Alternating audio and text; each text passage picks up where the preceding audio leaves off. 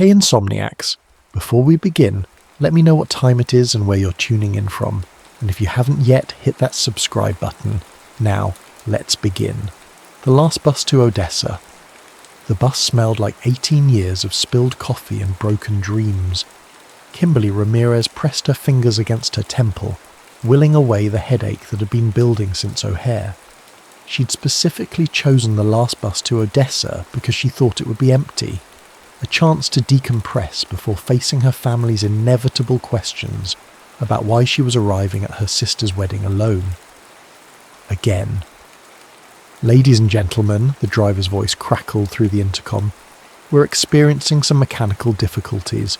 We'll be pulling into Cedar Falls for emergency repairs."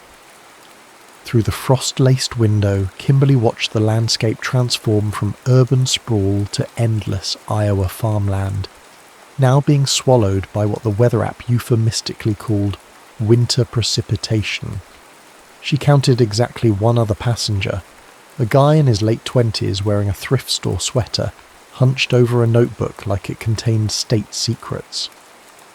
When the bus lurched into the station, a glorified shack with peeling paint, she finally got a better look at him.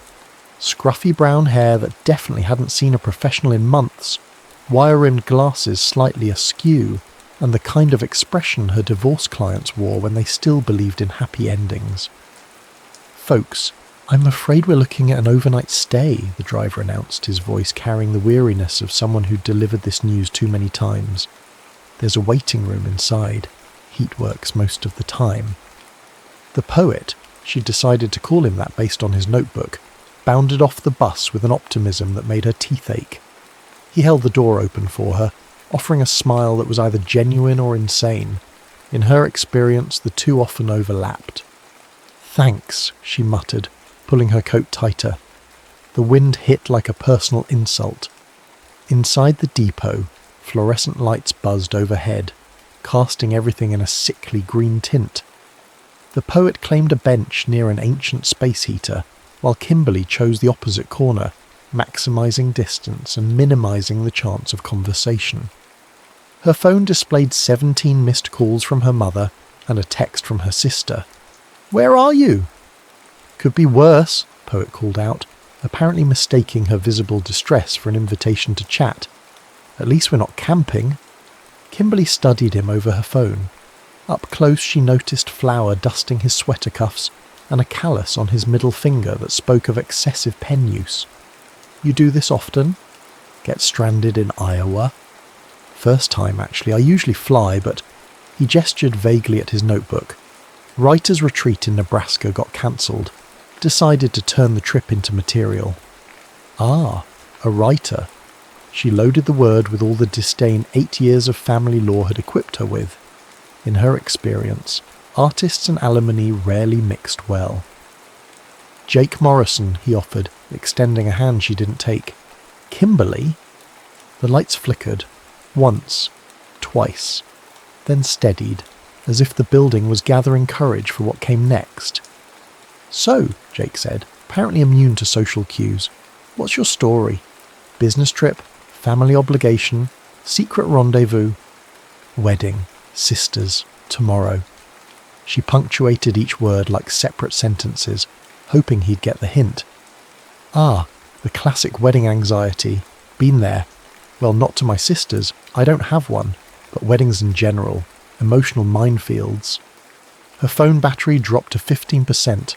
Perfect. "Look," she said, turning to face him properly for the first time. "I'm not great at small talk. I'm going to sit here, try to figure out how to explain to my sister why I'll probably miss her wedding, and generally contemplate my life choices. You're welcome to do whatever poets do in blizzards." He blinked, then laughed. Not the nervous kind she expected, but something genuine and warm.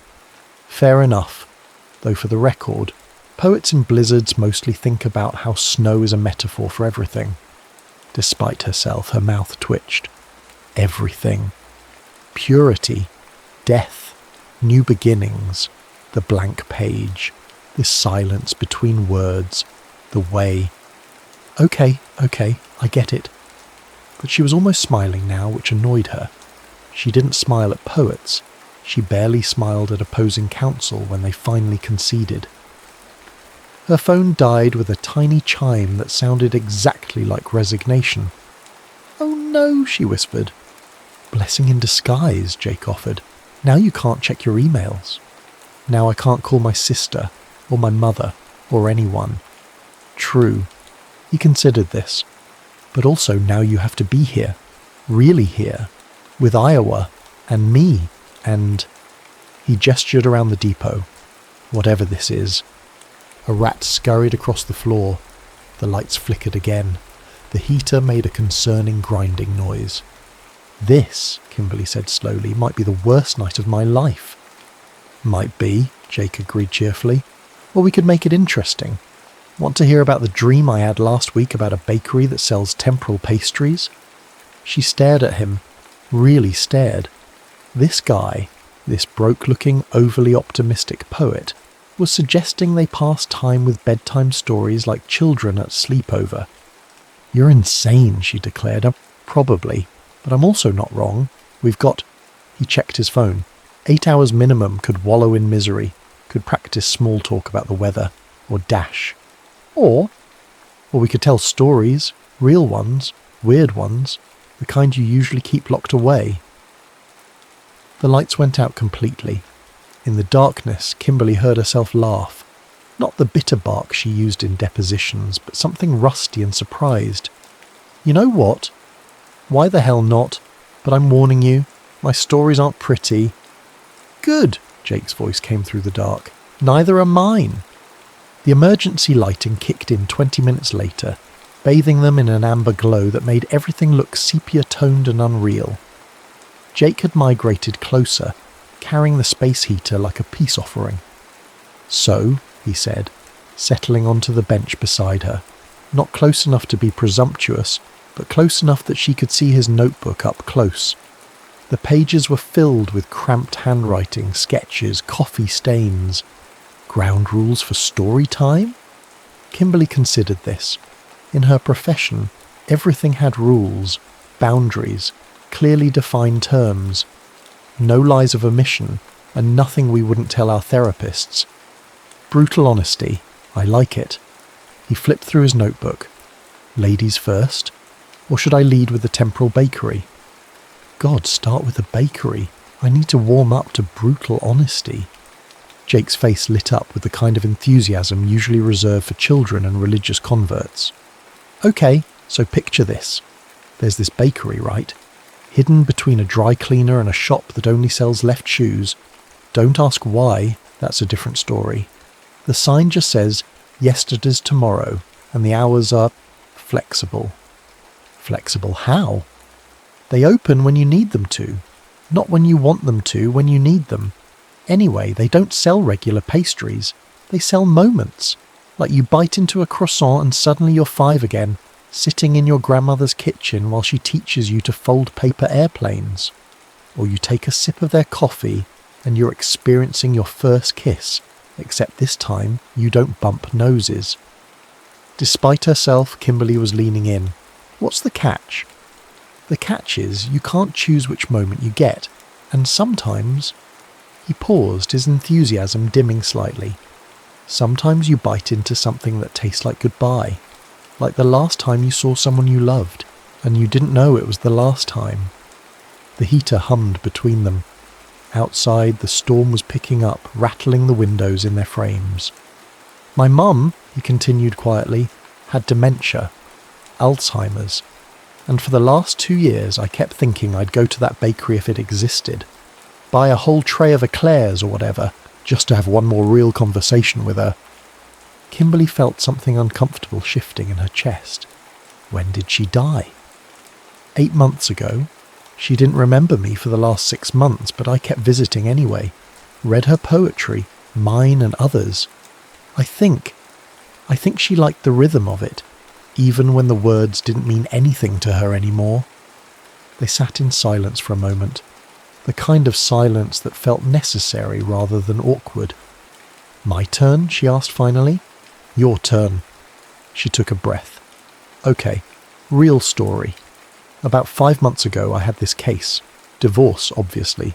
22 years of marriage, 2 kids, the whole suburban dream. The wife came to me because she'd found texts on her husband's phone. But here's the thing, the texts weren't what you'd expect. Not an affair. Number he was texting his dead brother, like full conversations. Hey Jim, kid got into college. Jim, Sarah made meatloaf again. Count your blessings. Jim, I think I'm losing myself in this marriage. Jake was quiet, processing. Was he talking to someone pretending to be his brother? Number he had his brother's old phone. Charged it every night. Would write these texts but never send them. Just save them in drafts. For 3 years. After the accident. Jesus. The wife thought he was having some elaborate affair. Turns out he was just grieving. Still. But she couldn't understand why he'd never told her. And he couldn't understand why she'd snooped. And I'm sitting there thinking about all the things I don't tell people, all the conversations I have with ghosts. What happened? They're still married, counselling. The husband keeps texting his brother, but now the wife reads them sometimes, says it helps her understand him better than 20 years of actual conversation. Jake nodded slowly. My dad left when I was 12. I wrote him letters for years, never sent them, still have them in a shoebox somewhere. What do they say? Mostly questions. Why he left. Whether it was because of something I did. Whether he thinks about us. Whether he knows I tried to be the man of the house at 12 and failed spectacularly. The lights flickered again, and this time they heard a transformer explode somewhere in the distance. They were fully committed to emergency lighting now. Your turn, Kimberly said, and make it weird. Jake grinned and she realised she liked his smile. Not in a professional networking way, but in a way that made her stomach do something complicated. Okay, weird story, true story. When I was 16, I got a job at this movie theatre in Des Moines. Wait, you're from Iowa? Born and raised, don't hold it against me. Anyway, this theatre had been there since the 50s, and on slow nights I'd sneak into Screen 7 to do my homework. Screen 7 was weird. The movies changed. Changed how? Like you'd put in The Princess Bride, but the movie that played would be The Princess Bride if Wesley had actually died, or if Buttercup had married Humperdinck out of spite, or if the whole thing was a metaphor for the Cold War. That's impossible, right? That's what I thought. So I started documenting it, bringing friends, testing different movies. Turns out Screen 7 showed alternate endings. Not just alternate versions, it showed what would happen if the characters made different choices. And nobody else noticed. The manager knew, said it had been happening since 1967, said some nights the screen would just go blank for 20 minutes and people would emerge crying or laughing or completely silent. Said management kept it quiet because it was good for business. Kimberly raised an eyebrow. You're making this up. Am I? I can draw you a map. Fine. What did you watch? Everything I could get my hands on, but there was one rule. You could only watch each movie once. After that, Screen 7 would just show the regular version, no matter how many times you tried. What was your favourite alternate ending? It's a Wonderful Life where George Bailey decides to leave Bedford Falls, becomes a travel writer, sees the world, falls in love with a war correspondent in London, comes back 20 years later as a stranger, walks through town, realises most people are better off without him. Not bitter, just different, more complex. That's dark. No, that's the thing. It wasn't dark, it was true. Like brutally, uncomfortably true about how sometimes the best thing you can do for people is not be their everything. She looked at him then. Really looked. This scruffy poet with flour on his cuffs and stories about magic bakeries was saying something she'd never heard from anyone else. Not from her clients who clung to marriages like life rafts. Not from her mother who still asked when she was going to settle down. Not from herself in 17 years of dating men who made sense on paper. My turn, she said. Really weird story. Also true. Hit me. I keep a list. On my phone. Well, kept before it died. A list of all the couples I've divorced and why they split. Not for legal reasons, just personal curiosity. How many couples? 347. And you know what the number one reason is. It's not infidelity. It's not money problems. It's not even the in-laws. What is it? They stop being curious about each other, like truly curious. Not how was your day curious. More like, what do you dream about when you dream in colour curious. They start seeing each other as functions. Wife function. Husband function. And then one day they realise they're living with a stranger who just happens to share their Netflix password. Jake was quiet for a long moment. That's the most depressing thing I've ever heard. Is it? I always thought it was hopeful. How? Because curiosity isn't finite. You can get it back, if you want to. If you're brave enough to admit you don't know everything about the person you've been sleeping next to for 20 years. The storm outside had turned into something biblical. Snow pressed against the windows until they couldn't see out anymore. The depot felt like a spacecraft, untethered from the real world. Tell me something you've never told anyone, Jake said suddenly. For real. Kimberly hesitated. This was dangerous territory.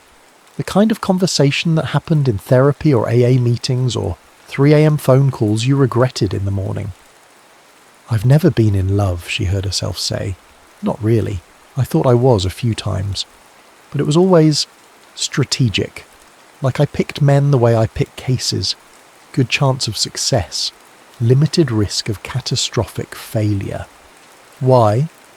Because, she said, and her voice sounded strange to her own ears. My dad left when I was 9. Just vanished. No note, no forwarding address, and my mum fell apart. Completely. Couldn't get out of bed for months. I had to feed my little sister, check her homework, lie to teachers. I swore I'd never let anyone have that much power over me. So you became a divorce lawyer? So I became a divorce lawyer, and I'm very good at it. I protect people from the fallout of failed love. Document it, quantify it, divide it into equitable portions. But you don't let yourself feel it. Feeling it is the problem. That's what breaks people. The feeling. Jake reached into his bag and pulled out a thermos. Coffee is probably awful. Bus station vending machine, but at least it's warm. She accepted the cup, their fingers brushing briefly. The coffee was indeed awful, but the warmth was perfect. My turn for radical honesty, Jake said. I'm not really going to a poetry retreat. Colour me shocked. No, I mean, there is no retreat. I made it up. I'm actually running away. My ex-fiancé married my brother 6 weeks ago. Big wedding. Whole family there. Except me. I told them I had a retreat. Booked a bus ticket to nowhere. Been riding buses for 3 days. Kimberly felt her lawyer instincts kicking in. Your brother? My older brother? Seth. The responsible one. The one who took over the family farm. The one everyone always said would make something of himself. Unlike me, the artsy loser who went to college for creative writing. When did you find out? About them? 6 months ago. Grace, my ex, said she needed space to think. Then she started spending time at the farm, getting to know my family better. By the time I realised what was happening, they were engaged. And your family knew? Mum called it a blessing. Said Grace had always fit in better with them anyway. Said maybe now I'd come to my senses and settle down. Jesus. The worst part? She's right. Grace does fit in. She laughs at Seth's jokes about crop yields. She makes perfect dinner rolls from scratch. She never once complained about living in a town with one stoplight. She's everything I'm not. Kimberly found herself getting angry on his behalf, which was new. And what does she do? First grade teacher. She's amazing with kids, patient, nurturing. The kind of person who knows how to make Halloween costumes from scratch. That's not what I meant. What did you mean? I meant, does she write? Does she see the world like you do? Does she understand why someone would drive 500 miles for a poetry reading? Or stay up until 3 a.m. because the words are finally coming right? Jake blinked at her. Number she doesn't.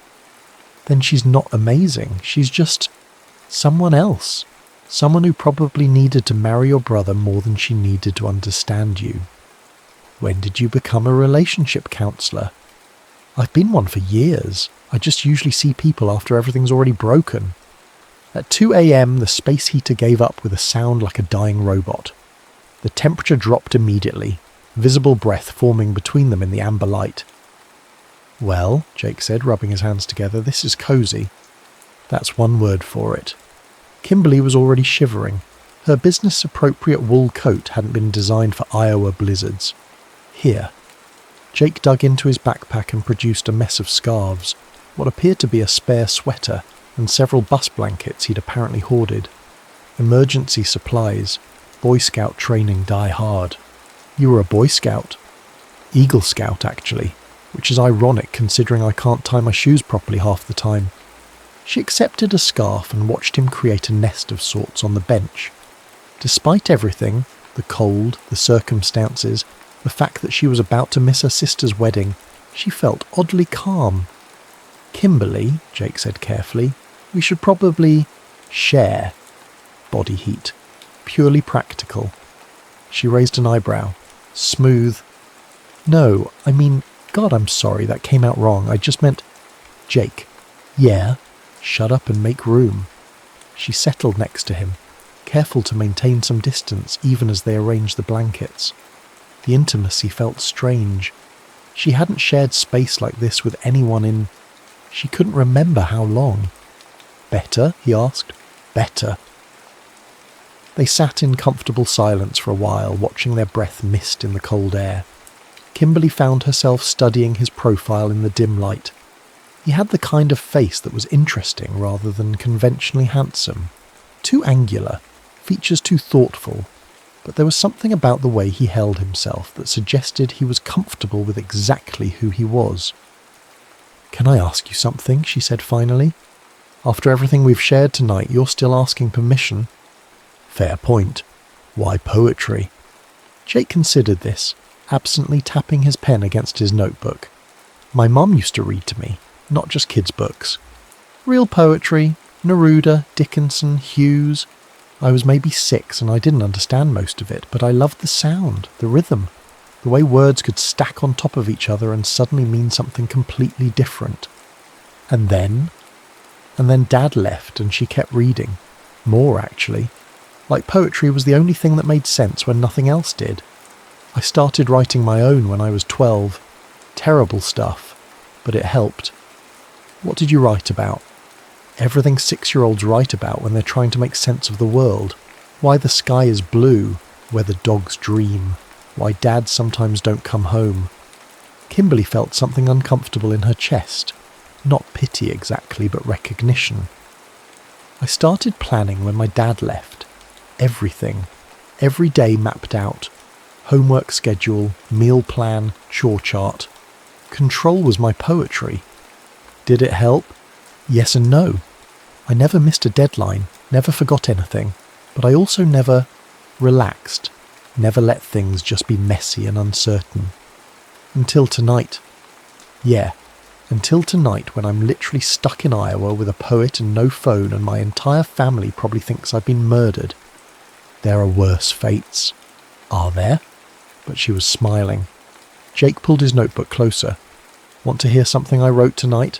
While you were glaring at your dying phone? Let me guess. Haiku about blizzards being metaphors for the human condition. Worse. Free verse about accidental companionship. Oh God. Yes, absolutely. Hit me with your worst. He cleared his throat dramatically. Stranded. An Ode to Cedar Falls Depot by Jake Morrison. 2 strangers walk into a blizzard. Sounds like the start of a bad joke, but here we are, trading stories like currency while winter holds us hostage. She counts broken marriages like rosary beads. I collect metaphors like other people collect stamps. Neither of us planned this unexpected confession booth, this Arctic waiting room of truth. But sometimes the best stories are the unplanned ones, the detours that force you to actually see the view instead of racing towards some predetermined destination. Kimberly was quiet for a long moment. That's not terrible. High praise from a divorce lawyer. I mean it. She struggled to find the right words. It's honest, and honesty is rare in my line of work. Honesty is rare everywhere. True. She hesitated. Can I tell you something? And promise not to psychoanalyze it or turn it into a poem? Promise. I think I engineered this, subconsciously. Engineered what?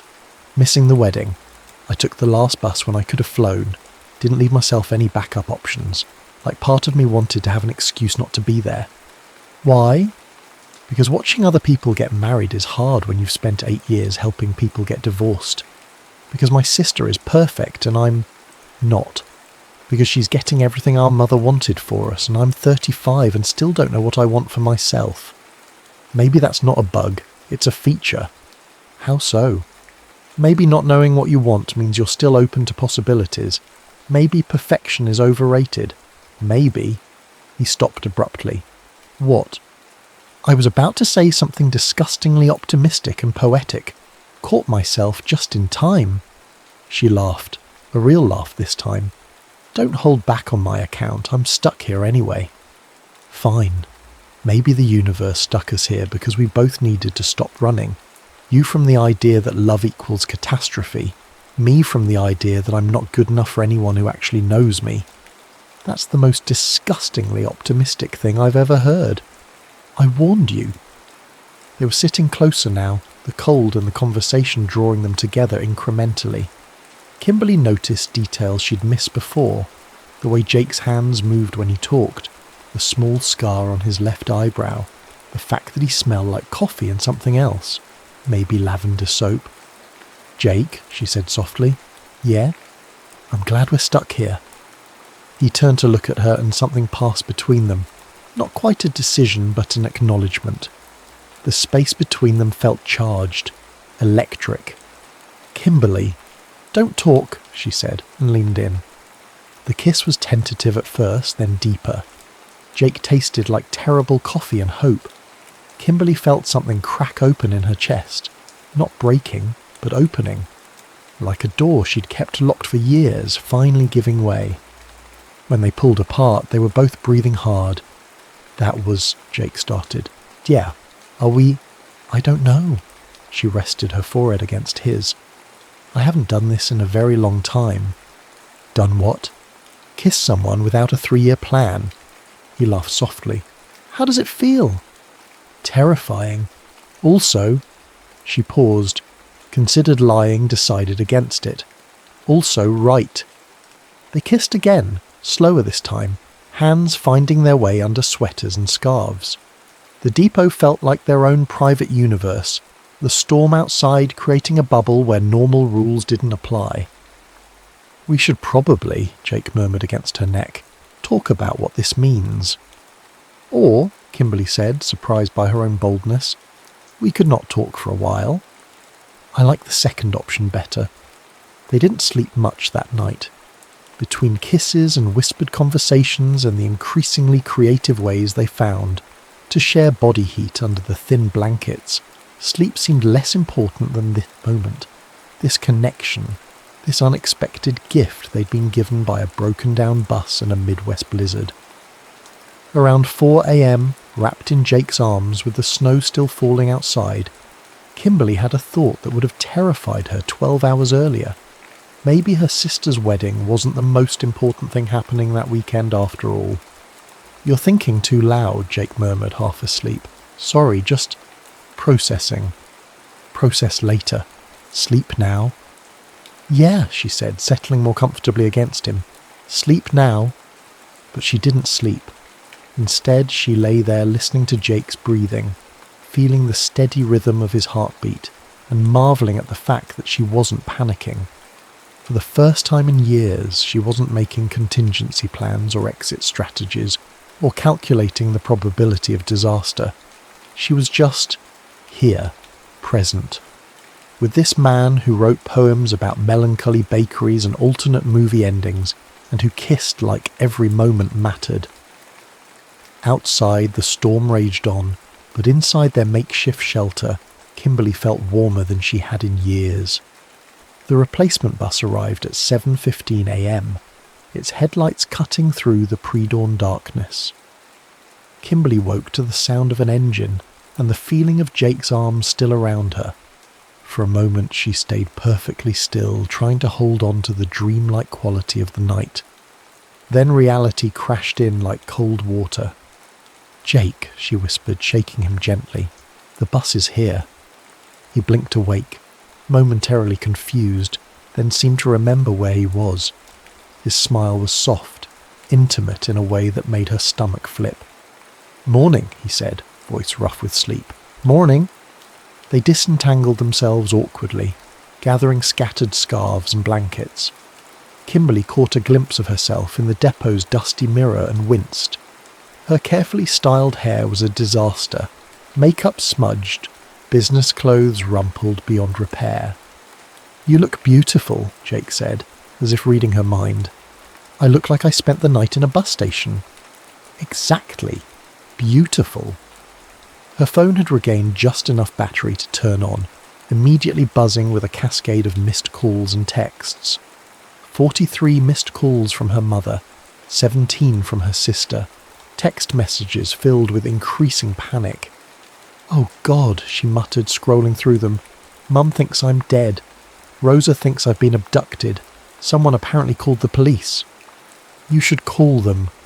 "I know, but..." She looked at him helplessly. "How do I explain this? How do I explain you?" Something shifted in Jake's expression. "You don't have to explain me." "That's not what I meant." But it was too late. The magic of the night was already evaporating, replaced by the harsh light of morning and all the complications they'd temporarily forgotten. "Look," Jake said, pulling on his jacket, "we should probably talk about what happened, what it means."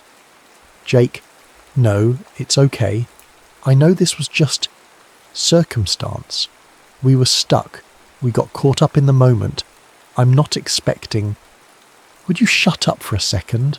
Kimberly surprised herself with her vehemence. "You're doing that thing where you decide what other people feel before they get a chance to tell you." He closed his mouth, looking uncertain. "I don't know what last night means," she continued. "I don't know how to integrate made out with a poet in a bus station during a blizzard into my regular life. But I know it wasn't just circumstance. I don't do that. I don't kiss people because I'm bored or cold or emotionally compromised." "So what was it?" "I don't know."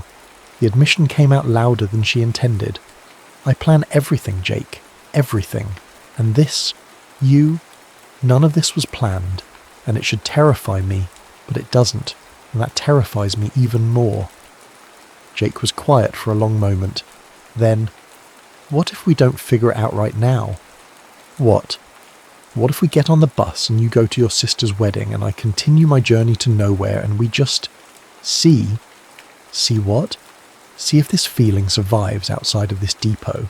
See if curiosity is enough to bridge whatever gap exists between a divorce lawyer from Chicago and a runaway poet from Iowa." She studied his face, looking for signs of false hope or naive optimism, but his expression was clear, honest. "I have to go to the wedding," she said finally. I know. It's important to my family. I know. But after... Kimberly took a deep breath. This was insane. Everything about this was insane. But standing there in the cold morning light, still tasting coffee and possibility on her lips, she couldn't make herself care about being sensible. "Come with me," she said. Jake's eyes widened. "To the wedding?" "No, God no. That would be complicated. But to Odessa. We're both going there anyway. We could continue this conversation. Maybe grab dinner. See if anything we said at 3 a.m. still makes sense in daylight. You want to date me? I want to see you again. Beyond that, I have no idea." A slow smile spread across Jake's face. "I accept your terrifying lack of a plan. We're doing this. We're seeing what happens. Small distinction, but important for commitment-phobic divorce lawyers." She punched him in the arm. "Don't psychoanalyze me." "Wouldn't dream of it. Come on, our chariot awaits." On the bus, they sat together but didn't talk much. The other passengers, more of them this time, created a buffer of reality that made late-night confessions seem impossible. Kimberly called her mother, managed to calm the worst of her fears, and arranged to meet her sister at the church. Jake wrote in his notebook, occasionally showing her snippets, observations about the landscape, fragments of poems, a sketch of her profile that she secretly loved but pretended to hate. When they reached Des Moines for the connection, Jake stood to transfer to a different bus. "This is me," he said.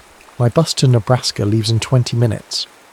"No," Kimberly said, making a decision she'd been mulling over for the last hour. "This is us." "What?" "I'm getting off here too, taking the next bus to Odessa, with you."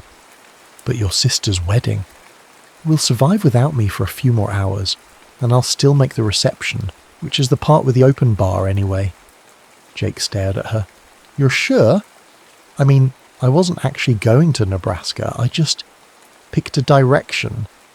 I'm not sure about anything, but I'm doing it anyway." They switched buses together, settling into seats near the back. This time Jake took her hand openly, threading their fingers together. "Thank you," he said quietly. "For what?" "For taking a chance, for being curious, for not running away from whatever this is." Kimberly squeezed his hand. "Don't thank me yet. You haven't met my family." "Fair point. How terrifying are we talking?" "On a scale of 1 to root canal?" "Yeah. Full-on dental surgery without anesthesia." "Great, can't wait. But first we need to establish some ground rules." "More rules? This sounds serious." "It is. No mentioning that we met because you were running away from your brother's wedding. Check. No poetry about anyone named Rosa or Kimberly Sr. Check. And absolutely no hand-holding in front of my great-aunt Teresa. She asks invasive questions." "How invasive?" "Last family wedding, she asked my cousin Rebecca when she was planning to give her parents grandchildren approximately 18 times in 3 hours. Noted, no hand-holding. Unless I initiate it. Complicated rules for pretend not dating. We're not pretending anything. We're just being discreet about our lack of plan." Jake laughed, the sound attracting attention from other passengers. "Has anyone ever told you that you're incredibly endearing when you're trying to maintain professional distance? Usually people just find me intimidating." "Oh, you're definitely intimidating, but also endearing. It's a compelling combination." The bus rolled on through the Iowa countryside, past farms covered in fresh snow that sparkled in the morning sun. Kimberly found herself relaxing into the journey, into the uncertainty, into the warmth of Jake's hand in hers. At 11 a.m. her phone rang. Rosa. "Where the hell are you?" her sister's voice shrieked through the speaker. "On a bus! I'll be there for the reception, I promise." "That's not good enough, Kim. Mum is having a meltdown. I don't have anyone to hold my flowers during the ceremony, and are you with someone?" Kimberly glanced at Jake, who was pretending not to listen while clearly hanging on every word. "Define with someone." "Oh my God, you are, Kim, if you're bringing some random hookup to my wedding reception." "He's not a random hookup, he's—" She paused, looking at Jake. "What was he?" "He's Jake." Rosa's tone shifted, sensing something different in her sister's voice. "Who the hell is Jake?" "Someone I met last night. It's complicated." "Complicated? How? Are you having a midlife crisis? Did you join a cult? Are you in witness protection?" "Rosa, breathe. Everything's fine. I'll explain everything when I get there." "You better. And Kim?" "Yeah?" "Don't let Mum corner you alone. She's on a rampage about your biological clock." "Thanks for the warning." After she hung up, Jake raised an eyebrow. "Witness protection?" "My sister's imagination tends to run wild." "Runs in the family, apparently. What's that supposed to mean?" "Nothing. Just that your whole no-plan plan is pretty imaginative for someone who schedules everything." She considered this. "Maybe I'm having a midlife crisis. At 35? Quarter life was at 25. Midlife is negotiable." "Fair point. How's the crisis treating you so far?" "Well, I'm on a bus to Iowa with a poet I kissed in a snowstorm, so probably better than anyone's midlife crisis involving a motorcycle. Less expensive too." True, though the emotional therapy bills might even out. The wedding reception was held in the community centre of Odessa, a town smaller than the bus depot in Cedar Falls. Jake stayed in the bathroom while Kimberly made her entrance, figuring she needed time to smooth over her absence with family before introducing her its complicated situation. Rosa spotted her immediately and pounced. "You missed the ceremony," her sister hissed, pulling her into a corner. "Mum spent the whole time alternating between crying about your broken phone and muttering about your inability to commit to anything. I'm sorry, really. The bus broke down, I got stuck. Save it for Mum, tell me about Jake." "I told you it's complicated." "Uncomplicate it. Now." Kimberly glanced around the crowded hall, buying time. Through the window she could see Jake pacing outside, running his hands through his hair, probably writing mental poems about community centres and last-minute wedding crashes. "We met on the bus, got stranded together during the blizzard, found out we were both running from things, talked all night, kissed a little, decided to see what happens next." Rosa's eyes widened. "You kissed someone you just met? Don't sound so shocked. Kim, you haven't brought anyone to a family function since David from law school, and you dated him for 2 years before we even knew he existed. This is different. How? I don't know. It just is. He's present. Really present. And he makes me want to be present too." Rosa studied her face carefully. "You like him?" "I do. And he likes you back?" "Apparently." "Then bring him in. Let's meet this mystery poet who's got you acting like a human being instead of a client management system." "Rosa." "Kit Kat. For once in your life, just do something without overthinking it to death." Kit Kat. Her sister hadn't called her that since they were kids, sharing a king-size chocolate bar and plotting revenge against the neighbourhood bully. "Fine, but if Mum starts planning our wedding before the salad course, you're running interference." "Deal." Kimberly found Jake still pacing outside, now on a phone call. "No, I'm fine. Yes, at a wedding. No, not Seth's wedding. A different wedding. What do you mean, who brings poets to weddings?" He spotted her and smiled, wrapping up quickly. "I gotta go. Love you too, Mom." "Everything okay?" "My mum. She's apparently heard through the family grapevine that I'm gallivanting around Iowa with a mystery woman. Small towns have surprisingly efficient intelligence networks." "Oh God, I'm sorry. Don't be. It's the most interesting thing that's happened in our family since, well, you know." "Ready for this?" "As ready as anyone is for being the +1 at a wedding filled with strangers who will definitely judge my thrift store sweater.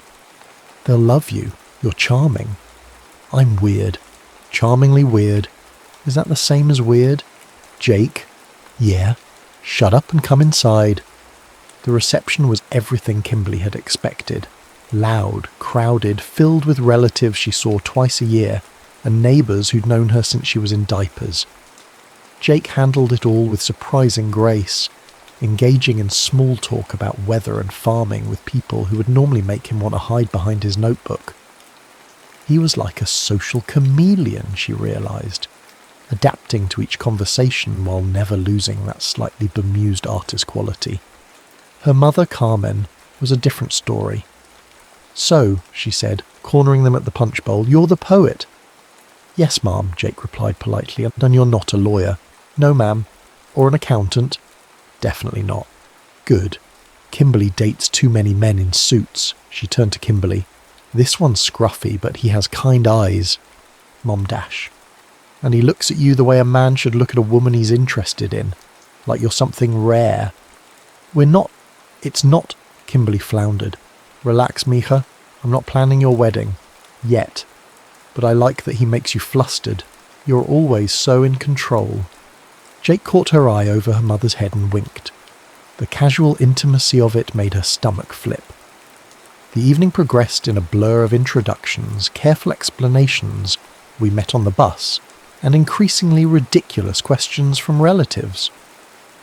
By the time they cut the cake, Kimberly had heard theories about their relationship ranging from secret long-distance romance to arranged marriage gone rogue. During the father-daughter dance, Rosa pulled her aside. "He's perfect for you," her sister whispered. "We've known each other for 12 hours. So, David practically lived with you for 6 months before I knew he existed, and look how that turned out. Rosa, I'm just saying, maybe for once don't calculate the risks. Don't build a dossier on his credit score and long-term compatibility. Just see what happens." "When did you become a relationship counsellor?" "When my sister finally showed up to my wedding looking happy instead of professionally competent." Kimberly glanced across the room where Jake was entertaining her Tio Miguel with what appeared to be an elaborate hand gesture story. Her uncle was laughing, actually laughing, which hadn't happened at a family function in years. "He fits," she admitted quietly. "He does, even in that ridiculous sweater. It's a poet thing." "The sweater or the fitting in?" "Both." Around 9 p.m, as the party was winding down, Jake found her on the porch, looking out at the snow-covered town. "Pretty crazy day," he said, sliding his arms around her waist from behind.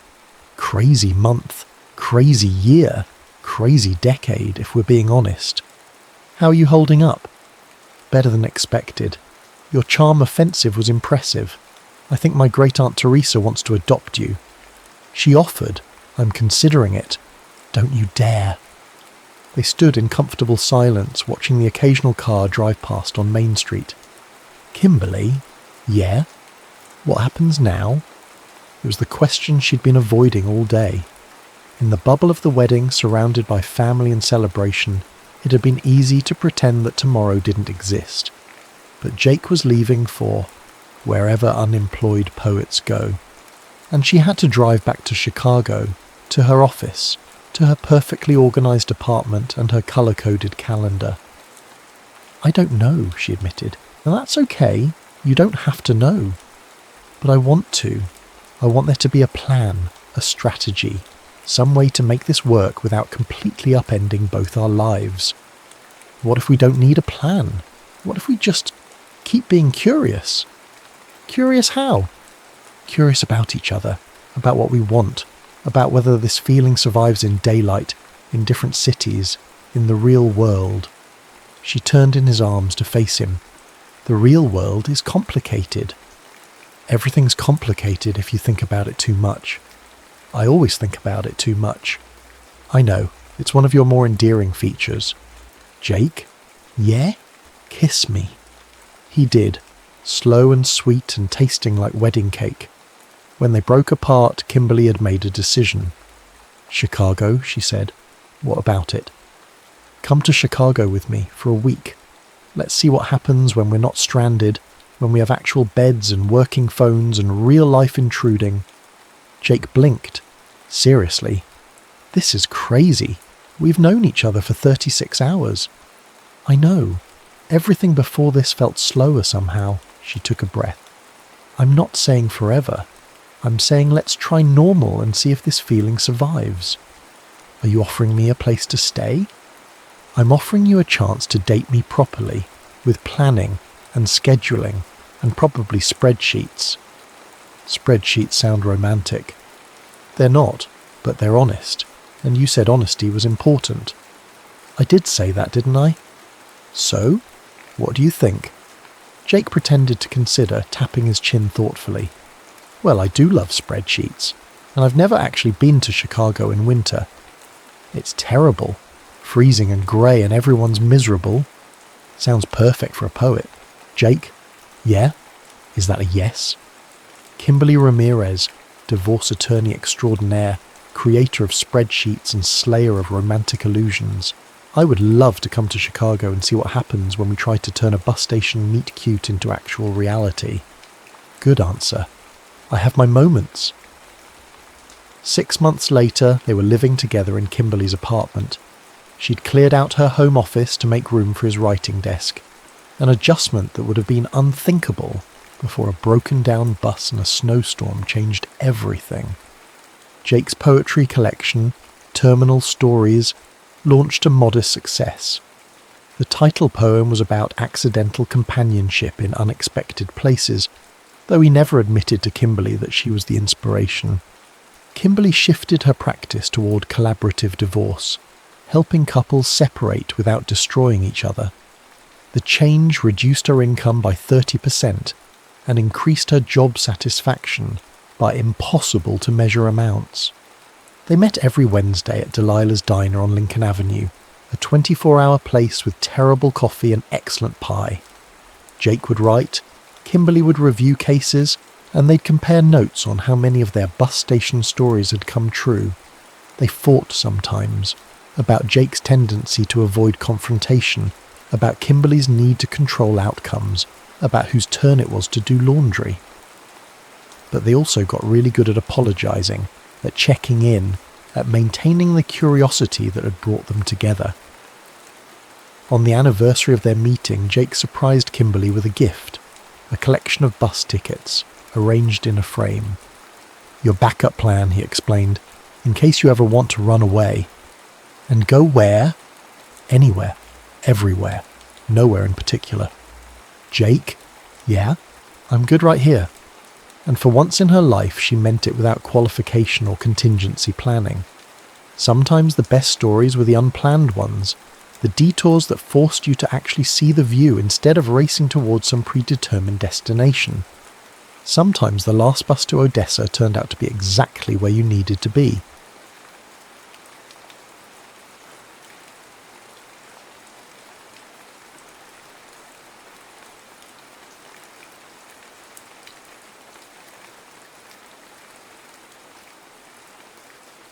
Her wake in the water.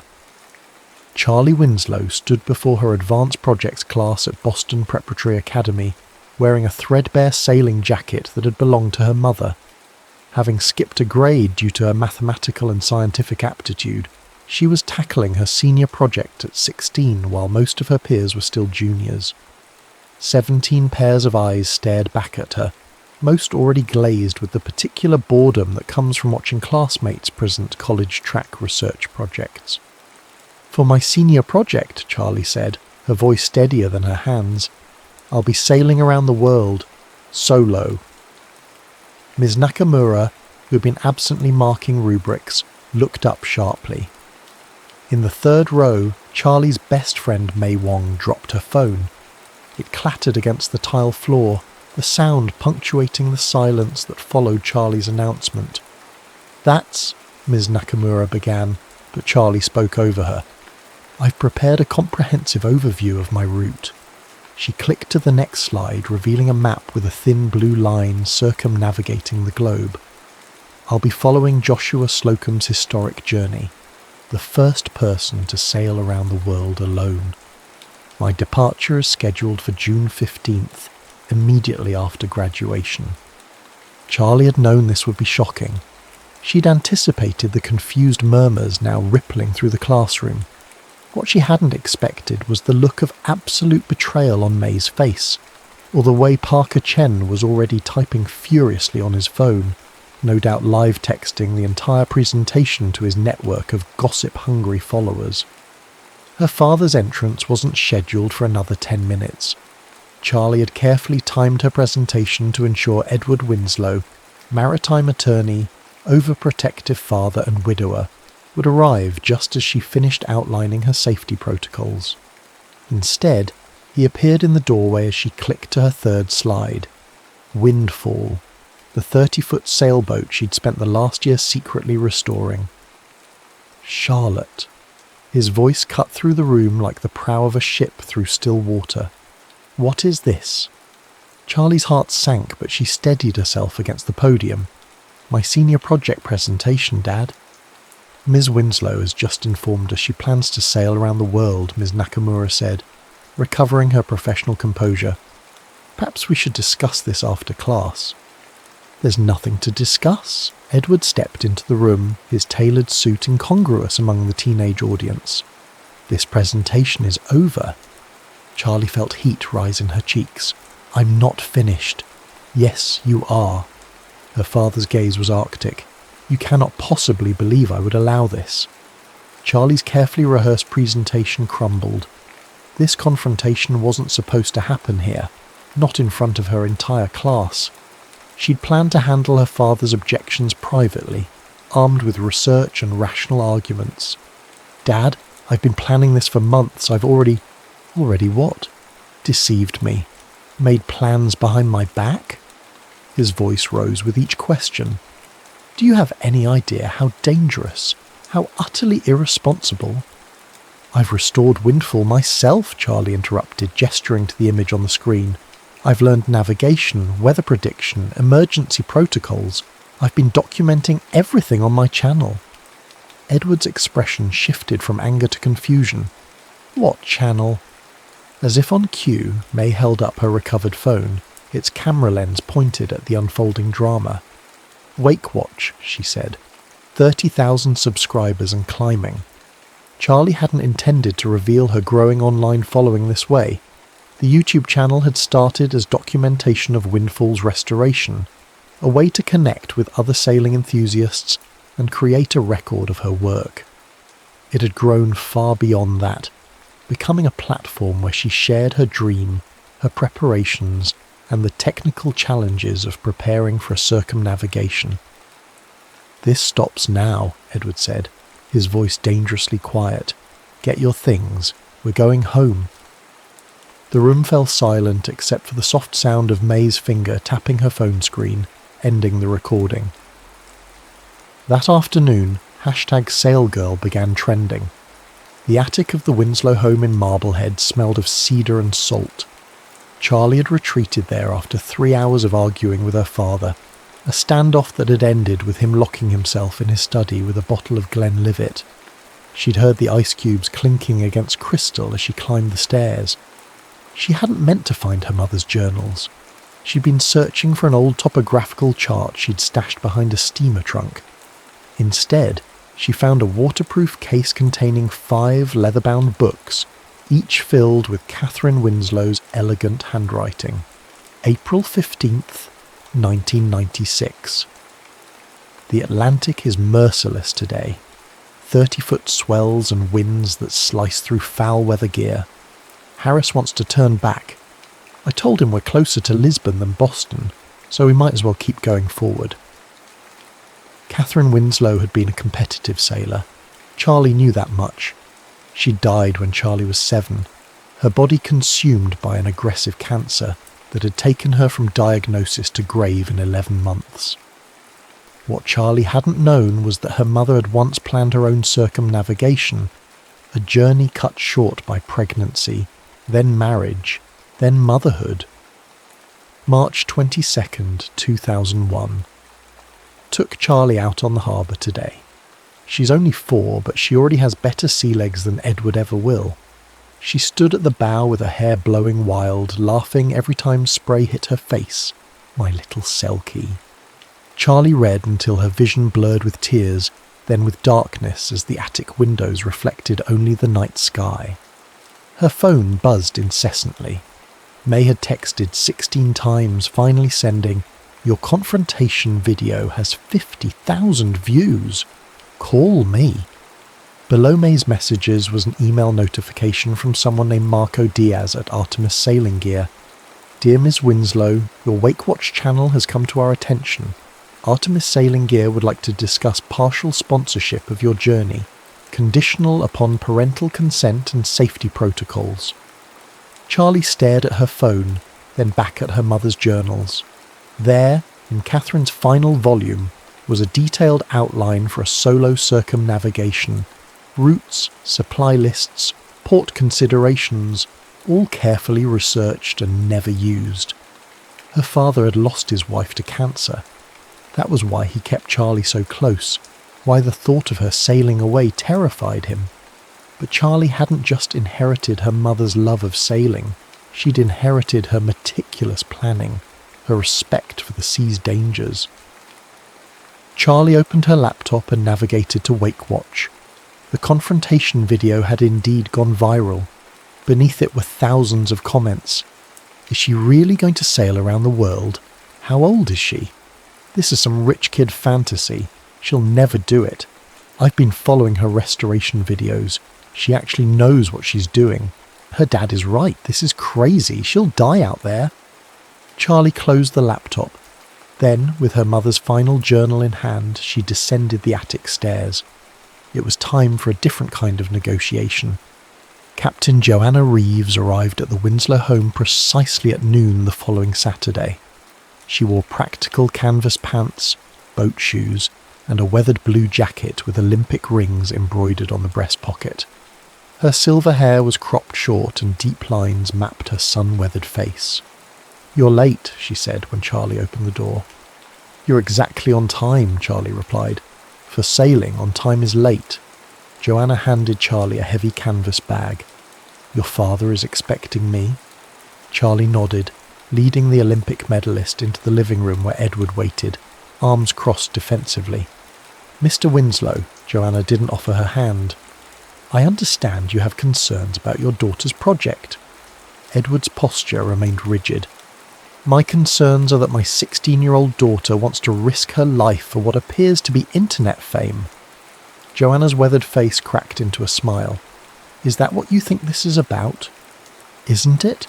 This Wake Watch business?"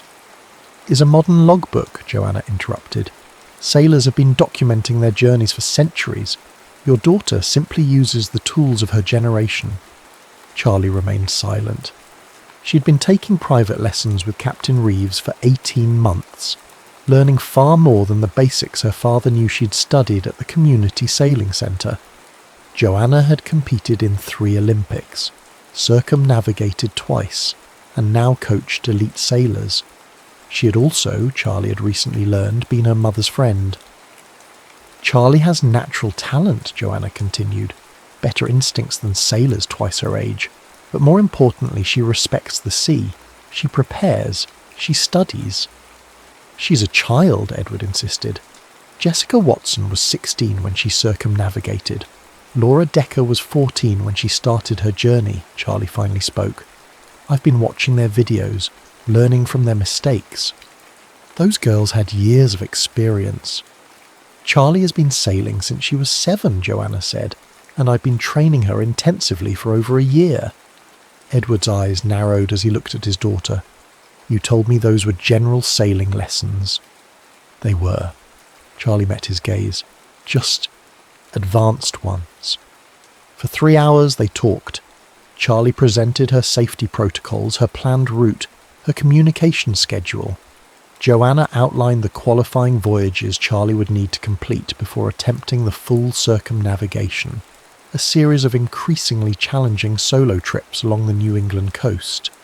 "If, and only if, she passes these tests would I consider her ready," Joanna concluded.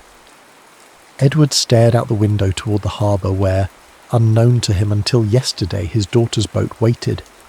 "And if I say no?" Charlie's heart sank, but Joanna merely shrugged. "Then she'll do it when she's 18 instead, with less preparation and more resentment." Edward turned back to them, his expression unreadable. "These qualifying voyages, how long would they take?" "The entire summer," Charlie said quickly, hope flickering within her.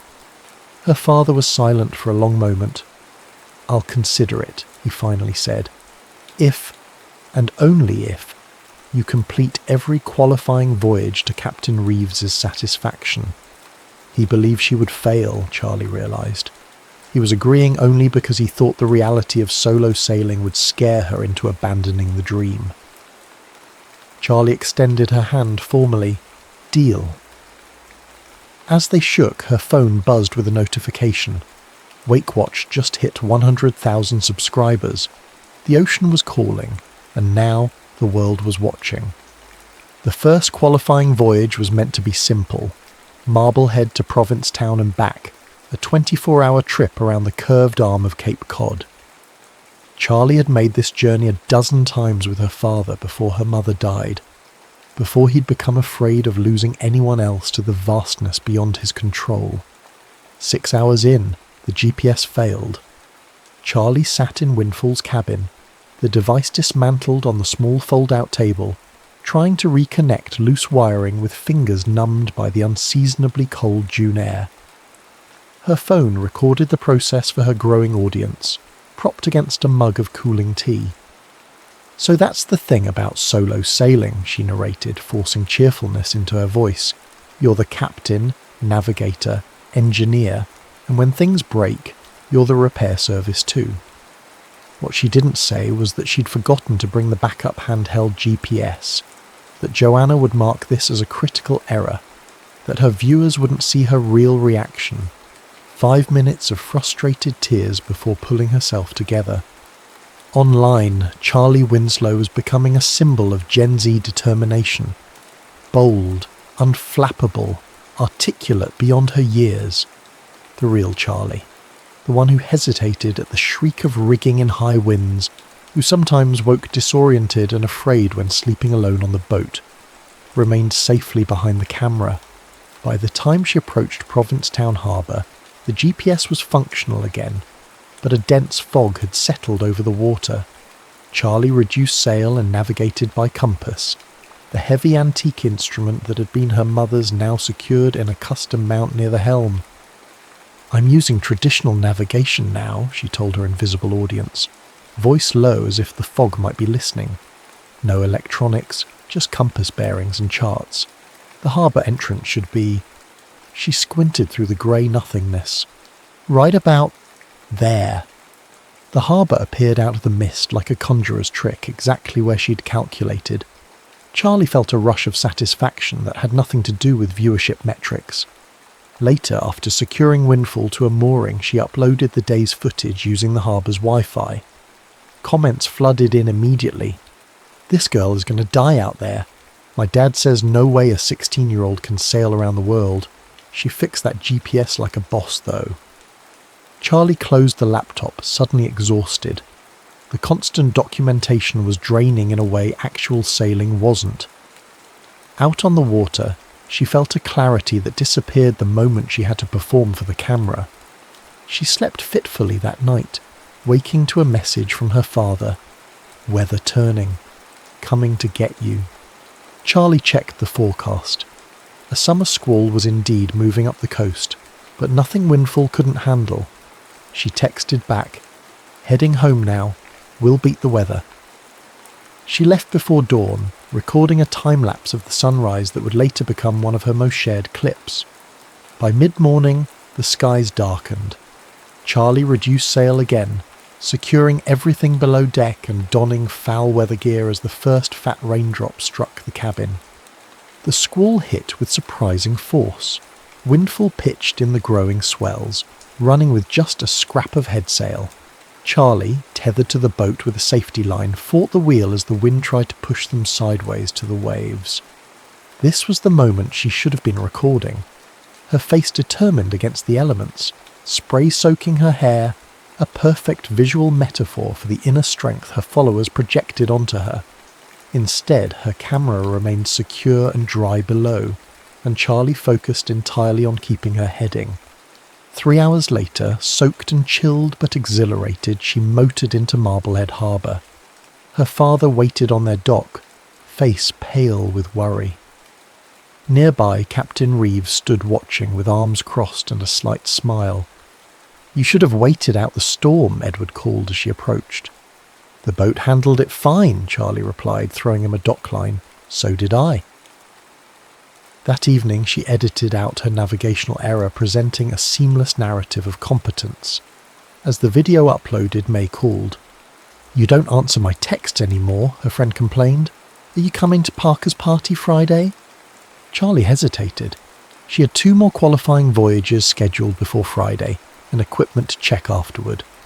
"I can't. I need to..." "Prepare for your next grand adventure." May's voice held an unfamiliar edge. "Do you realise none of us have seen you all summer? You've got time for your subscribers, but not your actual friends." "That's not fair," Charlie protested. "This is important to me." "And we're not," May sighed. "Look, I'm managing your social accounts while you're at sea because I care about you, but it feels like I'm supporting someone who's already left us behind." The conversation ended awkwardly. Charlie stared at her phone, then opened the Wake Watch analytics. Her subscriber count had just passed 250,000. The disconnection between her growing online community and her shrinking real-world one left her uneasy. The final qualifying voyage would be her most ambitious. Boston to Nova Scotia and back. a journey of over 500 nautical miles that would keep her at sea for at least a week.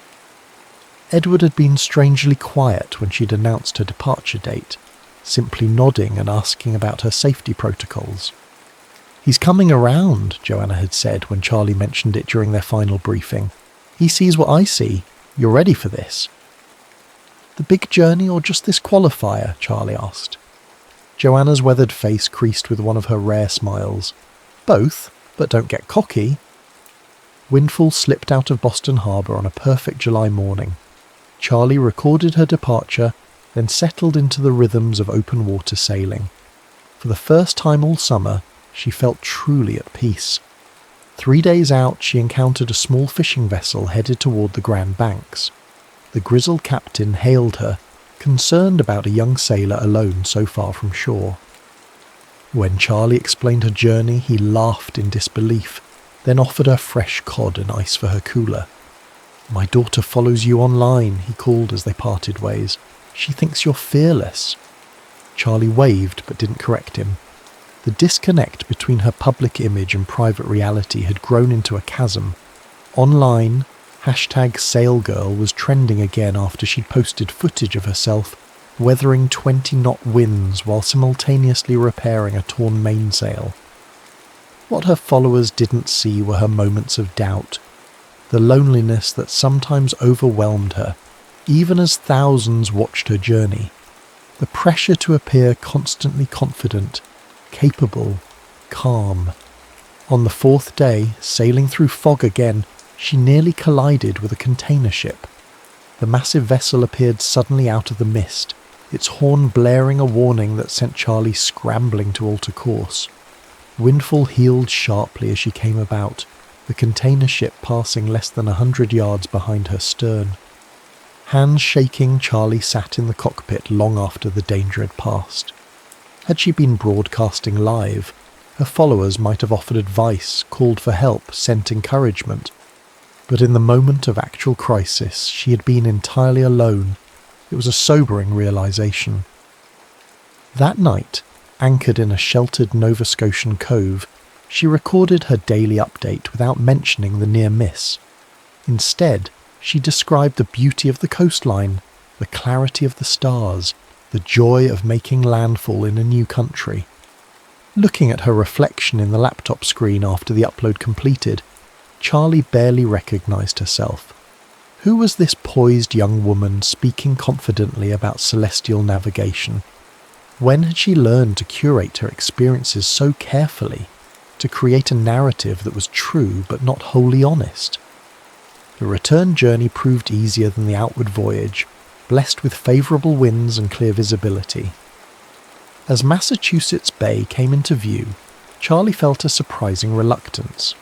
At sea, her purpose was clear. Returning meant facing her father's final decision, the expectations of her followers, the complicated reality of balancing her online and offline lives. Edward waited at the dock again, but this time Captain Reeves stood beside him. To Charlie's surprise, a small crowd had gathered nearby, mostly strangers holding phones. But May was there too, her expression a complex mixture of pride and hurt. "You're back early," Joanna called as Charlie approached. "Good conditions?" Charlie nodded, throwing dock lines with practiced ease. Following seas most of the way from Cape Sable, Edward stepped forward to secure the boat, his movements efficient despite his business attire. He worked in silence until Windfall was properly moored, then turned to his daughter. "Captain Reeves tells me you've passed all her qualifications." Charlie glanced at her mentor, who nodded slightly. "I have," Charlie said. "Does that mean?" Edward looked out across the harbour, then back at his daughter. The crowd had grown closer, several phones openly recording. "We'll discuss it at home," he said quietly. Later, in the kitchen of their Marblehead house, Edward placed a folder on the table between them. "I've drawn up conditions," he said. "Daily check-ins, predetermined ports of call, a detailed safety protocol that you will not deviate from under any circumstances." Charlie stared at him. "You're saying yes?" Edward's face was a study in conflicted emotions. "I'm saying I can't stop you. You've proven you have the skills, you've experienced advisors, and according to your followers, he stumbled over the unfamiliar terminology, you have people watching out for you around the world. He opened the folder, revealing legal documents, insurance papers, and a notarized permission form. Your mother would have supported this, he said, his voice rough. She had the same dream, you know. I know, Charlie whispered. I found her journals. Edward looked startled, then nodded slowly. Of course you did. You're so much like her. Determined, capable, unafraid. He pushed the folder toward her. I'm still terrified of losing you, but I'm more afraid of breaking your spirit by forcing you to stay. Charlie felt tears threatening. This was the moment she should be recording, the culmination of her campaign, the victory she'd fought for all summer. Instead, she simply hugged her father, whispering thank you against his shoulder. That night she announced her departure date, September 1st, immediately after her 17th birthday. The video went viral instantly, drawing attention from major news outlets and additional sponsors. Windfall would sail fully equipped with the latest navigation technology, weather monitoring systems, and multiple cameras for documenting the journey. As subscribers and sponsorship offers flooded in, Charlie felt a strange hollowness. She'd gotten exactly what she wanted. Why then did victory feel so complicated? The answer came the night before her departure. She found her father in the study holding her mother's compass, the one that had guided Charlie through fog and storm all summer. She wanted you to have this when you were ready, Edward said, placing it in her hands. I think she'd agree that time is now. The compass was heavy, its brass case engraved with a simple message, find your true north. In that moment, Charlie understood that her journey had become something larger than a personal challenge or an online spectacle. It was a continuation, a legacy, a dialogue across time with the mother she had lost and the woman she was becoming. The compass would not be shown on camera. Some treasures belonged to the private self, not the public persona. Some journeys couldn't be measured in views or followers or sponsorship dollars. Tomorrow, Charlie Winslow would sail into the open ocean, away from everything familiar and secure. The world would be watching, but she would be seeking something cameras couldn't capture, a horizon line where the person she projected and the person she truly was might finally converge. The Atlantic stretched before Windfall like a living entity, sometimes calm and contemplative, other times roiling with uncontainable energy. 23 days into her journey, Charlie had settled into the rhythms of solo sailing. 4-hour watches followed by catnaps, constant small adjustments to sail trim, and the daily ritual of documenting her experiences for an audience that had swelled to over 1 million subscribers. Day 23 at sea, she narrated, the camera capturing her sun-bronzed face against the endless blue backdrop. Position is approximately 40 degrees north, 30 degrees west, making good time with a steady northeasterly wind. What the camera didn't capture was the profound silence that followed after she stopped recording. The absolute solitude that no 17-year-old in the hyper-connected modern world had likely experienced before. No matter how many comments flooded her uploads, no matter how many notifications pinged when she connected her satellite system, Charlie was fundamentally alone out here. And surprisingly, she'd grown to treasure this solitude.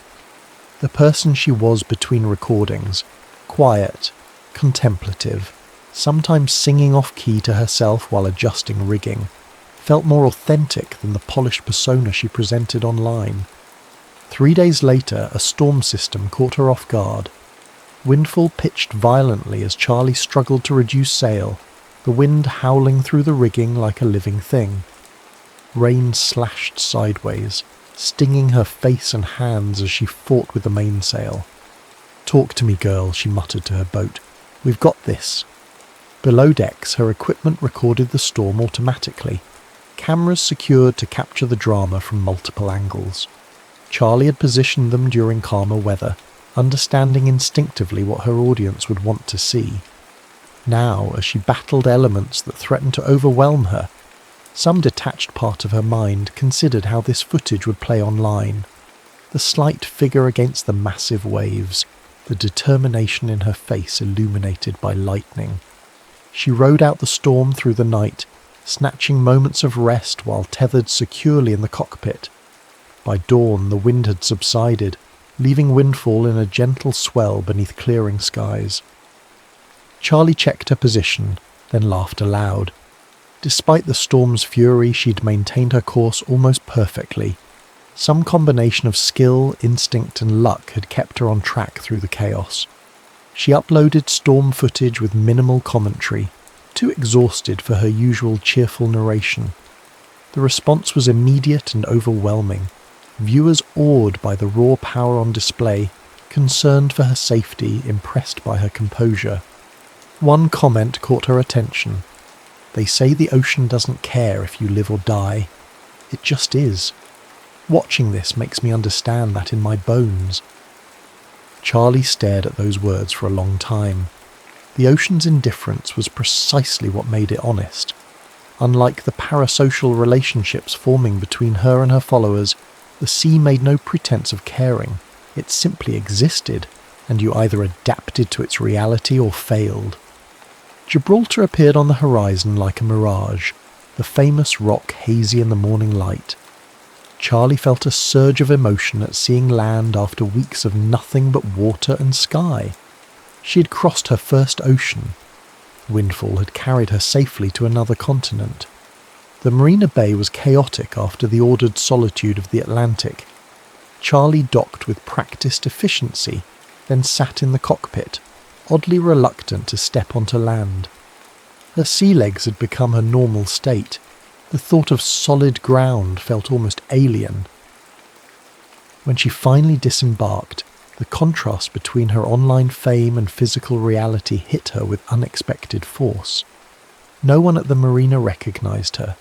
She was just another sailor, notable only for her youth, and the fact that she was travelling alone.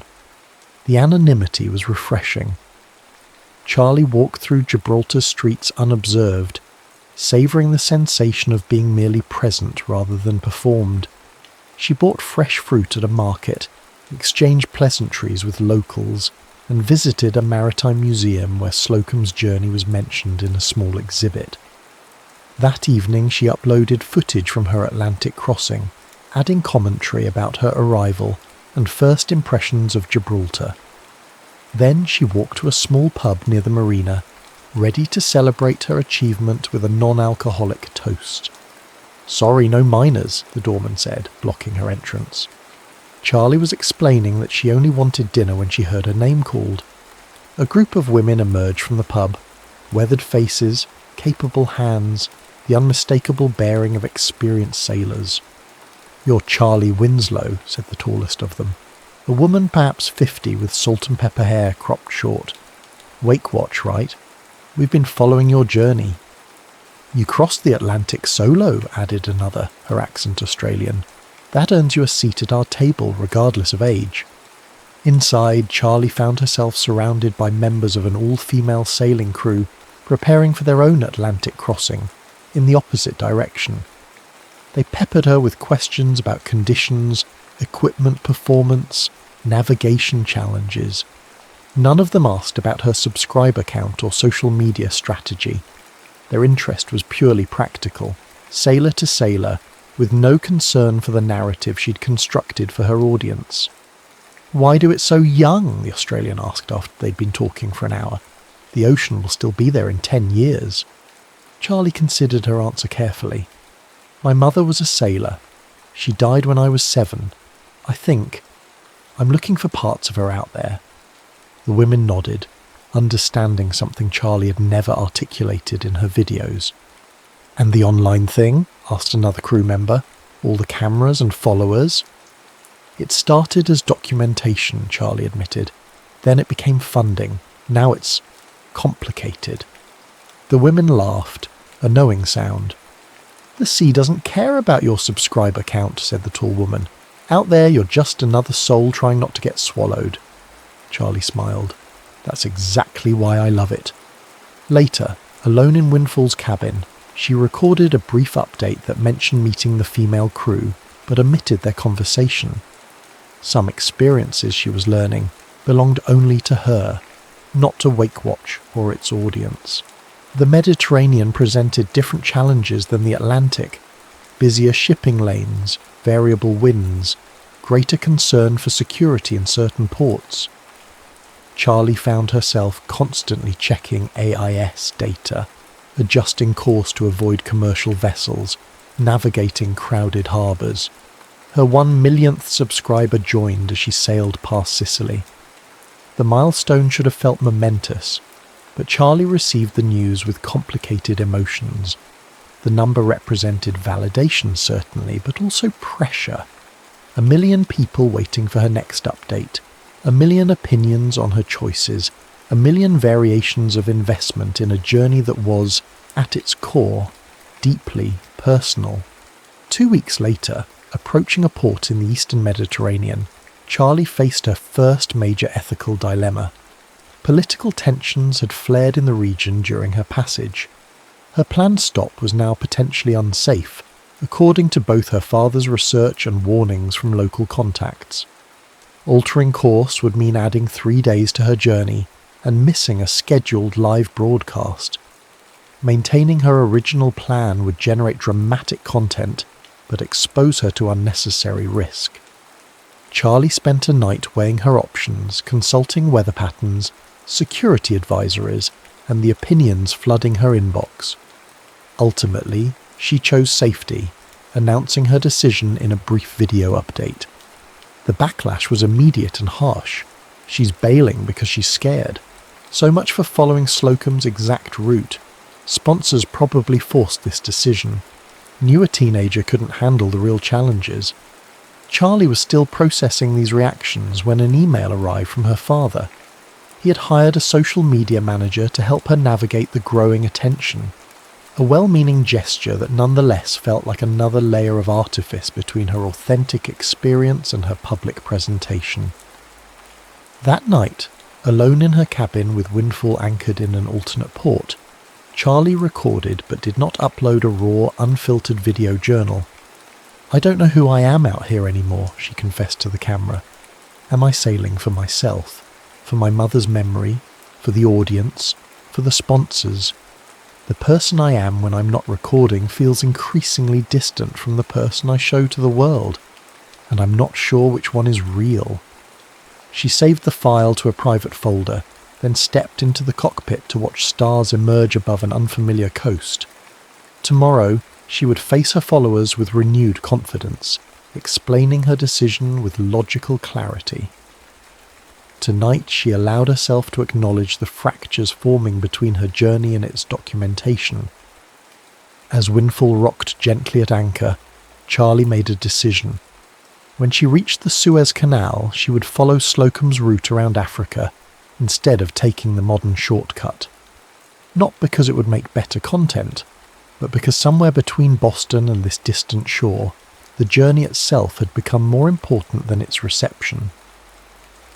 The true adventure, she was beginning to understand, lay not in what her audience saw, but in what they would never see.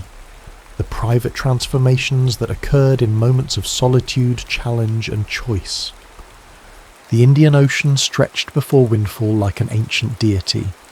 Beautiful, temperamental, demanding respect. Charlie had chosen the longer route around Africa rather than transiting the Suez Canal, a decision that had divided her audience but earned respect from serious sailors. 5 months into her journey, she was discovering layers of herself previously hidden beneath the comfortable routines of her former life. Her videos had become more thoughtful, less reliant on spectacle. Subscriber growth had plateaued, but those who remained followed with greater investment. The community, calling themselves the crew, had evolved from passive viewers to active participants, offering weather analysis, technical suggestions, and emotional support. Charlie's satellite connection became increasingly unreliable as she sailed farther from established shipping lanes. These communication gaps created anxiety among her followers, but gave her precious windows of true solitude. During these offline periods, she began keeping a handwritten journal separate from her video logs, private reflections she had no intention of sharing. After a particularly challenging week battling contrary currents off Madagascar, Charlie made an unplanned stop at a small island community.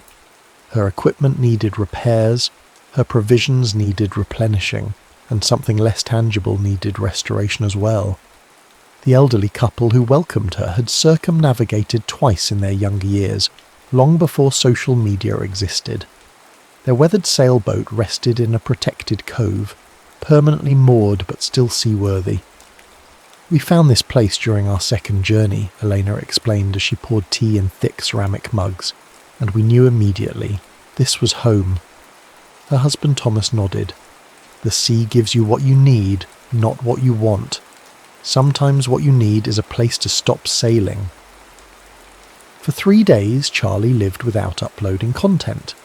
A tropical depression made satellite connections impossible, but even if communications had been available, she found herself reluctant to document this interlude.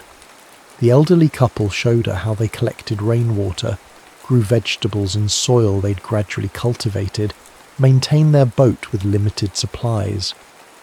"You're quite famous, apparently," Thomas remarked one evening. "Elena's niece sent us articles about you." Charlie felt her shoulders tense. "Does that bother you?" "Not at all," Elena smiled. "But I wonder if it bothers you." The question lingered with Charlie as she helped repair fishing nets, learned to identify edible plants, and slept more deeply than she had in months. When weather conditions improved, she found herself reluctant to leave. "The journey changes you," Thomas said as he helped her prepare Windfall for departure, "but not always in ways you can show on camera." When she finally regained satellite connection, Charlie discovered that her absence had sparked wild speculation. Rumours of capture by pirates, secret romances, equipment failure. Rather than addressing each theory, she created a simple video showing the island, introducing Elena and Thomas, with their permission, and explaining what she'd learned during her unexpected sanctuary. The authenticity of this less polished content resonated differently with her audience. Comments reflected genuine connection rather than parasocial projection. "She seems different. More present somehow. This is the first time I feel like we're seeing the real Charlie. Anyone else notice she wasn't performing here? Just being?" Charlie read these observations with mixed emotions. Had her audience sensed her performative nature all along? Was the person they were now praising, the quieter, more reflective Charlie, closer to her authentic self? As Windfall sailed into the open Pacific, Charlie began integrating these questions into her journey, both the physical one carrying her toward Cape Horn, and the internal one carrying her toward an identity that could withstand both isolation and observation. The Pacific Ocean humbled even experienced sailors. Its vastness created a psychological challenge unlike any other body of water. 3 weeks might pass without sighting land or another vessel. Whales sometimes surfaced near Windfall, their massive forms making the sailboat seem absurdly fragile. Albatrosses followed for days, their effortless flight a reminder of how humans remained visitors in this realm, never truly belonging. 8 months into her circumnavigation, Charlie faced a serious equipment failure. Windfall's water maker, essential for converting seawater to drinking water, malfunctioned during a routine maintenance check. Without it, her water reserves would last perhaps 2 weeks, far short of the time needed to reach her next planned port. Charlie documented the problem honestly, showing her diagnostic process and repair attempts. When her initial fixes failed, she faced a critical decision: divert hundreds of miles to an unplanned port or drastically reduce water consumption while continuing to troubleshoot. Her followers mobilized immediately. Marine engineers offered technical advice. Pacific sailors suggested alternative routes to closer harbors. The comment section became a crowdsourced repair manual. Following a suggestion from a retired naval officer who followed her channel, Charlie disassembled the unit completely, identifying a corroded connection no previous diagnostics had revealed. The repair was delicate, requiring steady hands despite Windfall's constant motion. During the process, Charlie forgot she was recording. Her focus narrowed to the task, her narration becoming a technical monologue rather than a performance. When the Watermaker finally hummed back to life, her unfiltered cry of triumph was perhaps the most genuine moment she'd ever shared online. As Windfall continued westward, Charlie realised that the crisis had shifted something fundamental in her relationship with her audience. They had become active participants rather than passive viewers. She had allowed them to see her vulnerability without artificially heightening drama. The resulting connection felt more authentic than anything she had experienced since starting her journey. Cape Horn appeared on navigation charts long before it became visible on the horizon. Charlie studied weather patterns obsessively as Windfall approached the notorious passage, the southernmost tip of South America, where the Atlantic and Pacific met in perpetual conflict, had claimed countless vessels throughout maritime history. Slocum himself had chosen the Strait of Magellan instead, a technically challenging but less dangerous passage. Charlie had intended to follow his example, but recent geological events had made parts of the strait temporarily unnavigable for vessels of Windfall's draft. The Horn would be her only option. Edward Winslow, monitoring her journey with the help of professional meteorologists, urged caution. "There's a system developing," he warned during their weekly satellite call. "Consider waiting it out in the Falklands." Charlie checked her own forecasts, which showed deteriorating conditions, but nothing she considered beyond Windfall's capabilities. More concerning were the pressures she hadn't discussed with her father, schedule expectations from sponsors, the narrative momentum her followers anticipated, her own desire to maintain the pace that would complete her circumnavigation in under 15 months. "I'll be careful," she promised, "but I think we can beat the worst of it." 3 days later, Windfall approached Cape Horn in 30-knot winds and heavy seas. Charlie conducted a detailed equipment check, secured everything below decks, and prepared storm sails. Her live stream that evening drew record viewership, the intensity of conditions creating dramatic visuals her audience found captivating. What neither Charlie nor her distant meteorologists could predict was how rapidly the storm system would intensify overnight. By dawn, wind speeds had nearly doubled.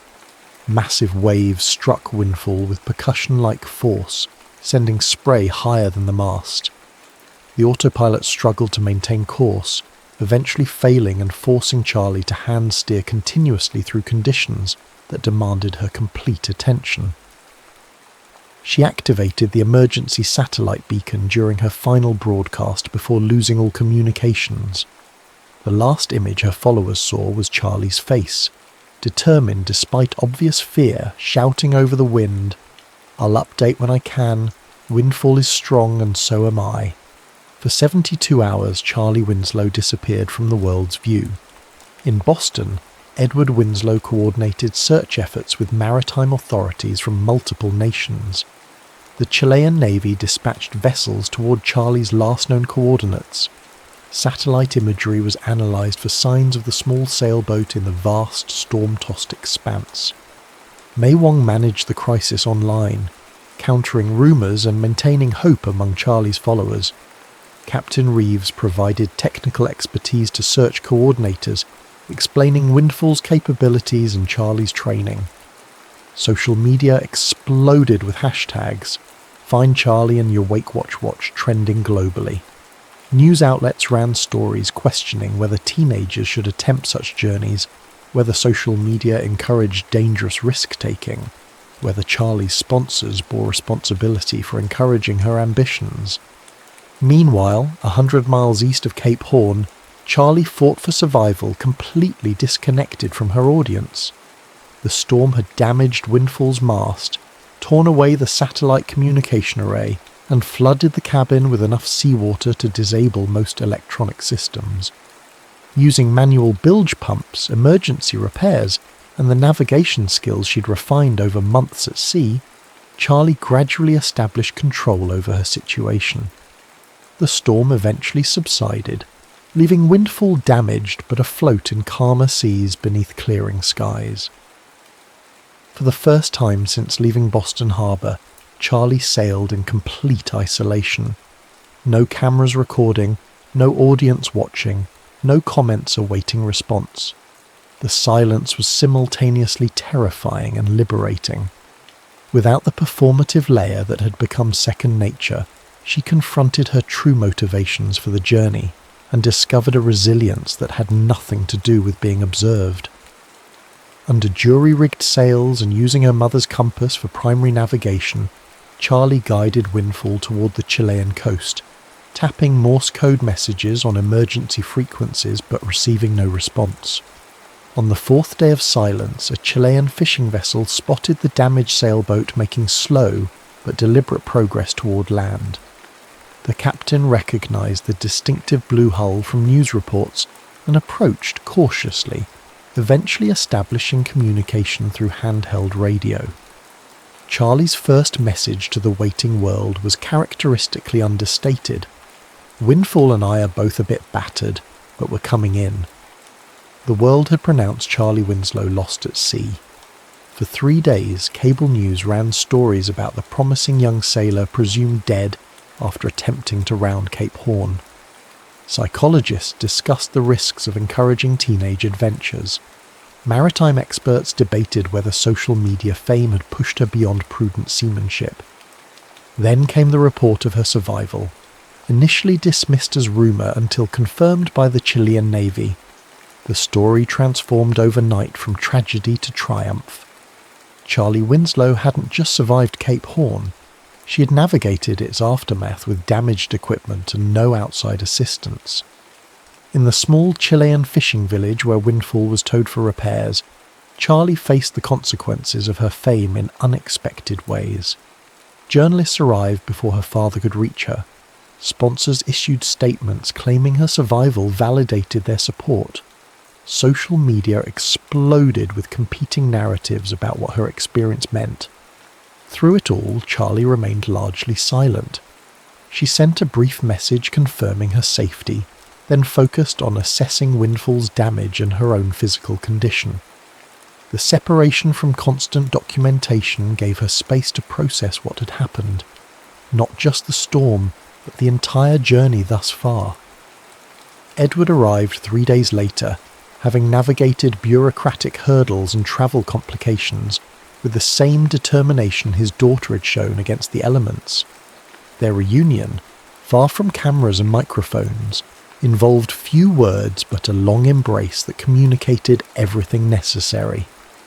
"I thought I'd lost you," he finally said, his voice rough. "For a while there, I thought I'd lost me too," Charlie replied. During the 6 weeks required for Windfall's repairs, Charlie resided at a small coastal hotel. There she met Captain Isabella Vega, a woman in her 60s who had sailed commercially for decades, before retiring to operate charter boats along the Chilean coast. "So you're the famous Charlie Winslow," Isabella said when they first met at the local maritime office. "The internet girl who discovered the real ocean." Charlie might have once bristled at the characterization. Now she simply nodded. "The real ocean found me, I think." They began having coffee together each morning on the hotel's terrace overlooking the harbour where Windfall was being repaired. Isabella never asked about follower counts or content strategies.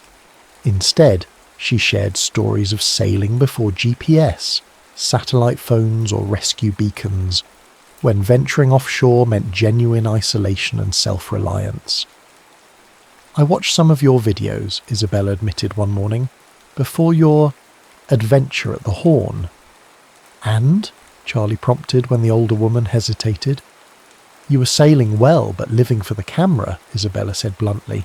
"It's a common mistake nowadays. People climb mountains while thinking about their Instagram caption.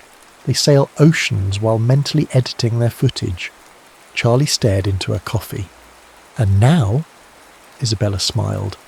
Now you have the eyes of someone who's seen the horizon without wondering how it will play online. It makes a difference. When Windfall was finally declared seaworthy, Charlie faced a decision about how to complete her journey. Her communication equipment had been restored, her sponsors eager for her to resume regular content creation. Yet something fundamental had shifted during those days of silence after Cape Horn. The night before her departure, she recorded a video unlike any she'd shared before. "I nearly died at Cape Horn," she began, her voice steady. Not because the storm was unmanageable, though it was at the extreme edge of what Windfall and I could handle. I nearly died because I made decisions based partly on content expectations rather than pure seamanship. She explained her realization with unflinching honesty, how the pressure to maintain narrative momentum had influenced her choice to push forward despite warning signs, how the performance of confidence had sometimes overshadowed genuine caution. "For the remainder of my journey, I'll be changing my approach," she continued. "I'll share weekly updates rather than daily documentation. I'll focus on the sailing experience rather than creating content about sailing." Comments reflected the division this announcement created among her followers. Some expressed deeper respect for her new perspective. Others unsubscribed, disappointed by the reduced entertainment value. Sponsors responded with carefully worded support that barely masked their concern about diminished visibility. Edward, who had returned to Boston after ensuring Charlie's recovery, expressed quiet pride during their next satellite call. "You remind me of your mother more every day," he said. "Not just in how you sail, but in how you choose your course." The Atlantic crossing toward home became a period of integration for Charlie. With reduced pressure to document every experience, she found herself more present in the journey itself. Weekly updates focused on meaningful observations rather than manufactured drama. When unexpected mechanical issues arose, a problem with the rudder assembly that caused sluggish steering, Charlie solved it independently without crowdsourcing solutions. The repair itself became a metaphor for her transformation. She had learned to trust her own judgment, to value function over appearance, to solve problems rather than showcase them. Her changing approach continued dividing her audience. Viewership numbers decreased, but engagement deepened among those who remained.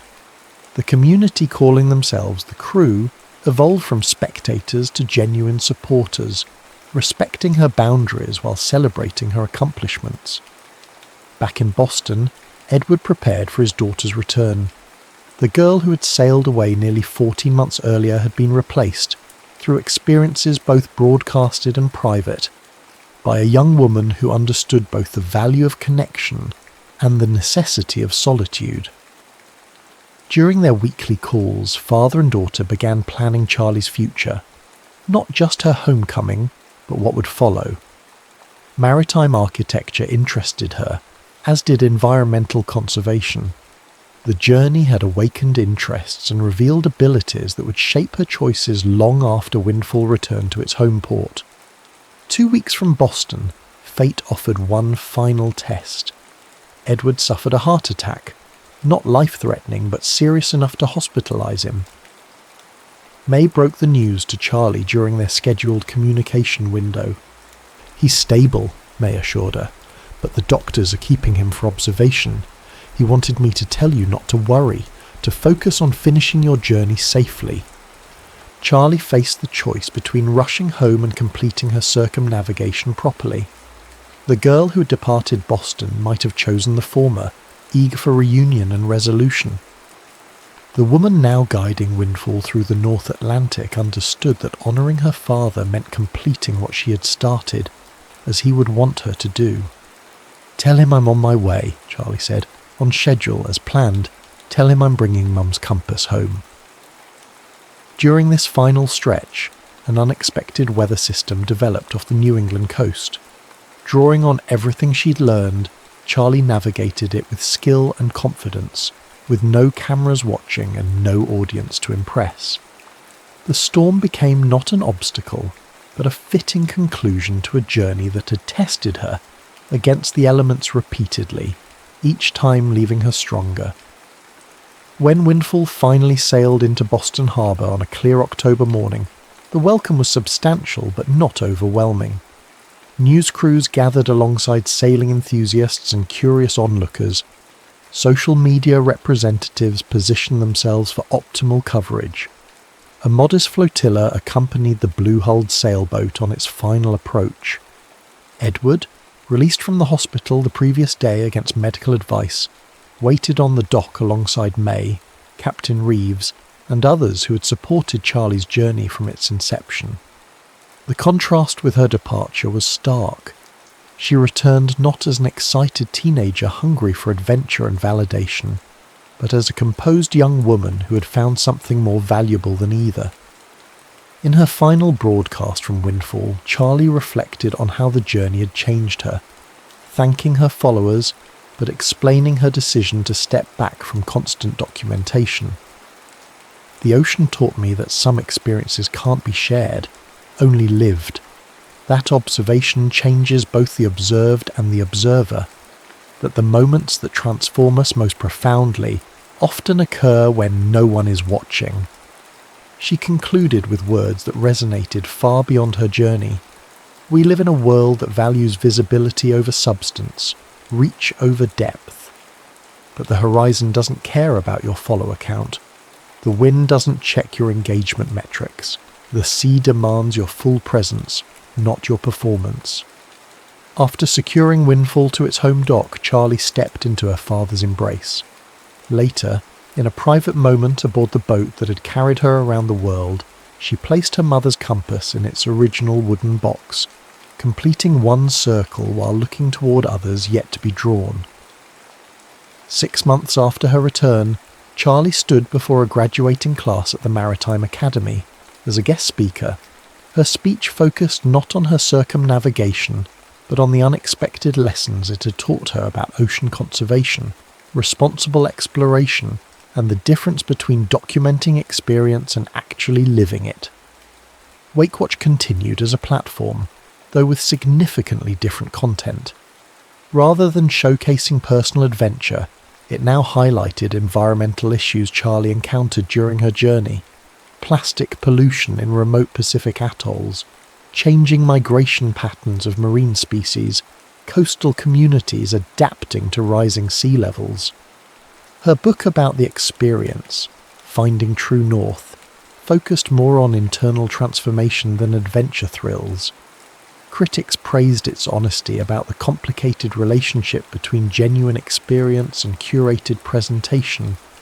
Young readers appreciated its lack of easy answers or simplified inspiration. Windfall remained in the harbour, gradually being retrofitted for a new journey, this time with Charlie as captain of a small crew of young women learning to sail. The programme, sponsored by a foundation rather than consumer brands, emphasised technical skills, environmental awareness, and minimal social media documentation. Edward had shifted his legal practice to focus more on maritime environmental protection, inspired by his daughter's experiences and observations. Their relationship had evolved from protection and rebellion to mutual respect and partnership. May, now studying film at Boston University, frequently visited the harbour to help plan educational content, her creative skills complementing Charlie's practical knowledge in ways that benefited both. On a bright spring morning, Charlie stood on Windfall's deck watching her first crew of trainees board with their gear.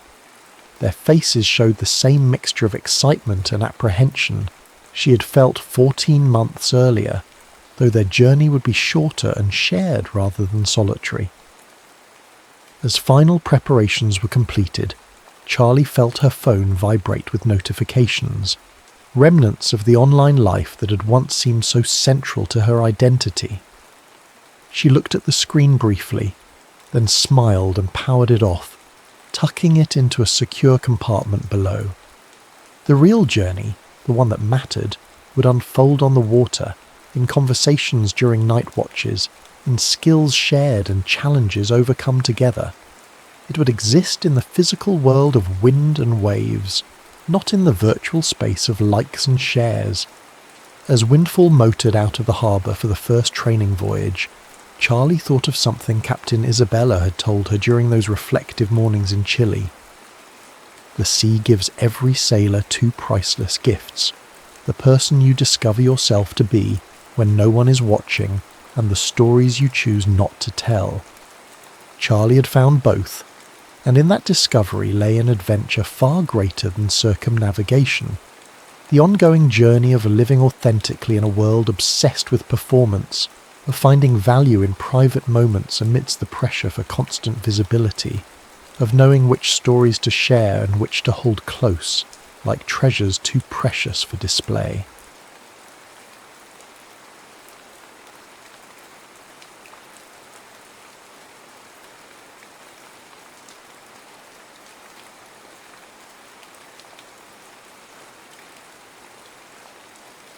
The Saboteur's art. Beck's fingers registered the humidity first. 92%. Enough to make ordinary men sweat through their shirts, but more importantly, enough to compromise the stability of the Russian-made RDX he suspected lay at the heart of the device. The air in the gallery's restoration room was thick with ghost particles of oil paint and varnish, making each breath a canvas of scent. This was the moment, the silence before detonation, where Major Beckett Sloan had always found his centre. 15 years of diffusing the world's deadliest devices had taught him that bombs were just puzzles with consequences. This one, however, was different. It had been placed deliberately to destroy evidence, not people, and its signature wasn't governmental or terroristic. It was corporate. "You've got 19 minutes before the external security protocols reset," Daisy's voice crackled through his nearly invisible earpiece.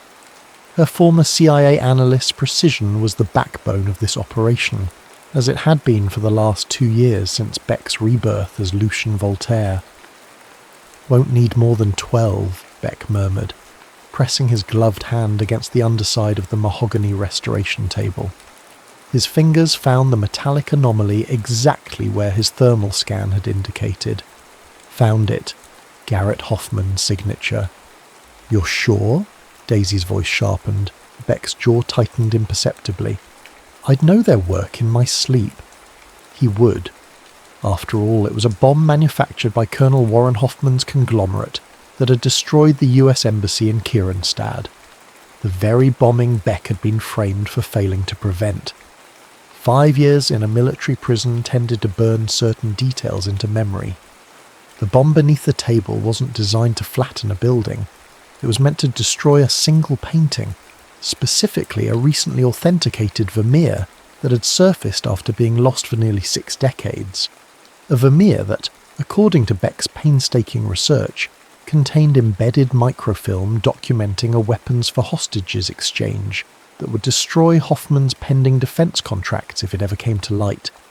Beck extracted a specialized thermal cutter from his matte black pack and began creating an access panel in the table's underside. The restoration room's darkness was punctuated only by the faint blue glow of his specialized equipment. With practiced movements, he exposed the device, disappointingly basic, nothing like the complex challenges he'd tackled in his military days. "Amateur work," he whispered, more to himself than to Daisy. "Timed incendiary. They're just burning evidence, not sending a message." "Can you disarm it?" Beck allowed himself the ghost of a smile. Already done.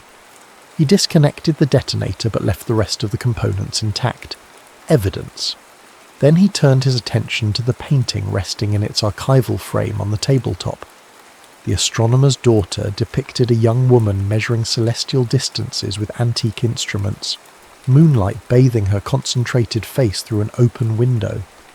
Worth 60 million euros conservatively, but the microfilm hidden in its stretcher frame was priceless. Beck carefully extracted the film using specialized tools. 40-year-old documentation of Hoffman's predecessor company, arming both sides of a forgotten African conflict. The beginning of an empire built on calculated chaos. "Package secured," he murmured. "Time to leave your calling card and get out," Daisy replied. From his breast pocket, Beck withdrew 2 items, a single strand of deep crimson silk ribbon and a piece of polished metal shrapnel. the latter extracted from his own shoulder after the embassy bombing. He placed them carefully beside the now harmless bomb. As he slipped out through the museum's blind spots between security cameras, Beck knew that tomorrow's headlines would be electric. Ghost thief strikes again. Lucien Voltaire claims another masterpiece. None would mention the prevented fire or the microfilm now on its way to carefully selected journalists. That was the point. In his former life, Beck had disabled bombs to save lives in the short term. Now he was playing a longer game, dismantling an empire of corruption one strategic move at a time, leaving only silk and shrapnel as his signature. Outside, the Lisbon night embraced him with salt air from the nearby Atlantic. He removed his gloves and slipped into the identity of an American tourist, faintly intoxicated after a night of fado music and too much port. Another perfect extraction. Another piece of evidence against the man who had destroyed his life. But as Beck disappeared into the labyrinthine streets of Alfama, he couldn't shake the growing suspicion that someone was finally connecting the dots between his targets. Nash Price, once his brother-in-arms, now Hoffman's head of security, had been spotted in Madrid 3 days earlier, methodically visiting scenes of Beck's previous operations. It was only a matter of time before Nash recognised the signature for what it was, a message meant specifically for those who had betrayed him. The silk, a reminder of Beck's mother who had raised him among museums and precious textiles. The shrapnel, a promise of retribution. Beck touched the scar beneath his collarbone unconsciously. 5 more targets, 5 more pieces of evidence. Then Hoffman's empire would collapse under the weight of its own corruption, and perhaps then the nightmares would finally stop. The ones where Beck was still buried under embassy rubble, listening to the screams of those he couldn't save. Extraction complete, he whispered into his comm as he slipped into a waiting car with diplomatic plates. Next target is the Geneva auction. Daisy's voice carried a rare note of concern. Nash is getting closer. He requested personnel files from your old unit yesterday. Beck watched the museum disappear in the side mirror, its majestic facade hiding centuries of secrets. Now 1 fewer. Good, he said simply. It's time he remembered who taught him everything he knows. The car accelerated into the night, carrying Beck toward the next piece of a puzzle 5 years in the making. Behind him, silk and shrapnel waited to be found, a ghost promise of things to come. Nash Price had never considered himself a superstitious man. 15 years and special operations had beaten such tendencies out of him. Yet he couldn't shake the chill that ran through him as he stared at the evidence bag containing a single crimson silk ribbon and a polished piece of shrapnel. 3rd one this month, said the Portuguese inspector, a weary man with nicotine-stained fingers. Same MO as Barcelona and Vienna. No prints, no DNA, no witnesses. Nash nodded absently, his mind elsewhere. The shrapnel piece had been professionally polished, but he recognised the distinctive fragmentation pattern of a Russian-made RPOA thermobaric weapon, the same type that had collapsed the eastern wing of the Kronstadt embassy 5 years ago. The wing where Beck had died, where Nash had left him to die. "I'll need copies of your security footage," Nash said, his American accent sharp against the inspector's melodic Portuguese English. "What makes you think Colonel Hoffman has any connection to this art theft?" The inspector's eyebrow raised sceptically. Nash chose his words carefully. "These aren't random targets. There's a pattern we're tracking across multiple countries." What he didn't say, that each stolen artwork had a hidden connection to Hoffman's weapons deals, that the bomb maker's signature left beside the disarmed device matched manufacturing techniques that only a handful of people in the world would recognise. People like Beck. But Beck was dead. Nash had verified it himself, had stood at the prison funeral after the fire claimed Beckett Sloane and 2 guards during a routine transfer, had felt relief mixed with lingering guilt as the empty casket was lowered into Virginia soil. Nash's secure phone vibrated. Hoffman. "Tell me you have something," the colonel demanded without preamble. "It's him," Nash replied, stepping away from the inspector. Silence stretched across the connection. Then, "Beck is dead." Someone who knows his methods, then. Someone with intimate knowledge of our operation in Kieranstad. Nash kept his voice neutral, and our other operations as well. "Find them," Hoffman ordered. "The Geneva auction is in 72 hours, if those documents surface." "They won't," Nash cut in with more confidence than he felt. "I'm tripling security personally." After disconnecting, Nash stared out through the museum's Renaissance-era windows at Lisbon's sun-drenched streets. Something about this thief, this ghost called Lucien Voltaire by the press, nagged at his subconscious. The precision, the targets, the calling card that felt like an accusation. If Beck were alive... Nash banished the thought. 5 years of nightmares were enough. He'd made his choice in Kieranstad when he'd sealed the emergency doors, trapping Beck inside with the secondary devices. It had been Beck, or the evidence of Hoffman's weapon sales, and Nash had family to protect, leveraged by Hoffman's promises and threats. His phone vibrated again, a text from an unknown number. Some fires never stop burning. Nash's blood went cold. "You've been compromised," Daisy announced without preamble, as Beck entered the abandoned lighthouse keeper's cottage on Portugal's rugged Atlantic coast. Her fingers flew across 3 separate keyboards, screens illuminating her face in ghostly blue light. Beck set down his equipment bag calmly. "Nash? He's mobilizing resources I've never seen before. Private contractors, former intelligence assets. He's called in every favour he has." Daisy turned one screen toward him, showing surveillance photos of Nash at various European airports over the past week. "He knows it's you, Beck. Not the how yet, but the who." Beck absorbed this without visible reaction, though something cold and clarifying crystallized in his chest. Sooner than planned, but not unexpected. He moved to the window, gazing out at the relentless waves crashing against jagged rocks below. Behind him, the cottage walls were covered with maps, timelines and photographs. 5 years of meticulous planning. "We move up the timetable," he decided. "All of it." Daisy stared at him. "That's insane. Geneva alone requires weeks of—" "3 days is enough," Beck interrupted. "Call Dante." Dante.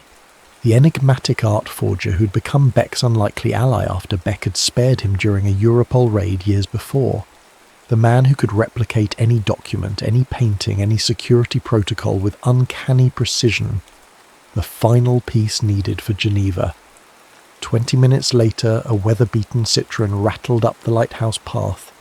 The man who emerged moved with an artist's economy, each gesture precise, deliberate.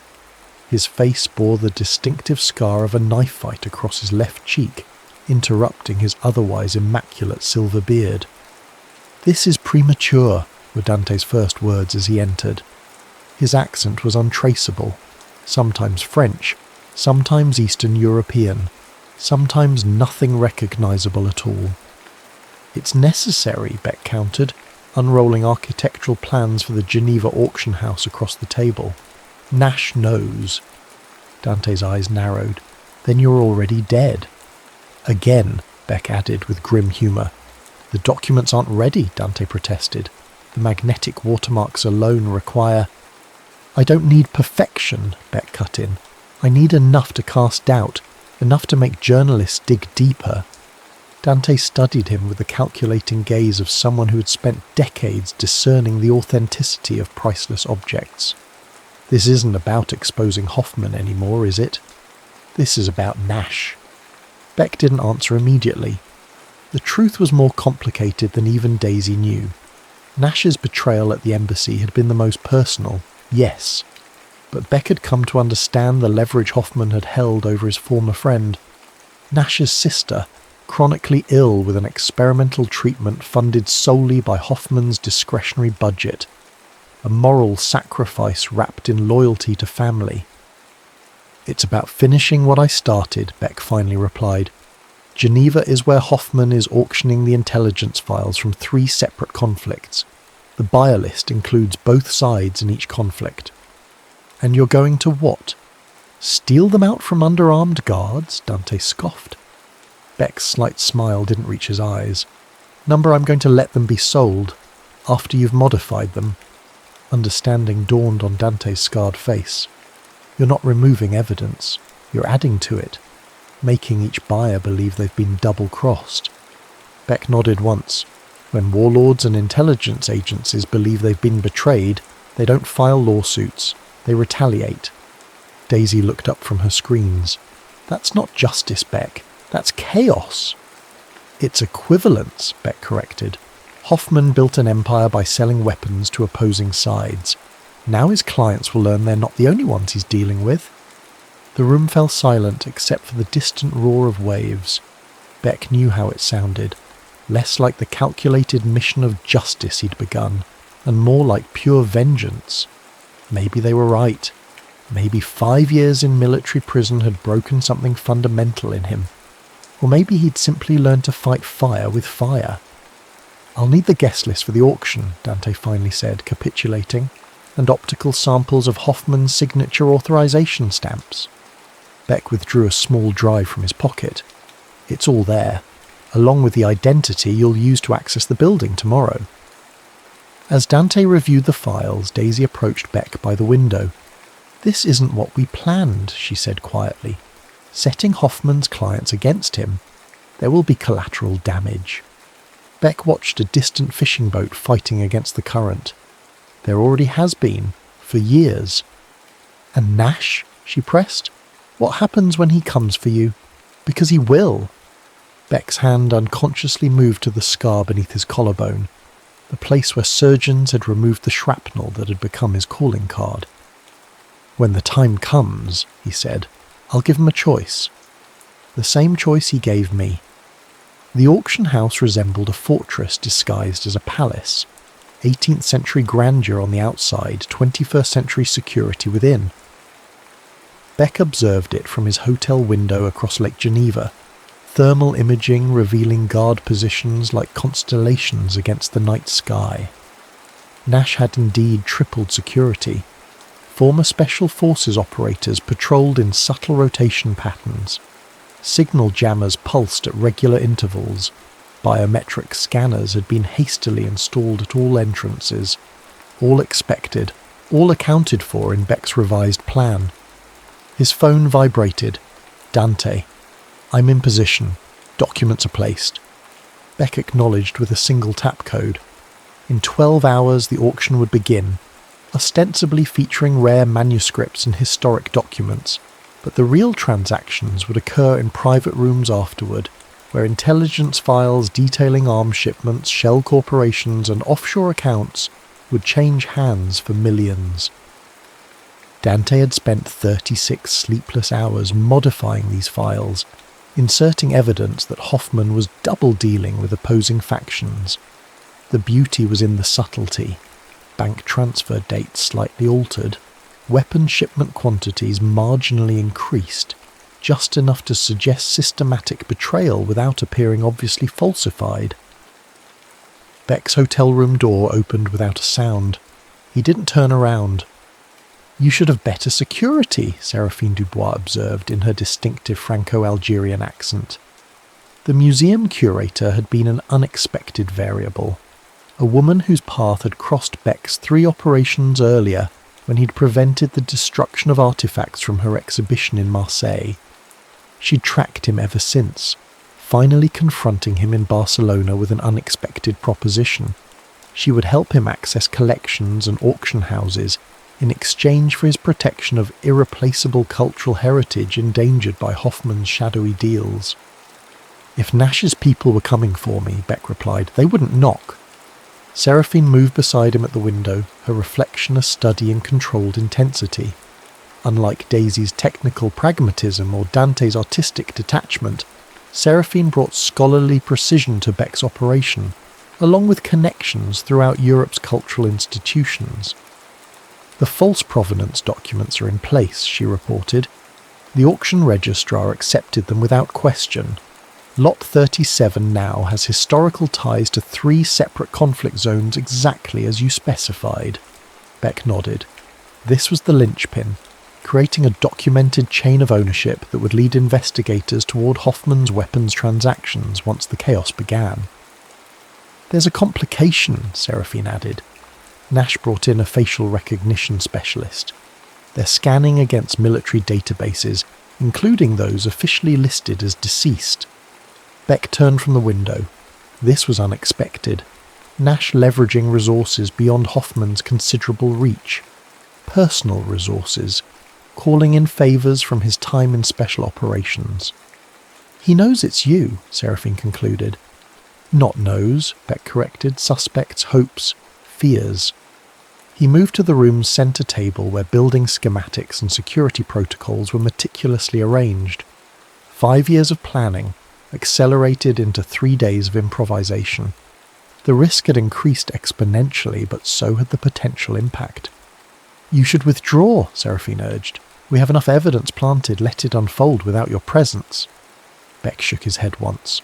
It won't work unless Nash sees me. He needs to make a choice. Seraphine studied him with archaeological precision, as though cataloguing the artifacts of his obsession. This was never just about exposing Hoffman, was it? This is about redemption. Beck didn't answer. Instead, he activated his secure communications. Daisy, what's the status on the venue's emergency protocols?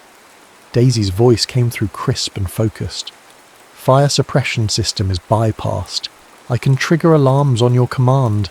Elevator overrides are in place. And our exit? 3 options secured, including the maintenance tunnel beneath the northeast service corridor. Beck nodded, though she couldn't see him. Years of defusing bombs had taught him to always have multiple extraction paths. Tonight would determine whether all that planning had been enough. His phone vibrated with an encrypted alert from Dante. Someone's testing my documentation. Advanced verification protocols initiated. Beck checked his watch. The accelerated timeline was unravelling. Nash was moving faster than anticipated, testing security measures that weren't scheduled for activation until tomorrow. They're sweeping the building now, he told Seraphine, 12 hours early. Her eyes widened slightly. That's not possible unless they know exactly what they're looking for, Beck finished. The auction is a trap. He made a decision instantly, military training overriding caution. New plan, we move now. As Beck gathered his specialised equipment, Seraphine watched him with growing concern. What about Dante? He's still inside. Dante knew the risks. Beck checked his custom-designed tactical vest containing tools rather than weapons. This was always going to end with a direct confrontation. Between you and Nash, Beck paused, meeting her gaze directly. Between who we were and who we've become. Outside, Lake Geneva reflected moonlight like scattered silver. Beyond it, the auction house's illuminated facade concealed the corrupt transaction that had brought Beck back from the dead. For 5 years he had operated in shadows, dismantling Hoffman's empire piece by calculated piece. Tonight he would step into the light and force a reckoning. With Hoffman, with Nash, with himself. Beck secured his communications device and moved toward the door. Beck, Seraphine called after him. The signature, your ribbon and shrapnel, what do they actually mean? He paused without turning back. That some things survived the explosion. Nash knew something was wrong the moment the auction house's subtle lighting flickered. Just once, barely noticeable to anyone without combat experience. Power supply interruption, lasting milliseconds. Someone accessing the electrical system. He touched his earpiece. All teams, condition yellow. Sweep sectors 1 through 4. His security contractors responded with professional brevity, mobilizing through the elegant reception hall where Geneva's elite mingled before the night's exclusive auction. Men in custom tuxedos and women draped in generational wealth remained oblivious to the hunters moving among them. Colonel Hoffman materialized at Nash's elbow, champagne flute an unconvincing prop in his military calloused hand. Problem? Maintenance issue, Nash lied smoothly. He'd learned from Beck long ago, never alert the principal until you're certain. But he was certain. Every instinct honed through a decade of high-risk operations screamed that Beck was here. Not dead, not gone. Here. Secure the merchandise, Nash ordered through his comm system. Protocol Sigma. Protocol Sigma. Immediate relocation of high-value assets to secondary secure location. In this case, the intelligence files and weapons documentation that constituted the auction's true purpose. Hoffman's eyes narrowed. That's excessive for a maintenance. It's him, Nash interrupted, voice low. Beck is alive. The colour drained from Hoffman's face. Impossible. You confirmed. I confirmed what we were meant to see. Nash scanned the growing crowd, cataloguing faces, postures, anomalies. Prison fire conveniently destroying records and DNA samples. No remains ever positively identified. Find him, Hoffman hissed. If those files are compromised. Nash was already moving, leaving the colonel mid-sentence. The auction house's magnificent grand staircase offered strategic overview of the main floor. From this vantage point, Nash systematically eliminated individuals who couldn't be Beck. Wrong height, wrong movement patterns, wrong-handedness. His earpiece crackled. Sir, we've got a situation in document room C. Dante Keller's credentials are showing inconsistencies. Dante Keller. The name meant nothing to Nash, but the location did. Document room C housed the complete dossiers for tonight's most sensitive transactions. Detain him. I'm on my way. As Nash descended the stairs, the lights flickered again, longer this time. Emergency generators kicked in seamlessly, but several security monitors reset. Precisely 17 seconds of vulnerability. Elegant, Nash thought grimly. Just like Beck would do it. Document room C was secured by 2 contractors flanking a reinforced door. Inside, a silver-haired man with a distinctive facial scar sat calmly at a workstation, hands visible on the table. Mr. Keller, Nash began, circling the seated man, except Interpol has no record of a document authenticator by that name working in Europe. The man smiled faintly.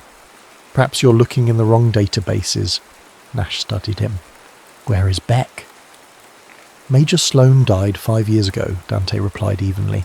Quite tragically. No, Nash leaned closer. He didn't. And you're going to tell me exactly what he's planning. Dante's smile deepened. He said you were intelligent, but not intelligent enough to ask the right question. Which is, why tonight? Why this auction? Dante's scarred face remained impassive. You've been chasing his ghost across Europe for months. Why would he suddenly allow himself to be discovered? Cold realization washed over Nash. This man wasn't the target, he was the distraction. The building's fire alarms activated in cascading sequence sector by sector. Evacuation protocols engaged automatically. Through his earpiece, Nash heard his security team reporting conflicting emergency signals across multiple systems. Lock down the files, Nash ordered, already moving toward the exit. No one enters the secure vault. But even as he said it, Nash knew where Beck would be. Not in the document rooms or the vault or any location being actively protected. He would be where no one was looking.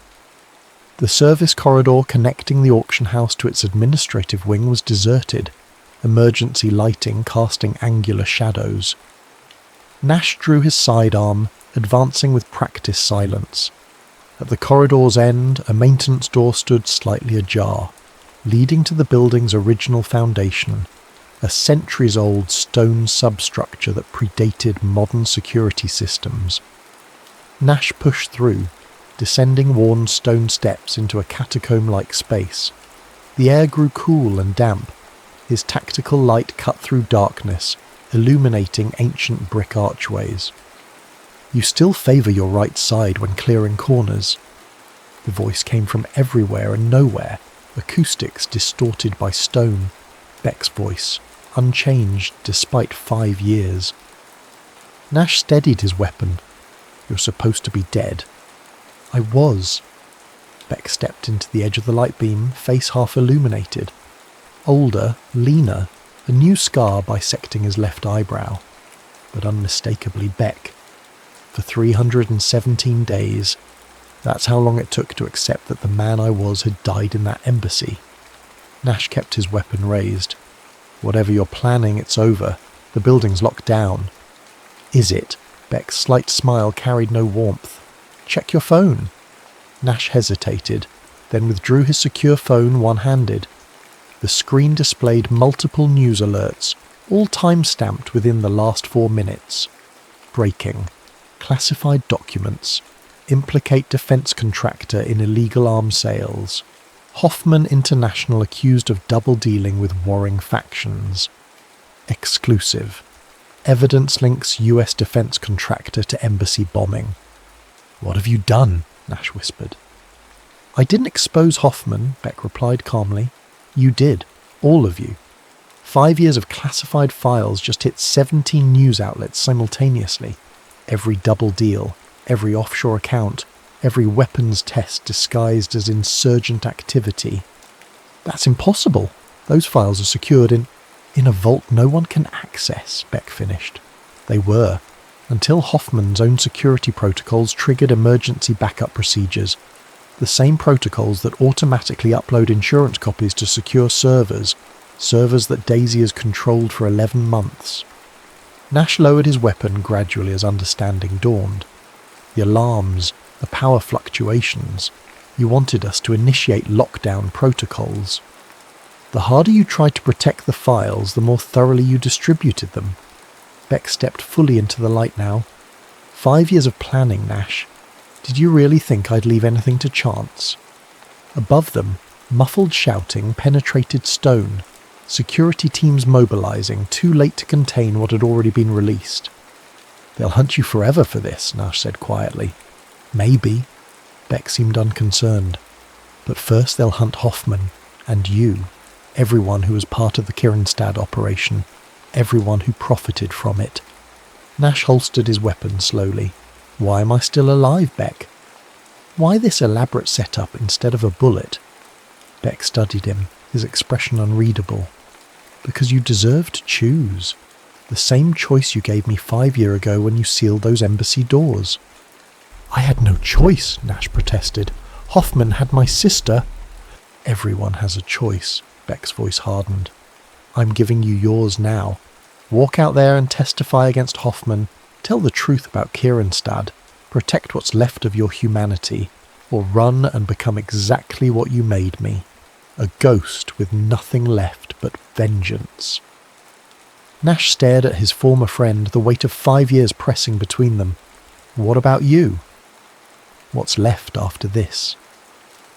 For the first time, uncertainty flickered across Beck's face. "I don't know. That's the thing about demolition. You're never sure what remains until after the dust settles." From his pocket, Beck withdrew the signature items, a crimson silk ribbon and the polished shrapnel fragment. He placed them carefully on a stone ledge between them. "The last ones," he said quietly, "the mission's complete." Without waiting for response, Beck turned and disappeared deeper into the ancient foundation. Nash could have pursued him, should have, by any professional standard. Instead, he remained motionless, listening to fading footsteps echo against stone laid centuries before either of them existed. Above, chaos was unfolding, Hoffman's empire collapsing under exposed truth, a reckoning 5 years in the making. Nash's phone vibrated with incoming calls from Hoffman, from contractors, from handlers up the chain. He silenced them all, staring instead at the silken shrapnel Beck had left behind. A signature, a message, a choice. When Nash finally emerged from the foundation into the Swiss night, alarms still blaring and emergency vehicles converging on the auction house, his decision was made. Not for Beck, not for himself, but for the truth that had festered too long in darkness. Tomorrow would bring federal investigators, intelligence hearings, immunity negotiations. the dismantling of an enterprise built on calculated betrayal. As for Beck, Lucien Voltaire, the ghost who had orchestrated it all, perhaps he would finally rest, or perhaps, like the silk ribbon and shrapnel that had become his signature, he would transform into something new, something forged in fire but no longer defined by it. Either way, as Nash surrendered his weapon to approaching security personnel and asked to speak with federal authorities, he understood the final message in Beck's signature. Some things survived the explosion, changed but unbroken. And sometimes, those are the most dangerous things of all. End.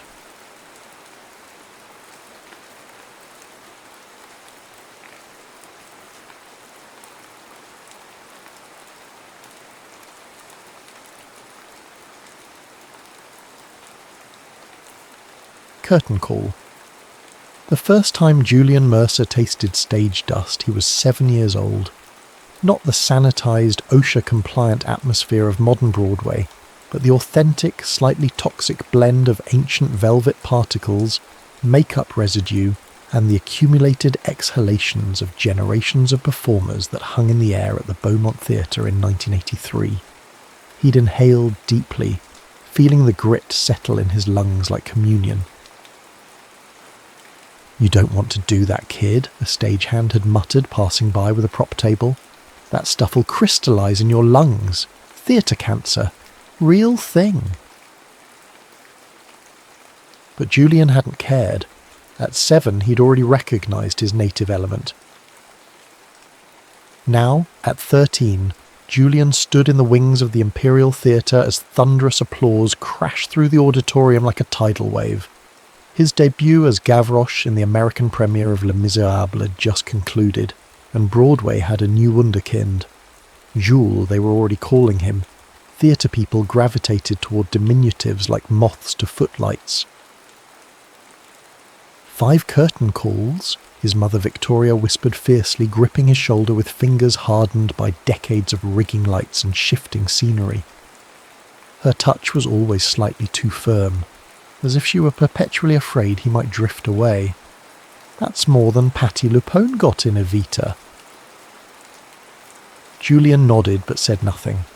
The rush of performance still coursed through him, that strange alchemy of terror and euphoria that made the rest of life seem two-dimensional by comparison. He didn't have words for it yet, wouldn't for years, but he recognized even then that he'd been granted access to something most people spent their lives seeking: purpose. Backstage was controlled chaos. Cast members in various states of costume removal congratulated him with a slightly perplexed enthusiasm, adults reserved for children who display unsettling competence. Julian accepted their praise with practiced humility, a skill his mother had drilled into him with the same rigour she'd applied to his diction exercises. Humble in triumph, dignified in defeat, she'd recite, a mantra from her own chorus girl days, back when she'd believed her break was just one audition away. That dream had faded by increments, transforming instead into fierce ambition for her son. "Julian." A voice cut through the backstage tumult, resonant and commanding. Victor Lang, the director, moved toward them with the deliberate grace of someone accustomed to being watched. In his 50s, with silver temples and imperious posture, Lang was Broadway royalty, with 3 Tonys and a mythology of brilliant productions and spectacular meltdowns. "Mr. Lang," Julian said, extending his hand with rehearsed poise. Lang ignored the hand and instead cupped Julian's face, tilting it toward the harsh backstage lights. The gesture was invasive, clinical, like a horse trader examining merchandise. "You have something," Lang said simply. "Something real. Don't let them ruin it." Before Julian could respond, Lang was intercepted by a reporter from the Times, leaving the boy with a cryptic warning that would only make sense years later. "Vultures are circling," Victoria muttered, watching Lang charm the journalist. "But we're ready for them, aren't we?" Julian nodded automatically. though a small voice inside questioned who exactly they were, and whether the protective circle his mother drew around him was keeping dangers out, or keeping him in. The stage door area thronged with autograph seekers, a phenomenon Julian found both flattering and mystifying. He'd perfected a signature months ago at his mother's insistence, practicing until the flourishes looked spontaneous rather than laboured. Jules, over here. A girl perhaps 2 years older than him pushed through the crowd brandishing a playbill. Unlike the other admirers, she had an insider's confidence, standing with one hip cocked in an attitude of casual entitlement. "Lila Hart," she announced, offering the programme. "I'm in Brighton Beach down the street. You were good tonight. Not technically perfect, but interesting." Julian blinked at this backhanded compliment, oddly refreshed by its honesty amid the evening's hyperbole. "Thanks," he said, signing her programme. "I tripped during Little People. Nobody noticed, but I did." Leela grinned. "I noticed, but it worked. Made you seem more desperate, more real." Before Julian could respond, a man's voice called out, "Lila, car's waiting." "That's my father," she said with an eye roll that contained volumes of adolescent judgment. "See you around, Jules. We child prodigies should stick together." She paused, then added with sudden gravity, "It gets weird. Fast." As she disappeared into the crowd, Julian felt the first flicker of connection with someone who might understand the peculiar bubble he inhabited. But the moment was short-lived as Martin Gray, another child actor from the production, sidled up beside him. "Quite the performance," Martin said, his voice pitched to sound casual though his eyes were calculating. "Though I hear they're expanding my role next month." At 12, Martin already had the sharp elbows and political instincts of a seasoned Broadway veteran. Where Julian approached performing with intuitive abandon, Martin was all technique, his performances flawless but somehow airless. "That's great," Julian replied, meaning it. Competition wasn't in his nature. The stage felt too much like home to be a battlefield. As the crowd eventually dispersed and the cold reality of a school night descended, Victoria hailed a cab back to their Upper West Side apartment. It wasn't luxurious, but it was a step up from the Queen's Walk-Up where they'd lived before Julian's career took off. "The Times Critic was there," Victoria said as they rode home, the city lights painting stripes across her tense face. "And someone from the Post. Tomorrow will be big." Julian nodded absently, watching the Manhattan streets blur by. The applause still echoed in his ears, but beneath it lay something hollower, a space opening up inside him, vast and hungry. Each performance filled it temporarily, but the emptiness always returned, a little larger each time. At home, while Victoria called relatives to report the triumph, Julian stood before the bathroom mirror, removing the stage makeup that aged his cherubic features into Gavroche's street-hardened visage. As the character's grime washed away, Julian studied his own face with detached curiosity. Who was this boy beneath the role? Sometimes he wasn't entirely sure. "Big day tomorrow," Victoria said from the doorway, her expression soft with rare contentment. "Reviews, interviews, your life is changing, Jules." Julian nodded, meeting his mother's eyes in the mirror. "I know," he said, though he didn't, not really. Couldn't know that tonight marked a border crossing from which there was no easy return. Into a country where childhood operated under different laws, where his worth would be measured in reviews and box office receipts, where he would forever be both more and less than simply himself. Outside the apartment window, the Manhattan skyline glittered with promise and warning in equal measure.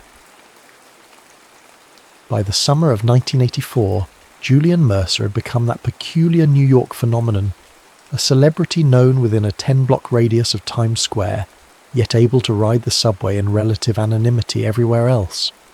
At 14, He had graduated from Les Miserables to a critically acclaimed revival of The Member of the Wedding, where his performance as John Henry had reduced hardened theatre critics to tears. The Algonquin Hotel's lobby hummed with the distinctive cadence of theatre people, that particular blend of projected confidence and neurotic insecurity. Julian sat perched on an oversized chair, legs dangling, as Victoria negotiated with his new agent, a shark-like woman named Rebecca who specialised in exceptional juveniles. "The film offer is substantial," Rebecca said, sliding a contract across the polished table, "but it would mean 6 months in California. Broadway will forget him." "Broadway has the memory of an elephant," Victoria countered, scanning the figures with practiced nonchalance that didn't quite mask her excitement. "And film reaches more people in a weekend than theatre does in a year." Julian tuned them out, focusing instead on a man seated across the lobby, a theatre critic whose recent review had described Julian's performance as unnervingly adult, raising uncomfortable questions about the nature of childhood itself. Julian wasn't entirely sure what that meant, but he recognised the discomfort lurking beneath the praise, as if his talent was somehow unseemly, a party trick performed by a precocious child who should be outside playing kickball instead. "Jules?" His mother's voice pulled him back. "Rebecca asked you a question." "Sorry," he mumbled, turning back to the table where both women watched him expectantly. "I asked if you want to do the film," Rebecca repeated, her tone suggesting this was a mere formality. "It's a wonderful opportunity." Julian considered this. The script was good, a period drama set during Prohibition where he'd play the sickly son of a bootlegger. But something in him resisted leaving New York, leaving the immediacy of the stage for the fragmented unreality of film production. "Can I think about it?" he asked, earning a sharp glance from his mother. Rebecca smiled indulgently. "Of course, but they're seeing other actors tomorrow, so..." The implied deadline hung in the air as his mother steered him toward the exit, her grip on his shoulder communicating volumes of frustration. "What's to think about?" she demanded once they were on the street. "This is what we've been working toward." "I thought Broadway was what we were working toward," Julian countered, surprising himself with his boldness. Victoria's expression softened fractionally. "Broadway's a stepping stone, Jules. Always has been." As they argued their way down 44th Street, Julian spotted a familiar figure ahead. Lila Hart, now 16 and fresh off a Tony nomination. Since their first meeting, they'd developed a strange friendship, occasionally meeting for ice cream or arcade games when their schedules aligned. With her, Julian didn't have to be Jules the Prodigy. He could just be awkward, confused Julian. "Lila," he called, waving. She turned, her face lighting with recognition before clouding slightly at the sight of Victoria. "Hey, Jules!" She approached, offering him their customary fist bump. "Mrs. Mercer." "Miss Hart," Victoria replied with professional courtesy. She'd never quite approved of the friendship, viewing Lila, who came from theatre royalty, her father a legendary producer, as potential competition rather than an ally. "I've got a meeting," Victoria said, checking her watch. "Julian, be at the theatre by 5. She hesitated, then added, "And think about what we discussed." As she walked away, Lila raised an eyebrow. "Trouble in paradise?" Julian shrugged. "Film offer in California." "Ah." Lila nodded knowingly. "The great Broadway exodus. My dad says it's inevitable. Talent flows west like the gold rush, leaving behind the diehards and the deluded." They wandered into Bryant Park, finding a secluded bench where they could watch chess players battle with the intensity of gladiators. "Did you take it?" Lila asked. "Haven't decided." but your mum wants you to. Julian nodded, plucking absently at a loose thread on his jeans. She says it's the logical next step. Lila snorted. Adults love logical next steps, as if life follows some cosmic career ladder. She paused, studying him. What do you want? The question hit Julian like a physical blow. What did he want? Had anyone ever asked him that? Had he ever asked himself? His path had seemed predestined since that first community theatre production, when a director had pulled Victoria aside and whispered that overused but intoxicating word, special. I don't know, he admitted finally. I love performing, but sometimes I feel like... Like what? Like I'm playing a role off stage too. Julian Mercer, Broadway phenom, and if I stop, everyone will be disappointed. Lila nodded slowly. The curse of the prodigy. They love what you can do, not who you are. She gazed across the park. My mum walked away. Did you know that? 3 Tony nominations, then just quit. Teaches yoga in Santa Fe now. Were people mad? Furious. Dad didn't speak to her for a year. Lila's smile was tinged with sadness. But she says she finally sleeps through the night. Something about this revelation settled in Julian's chest like a stone. The possibility of another path existing alongside the one that had seemed so inevitable. Their conversation was interrupted by a familiar voice. Well, if it isn't the Wonder Twins. Martin Gray approached, his growth spurt having transformed him from the compact boy of last year into a gangling adolescent, whose limbs seemed to operate independently of one another. Despite this awkward transition, he'd managed to land a plum role in a new musical after Les Miserables. Martin, Julian acknowledged, genuinely pleased to see him despite their complicated rivalry. How's Starlight Express going? Bruising, Martin replied, indicating a spectacular purple mark on his forearm, a souvenir from the show's demanding roller skating choreography. But the Times loved it, so... He shrugged with practiced modesty. I heard you're going Hollywood, Martin continued, his tone casual though his eyes were sharp. Abandoning the theatre for the big bucks. It's just one film, Julian protested, though the decision still hung in the balance. That's how it starts, Martin said, with the world-weary air of someone repeating adult conversations. Then you get a taste for swimming pools and convertibles. Ignore him, Lila cut in. He's just worried you'll become too famous to remember the little people. The 3 of them fell into the easy banter of child performers, discussing directors' quirks, comparing stage mothers, swapping horror stories about schooling requirements and labour laws. Despite their differences, they shared a bond forged in the crucible of early fame, living adult professional lives in still developing bodies. Later, as Julian made his way to the theatre for that evening's performance, he found himself thinking about Lila's mother in Santa Fe, sleeping through the night. What would that be like? To exist without the constant pressure of expectation, to make choices based on desire rather than opportunity.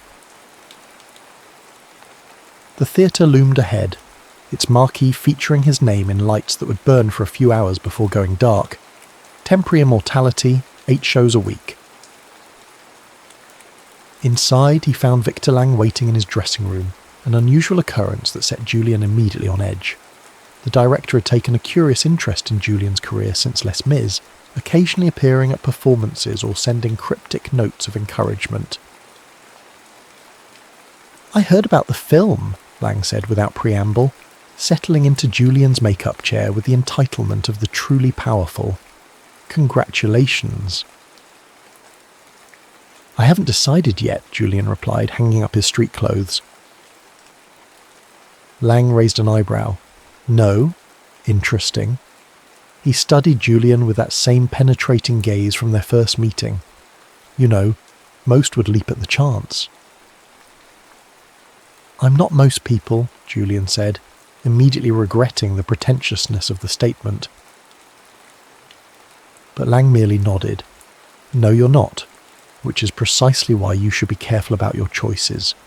He leaned forward, suddenly intense. "Film freezes you in amber, Julian, preserves you at a moment in time. The stage allows you to evolve, to make mistakes, to grow." Julian considered this. "My mother says—"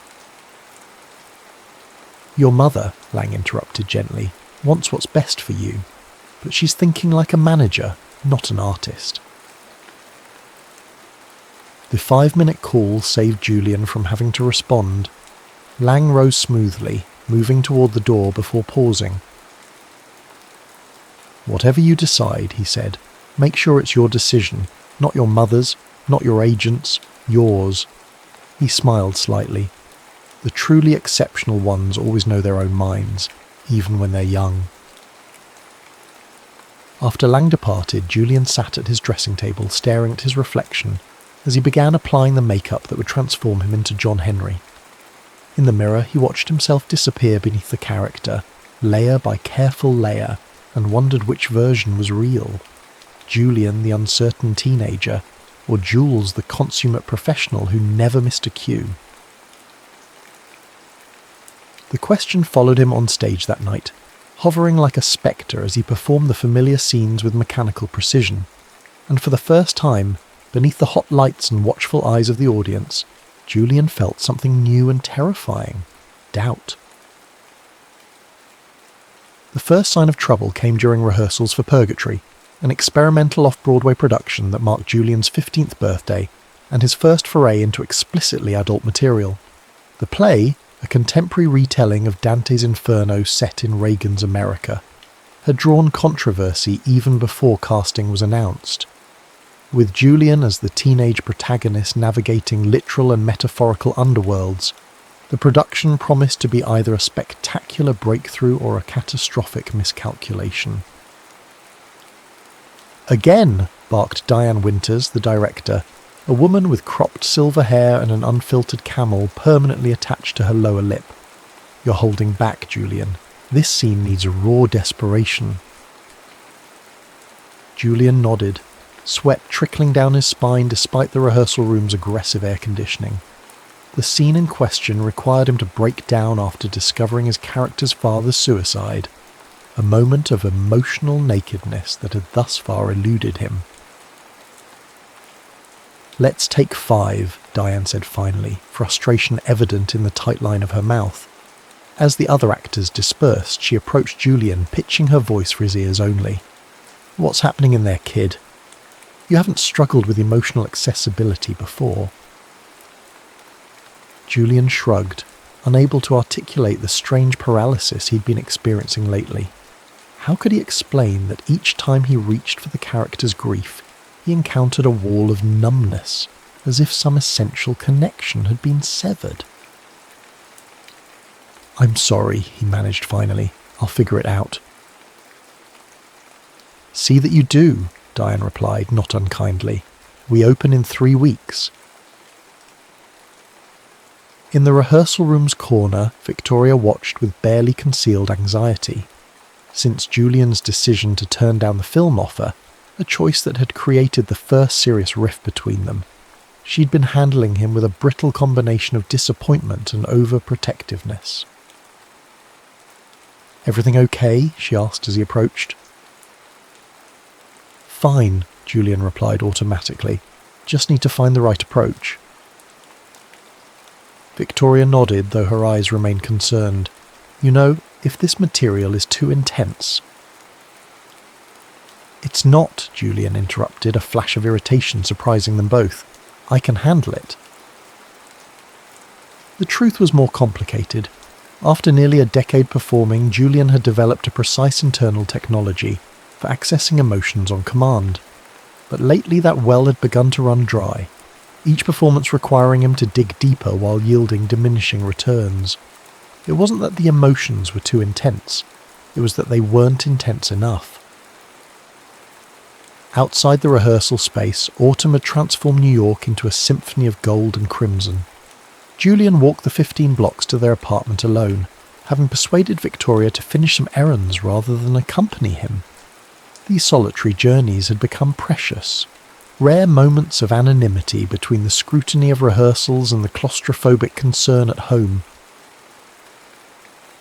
Near Columbus Circle, a figure fell into step beside him, Victor Lang, looking characteristically immaculate in a camel haircoat.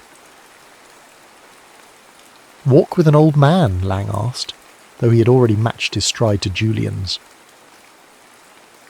"How did you know where to find me?" Julian asked, unsurprised by the director's uncanny appearance. Over the past year, Lang had become a peculiar constant in his life, appearing at performances, sending obscure books, occasionally inviting Julian to previews of productions he was directing.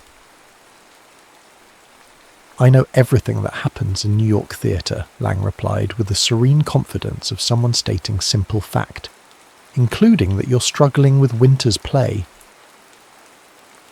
Julian shot him a suspicious glance. "Have you been talking to Diane?" "I don't need to. Word travels." Lang guided them onto a park bench overlooking the afternoon chess players. "The question is why you're struggling." Julian stared at the ground, scuffing his sneakers against fallen leaves. "I can't access it," he admitted finally. "The emotion. It's like trying to cry underwater." Lang nodded thoughtfully. "The well is running dry." "Yes, exactly."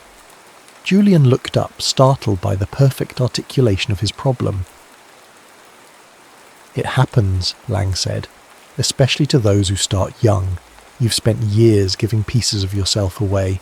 Eventually there's a reckoning." "So what do I do?" "Live," Lang said simply. "Experience, fill the well." He reached into his coat, extracting a small leather notebook. "Here, start writing things down. Not for performance, for you. Observations, feelings, questions." Julian accepted the notebook hesitantly. "I'm not a writer." "Everyone is a writer," Lang countered.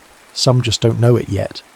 He stood, adjusting his coat with precise movements. "The greatest actors draw from life, Julian, not technique. It's time you had some experiences that weren't about performing them later." Before Julian could respond, Lang was walking away, leaving him holding the empty notebook like a challenge. That night Julian opened the notebook, pen hovering over the blank page. What was there to say? His life had been so thoroughly documented, in reviews, interviews, playbills, that the idea of private expression felt almost transgressive. Finally he wrote a single line. "Sometimes I can't remember what's real and what's just a good performance." The words, once released, opened a floodgate. Soon he'd filled 3 pages with fragmented thoughts about his mother's ambition, his growing sense of isolation, his fear that beneath the roles lay nothing but emptiness. When he finally stopped, hand cramping, a peculiar lightness had replaced the day's frustration. The notebook became his secret companion over the following weeks. As Purgatory moved from rehearsal to previews, Julian found himself writing constantly, on subway rides, during breaks, in the pre-dawn hours when sleep eluded him. The practice didn't immediately solve his performance issues, but it created a space where he could acknowledge the growing chasm between his public and private selves. Opening night arrived with the usual flutter of nervous anticipation. The house was packed, the audience peppered with critics and industry insiders curious about Julian's transition to more mature material. Backstage, the energy was electric, actors pacing and muttering lines while stagehands executed final checks with military precision. "5 minutes, Jules," called the stage manager, using the nickname that had once felt like an honour but increasingly seemed like a character Julian was expected to play off stage as well. In his dressing room, Victoria fussed with his costume, a deliberately shabby punk aesthetic featuring combat boots, and a leather jacket adorned with political buttons. "Remember," she said, her voice tight with nervous energy, "the Times critic is here, and someone from New York Magazine. This could be a turning point." Julian nodded absently, his attention caught by his reflection. At 15, his features had begun their transition from cherubic to angular, occupying that uncanny territory between boy and a man. Would the audience accept this evolution, or would they, like his mother, prefer him frozen in perpetual childhood? "Julian?" Victoria frowned, noticing his distraction. "Are you listening?" "Yes," he replied automatically. "Times critic, turning point." Her expression softened fractionally. "I know this production has been challenging, but you've always risen to challenges." Julian met her eyes in the mirror, struck by the desperate hope in her gaze. How much of her own dreams had she transferred to him? What would happen if he failed to fulfill them? "Places," called the stage manager from the hallway. As Julian took his position in the darkness of stage left, the familiar pre-performance jitters settled in his stomach. But tonight, something else accompanied them, a strange detachment, as if part of him were observing from a distance. When the lights came up, he found himself moving through the first scene with mechanical precision, his body executing the blocking while his mind remained curiously disengaged. Then came the pivotal moment, his character discovering his father's body. Julian knelt by the actor playing the corpse, prepared to deliver the anguished monologue that had eluded him in rehearsals. As the silence stretched, panic fluttered in his chest. The emptiness yawned wider than ever, a void where emotion should be. In desperation, Julian reached not for his character's grief but for his own, for the confusion of watching his mother's dreams consume his childhood, for the loneliness of having more fans than friends, for the terror of possibly being hollow at his core. To his shock, the emotions rose like a wave, overwhelming and authentic. The monologue that emerged was technically imperfect, ragged, stumbling, punctuated by genuine tears, but it carried a raw truth that silenced the theatre. When Julian finally looked up, the audience sat in stunned silence before erupting into thunderous applause. Backstage after the performance, Julian was met with praise tinged with a new wariness, as if his colleagues sensed they'd witnessed not just acting but something more personal and therefore more dangerous. Even Victoria seemed unsettled, her congratulations carrying an undertone of concern. "You were different tonight," she said carefully as they rode home in silence. "Good different?" Julian asked, though he already knew the answer. "Intense," she replied, choosing her words with uncharacteristic care. "Almost too authentic." Too authentic. The phrase lingered in Julian's mind as he lay awake that night, staring at his bedroom ceiling. Was that the problem? Had he crossed some invisible line between performance and reality? And if so, could he find his way back? In the darkness, he reached for Lang's notebook, now half filled with his increasingly honest observations. On a fresh page he wrote, "Tonight I forgot how to pretend. I just was, and it terrified everyone, especially me." The reviews for Purgatory were the most polarised of Julian's career. The Times lauded his unflinching emotional honesty, while more conservative outlets questioned the appropriateness of casting a 15-year-old in such dark material. What no one disputed was the raw power of his performance, a quality that carried through the entire 3-month run, earning Julian his first Drama Desk nomination and unprecedented attention from Hollywood. By the spring of 1985, Julian had reached a strange crossroads.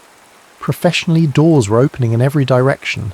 Film offers, television, prestigious theatre companies courting him for their upcoming seasons. Personally, he felt increasingly unmoored, disconnected from the meteor-like trajectory of his career. The notebooks, he'd filled 3 since Lang's initial gift, had become both sanctuary and confessional. In their pages, Julian explored questions he couldn't voice aloud. Who am I when I'm not performing? What do I actually want? Would anyone care about me if I stopped being exceptional? These musings had begun to manifest in small acts of rebellion. He'd started cutting school, spending hours in the public library's reading room devouring plays, novels, poetry, anything that spoke to the growing unrest inside him. Words he'd discovered could be as transformative as performance, offering new ways to process the world.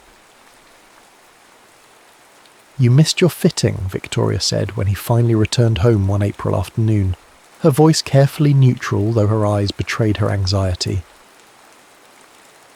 "Sorry," Julian replied, not looking up from the copy of Salinger he'd been lost in on the subway. "I lost track of time." "That's happening a lot lately."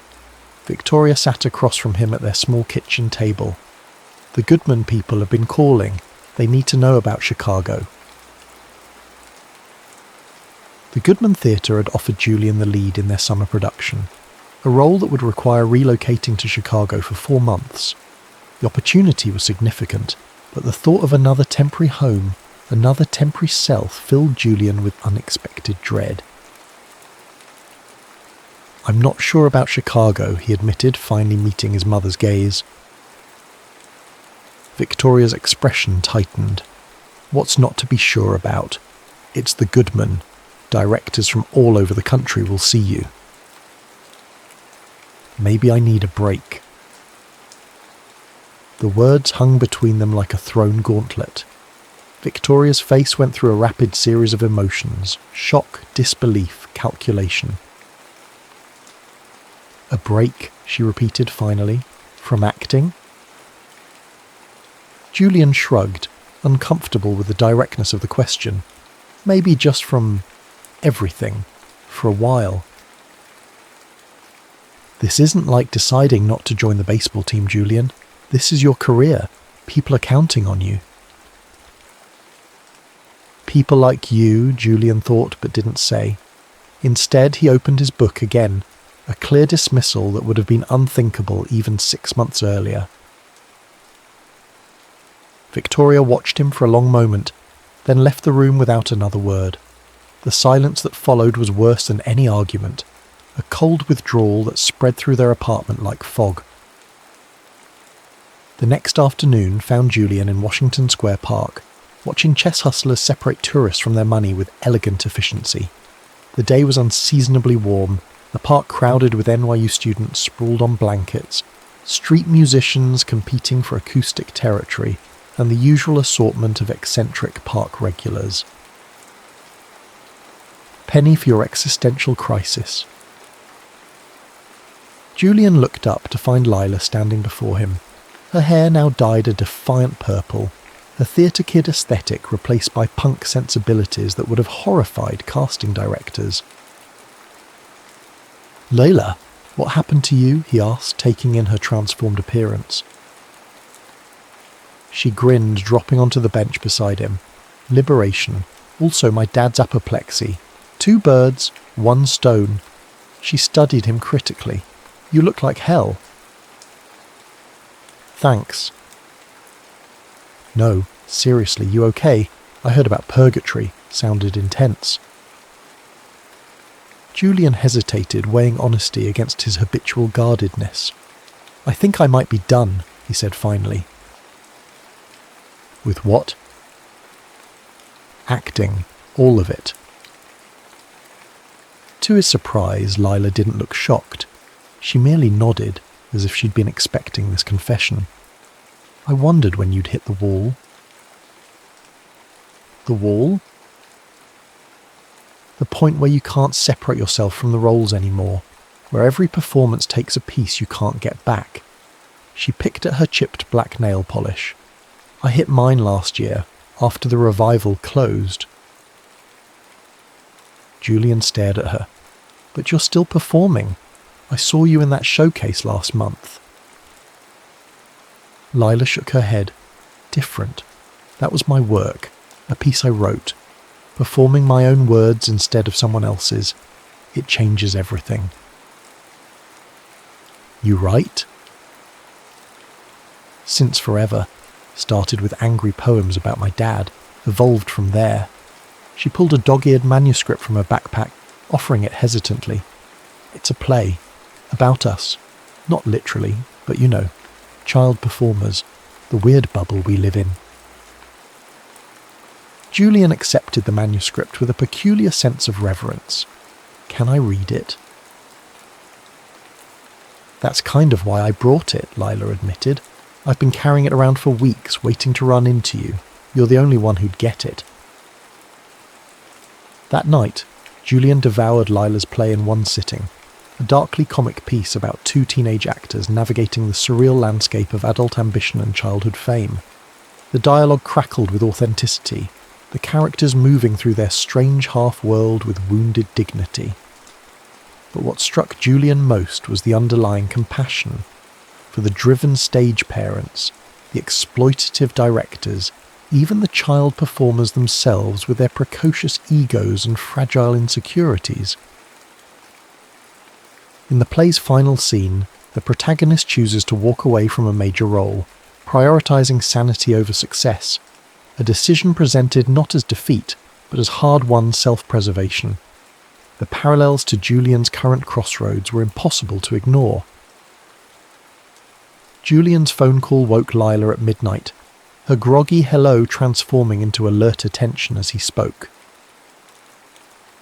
"It's brilliant," he said without preamble. "Your play is the truest thing I've ever read about our lives." "Really?" The vulnerability in her voice was a stark contrast to her purple-haired bravado. "Really, it needs to be produced. People should see it." "Yeah, well, good luck with that. Who's going to produce a play by a 17-year-old burnout?" Julian hesitated, an idea taking shape, simultaneously terrifying and exhilarating. What if I helped? I know people, directors, producers. "Like Victor Lang?" Lila asked, her tone suddenly sharp. "Be careful there, Jules. Lang has a reputation." "What kind of reputation?" A pause. "The exploitative kind, especially with talented young men." Julian frowned, thinking back on his interactions with the director. There had been an intensity to Lang's interest, certainly, but nothing overtly inappropriate. Still, Lila's warning triggered a vague unease that he filed away for future consideration. "There are other people," he said finally, "and anyway, that's not what I meant." He took a deep breath. What if we produced it ourselves? What if I played the lead? The silence on the other end of the line stretched so long that Julian wondered if the connection had been lost. "You want to act in my play?" Lila finally asked, her voice small with disbelief. "Not just act in it. Produce it. Find space, funding, put together a team." The idea gained momentum as he spoke, excitement building. "I've been saving almost everything I've earned. It's enough to mount a small production." "You're talking about risking your reputation on an unknown playwright's first work." "I'm talking about believing in something that matters," Julian countered. "Something real." The next morning, Julian approached Victoria at breakfast, manuscript in hand. Their silent standoff had persisted for days, communication reduced to terse necessities and pointed avoidance. "I need to talk to you," he said, sliding Lila's play across the table, "about my next project." Victoria glanced at the title page, confusion evident. Prodigies, by Lila Hart. What is this? "It's brilliant," Julian said, "and I want to produce it, star in it. Off-Broadway, maybe even off at first, but—" "Produce?" Victoria interrupted. Her coffee cup paused midway to her lips. "You're a performer, not a producer." "I can be both. Other actors do it all the time." Established actors with track records and industry connections. She pushed the manuscript back toward him. This is a detour you can't afford right now. The momentum from purgatory. I don't care about momentum, Julian interrupted, surprising them both with his vehemence. I care about this play. It says things I've been trying to say for years. Victoria studied her son with a calculating gaze that had assessed countless audition opportunities. This is about Chicago, isn't it? You're looking for an excuse to turn down the Goodman. This is about me finally having a choice, Julian replied, keeping his voice steady. About doing something because I want to, not because it's the next logical rung on some career ladder I never chose. The declaration hung between them, weighted with implications neither was ready to fully examine. Victoria's expression shifted through a series of calculations before settling into resigned determination. "Let me read it first," she said finally. "If it's as good as you say, maybe we can find a compromise." It wasn't full support, but it was the first crack in Victoria's resolute management of his career, a small acknowledgement of Julian as something more than a professional trajectory to be optimized. Over the next weeks, Julian's vision gained tentative momentum. Victoria, after reluctantly acknowledging Lila's talent, made calls to industry contacts. A small theatre in the village agreed to a limited run. Auditions were scheduled, though the lead roles were predetermined. Julian as the male protagonist, Lila in the supporting female role. She'd insisted on keeping her part small, preferring to focus on the writing. The project gained unexpected gravity when Victor Lang, having somehow caught wind of the production, offered to direct. Julian, recalling Lila's warning, approached the offer with caution. "Why would you want to direct an unknown play with a teenage playwright?" he asked when Lang invited him to lunch at Sardi's. Lang smiled, his expression unreadable. "Let's call it investment in the future, yours and Ms. Hart's." He sipped his wine thoughtfully. "I've been watching your evolution, Julian. The questions you're asking yourself, they're the right ones." "What questions?" "About authenticity, about the cost of performance, about who you are when the applause stops." Lang leaned forward. "This play, it's your way of answering those questions, isn't it? Through someone else's words, but still your truth." The assessment was unnervingly accurate. Julian shifted uncomfortably in his seat, feeling suddenly exposed.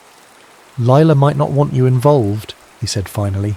"She has concerns about your methods." Lang's smile tightened imperceptibly. "My methods get results, but I understand her hesitation." He signalled for the check. "Think about it. My involvement would guarantee attention for the production. Sometimes the devil you know is preferable to the one you don't."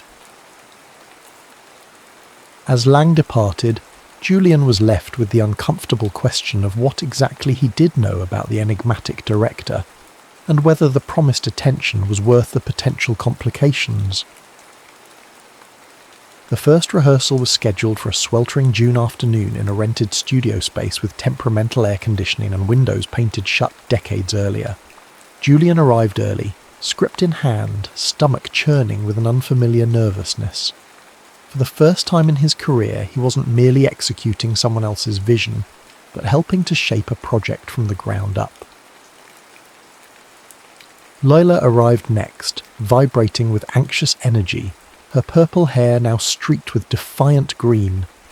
"This is really happening," she said, her voice pitched between terror and exhilaration. "It's really happening," Julian confirmed, handing her a coffee. Black, no sugar, just as she'd drunk it since they were 13 and determined to appear sophisticated. They'd ultimately declined Lang's offer, opting instead for an up-and-coming female director named Rachel, whose experimental work had impressed them both. Victoria had objected strenuously. Lang would put butts in seats, but Julian had held firm, this small victory cementing his growing artistic autonomy. As the cast assembled, a mixture of young professionals and promising NYU students, Julian felt a strange doubling effect. Here he was, preparing to portray a character whose fictional struggle mirrored his own real-life conflicts. The boundaries between performance and reality, already dangerously porous, seemed ready to dissolve entirely. Rehearsals progressed with a typical pattern of breakthroughs and setbacks. Julian found himself approaching the work differently, less focused on technical perfection and more on emotional honesty. His growing friendship with the cast created a collaborative atmosphere unlike anything he'd experienced in his career. Then, 3 weeks before opening, disaster struck. A pipe burst in the theatre, flooding the stage and rendering the space unusable for at least a month. The production, operating on razor-thin margins, faced potential collapse before reaching an audience. "We're finished," Victoria declared when Julian shared the news, her tone suggesting secret relief at this convenient derailment of his detour. "The insurance won't cover alternative venues, and there's no availability anywhere else this late in the season." Julian stared out their apartment window, watching a summer storm wash Manhattan's grime into the gutters. There has to be something, some space we haven't considered. Victoria shook her head. "I've called everyone, Julian. Unless you want to perform in a high school auditorium in Queens." "Wait," Julian interrupted, a memory surfacing. "What about the warehouse?" The warehouse was a decommissioned factory space in the meatpacking district that occasionally hosted experimental productions. Julian had attended a dance performance there the previous year, raw, industrial, with exposed brick and soaring ceilings. "That's not a real theatre," Victoria objected. "No proper lighting grid, no backstage area." "But available," Julian countered, "and maybe perfect for this particular show." He grabbed the phone, already dialing information for the number. Sometimes disasters become opportunities, right? Isn't that what you always say? As Julian threw himself into salvaging the production, negotiating with the alternative venue, reimagining the staging for the new space, calming panicked investors, he experienced a new kind of fulfillment. The stress was still present, but it was different. Born of creation rather than evaluation, of problem-solving rather than pleasing critics. 1 week before opening, Julian found himself alone in the warehouse late at night, sitting centre stage with his notebook. Around him, the transformed space held the promise of what was to come. Simple platforms suggested different levels. Carefully positioned industrial lamps created pools of light and shadow. Mismatched chairs awaited their audience. "I built this," he wrote. "Not just me, but I was part of it. For the first time, I'm not just the product being sold, but the person doing the selling. The person making choices. It terrifies me. It thrills me." A noise from the entrance interrupted his reflection. Victor Lang stood framed in the doorway, his elegant silhouette incongruous against the industrial backdrop. "Ambitious," Lang commented, his voice echoing in the cavernous space as he approached, transforming catastrophe into opportunity. "How did you know where to find me?" Julian asked, closing his notebook. "I make it my business to know what's happening in New York theatre," Lang replied, echoing their earlier conversation, including last-minute venue changes for promising new productions. He sat beside Julian on the edge of the platform, gazing out at the empty chairs. "I came to wish you luck, and to give you this." He extracted an envelope from his coat. "Consider it an investment in your future as a producer." Julian accepted the envelope hesitantly, opening it to find a check with enough zeros to leave him momentarily speechless. "I can't accept this." "You can and you will," Lang said firmly. "Call it a loan if your pride demands it. But this production deserves proper lighting, decent chairs for the audience, programs that don't look like they were photocopied at the corner store." Why do you care so much? Julian asked, the question that had lingered throughout their unusual relationship. Lang was silent for a long moment, his profile sharp against the shadowed wall. Because 30 years ago, I was you, he said finally. A boy with too much talent and too little protection, navigating a world designed to use people up and discard them. He turned, meeting Julian's gaze directly. The difference is, no one intervened for me. The confession hovered between them, simple yet weighted with unspoken history. Julian found himself reassessing their entire relationship. The books, the mentorship, the unexpected appearances. Had Lang truly been looking out for him all along, in his own complicated way? Thank you, Julian said finally, for this and everything else. Lang nodded once, rising with characteristic grace. Don't thank me yet. Thank me when you've created something that matters. He moved toward the exit, pausing at the threshold.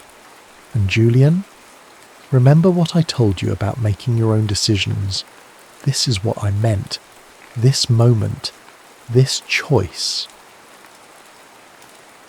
As the door closed behind Lang, Julian looked down at the check in his hand, a gesture that represented both opportunity and obligation. The line between exploitation and mentorship, between control and support, had never seemed so delicately drawn. With opening night rapidly approaching, Julian found himself straddling two worlds, the familiar territory of performance and the uncharted realm of production. Days were consumed with technical rehearsals, budget adjustments, and last-minute staging changes to accommodate the unconventional space. Nights were devoted to refining his performance, finding the precise emotional calibration for a character whose journey so closely mirrored his own. The night before opening, Julian returned home exhausted to find Victoria waiting up, a rare bottle of champagne chilling in the refrigerator. What's the occasion? He asked, dropping his backpack on the counter. Tomorrow, she replied simply, extracting 2 glasses from the cabinet. Your first production. The acknowledgement, so casually delivered, stopped Julian in his tracks. Throughout the process, Victoria had been professionally supportive but emotionally reserved, as if waiting for the experiment to fail so they could return to their established patterns. You think it's going to work? He asked, accepting the glass she offered. Victoria considered this, her expression unusually unguarded. I think it already has. She raised her glass. To new beginnings. As they clinked glasses, Julian recognised the gesture for what it was. Not just celebration, but reconciliation. A tentative acknowledgement that perhaps his path might diverge from the one she'd envisioned without ending in disaster. Mum, he began cautiously, after this run ends, I've been thinking. About taking a break, she finished for him. I know. How? Victoria smiled wryly. I read your notebook, left it open on the coffee table last week. Julian's indignation battled with unexpected relief. The secret finally exposed, the conversation no longer avoidable. That was private. Yes, she admitted, not defensive but matter-of-fact. It was, and I shouldn't have read it, but I'm glad I did.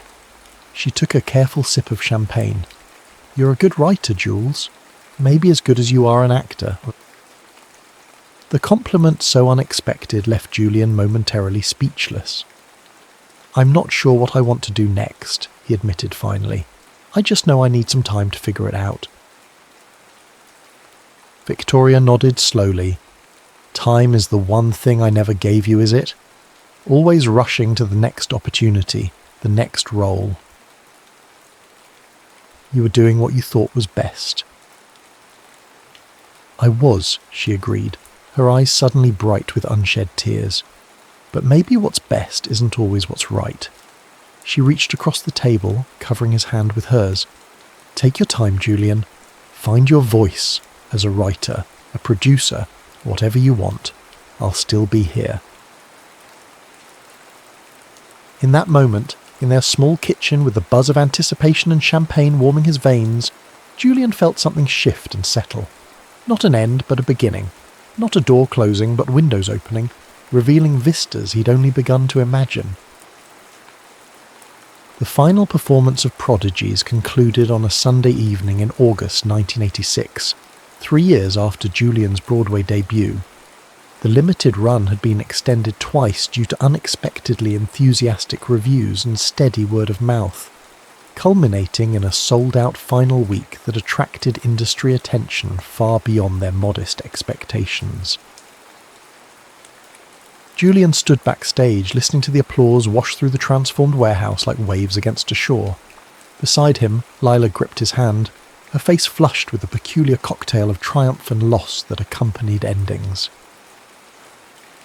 "Curtain call," the stage manager whispered, gesturing them toward the stage where the rest of the cast already stood in a line, bathed in warm light and appreciation.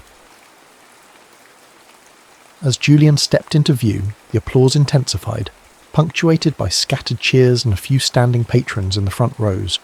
He moved to his position beside Martin Gray, who had, in one of the production's more surprising developments, taken a supporting role despite his rising Broadway status. The gesture had healed old competitive wounds, transforming rivalry into genuine friendship. Taking their bows, the cast stepped back to allow Lila her moment as playwright. Julian watched her face as she absorbed the audience's response, saw the precise instant when she understood that her words had mattered, had reached people, had created something real. Her expression in that moment, wonder tinged with determination, mirrored exactly what he'd felt at his first curtain call years earlier. The symmetry wasn't lost on Julian.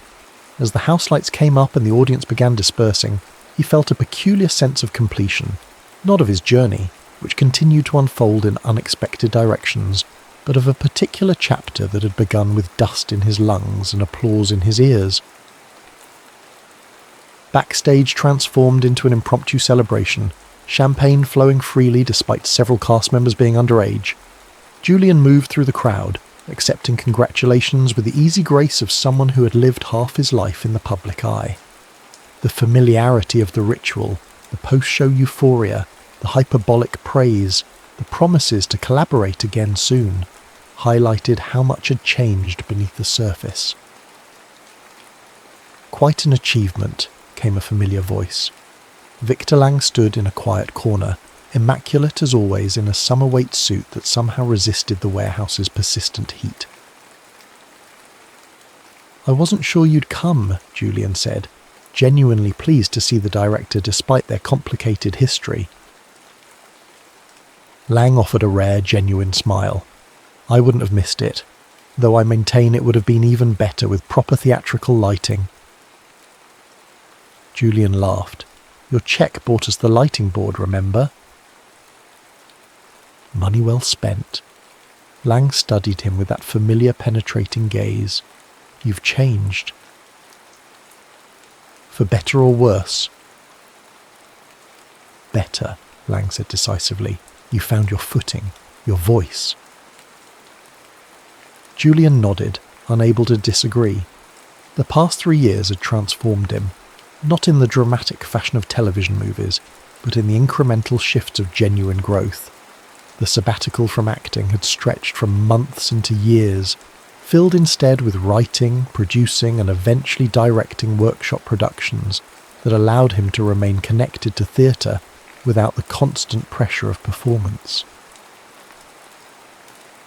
"I'm thinking of going to college," Julian said, the decision solidifying as he voiced it. "Maybe Yale, their playwriting program." Lang nodded approvingly. Education is never wasted on the talented.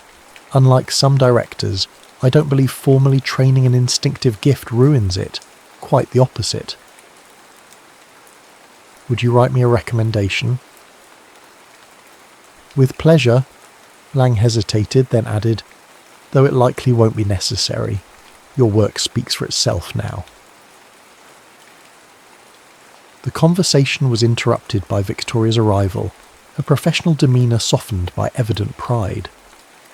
"There you are," she said to Julian before acknowledging Lang with a cautious nod. Their relationship had thawed over the years, mutual respect gradually replacing initial suspicion. "I was just telling Julian how impressed I am with the production," Lang said smoothly, "and with your son's evolution as an artist."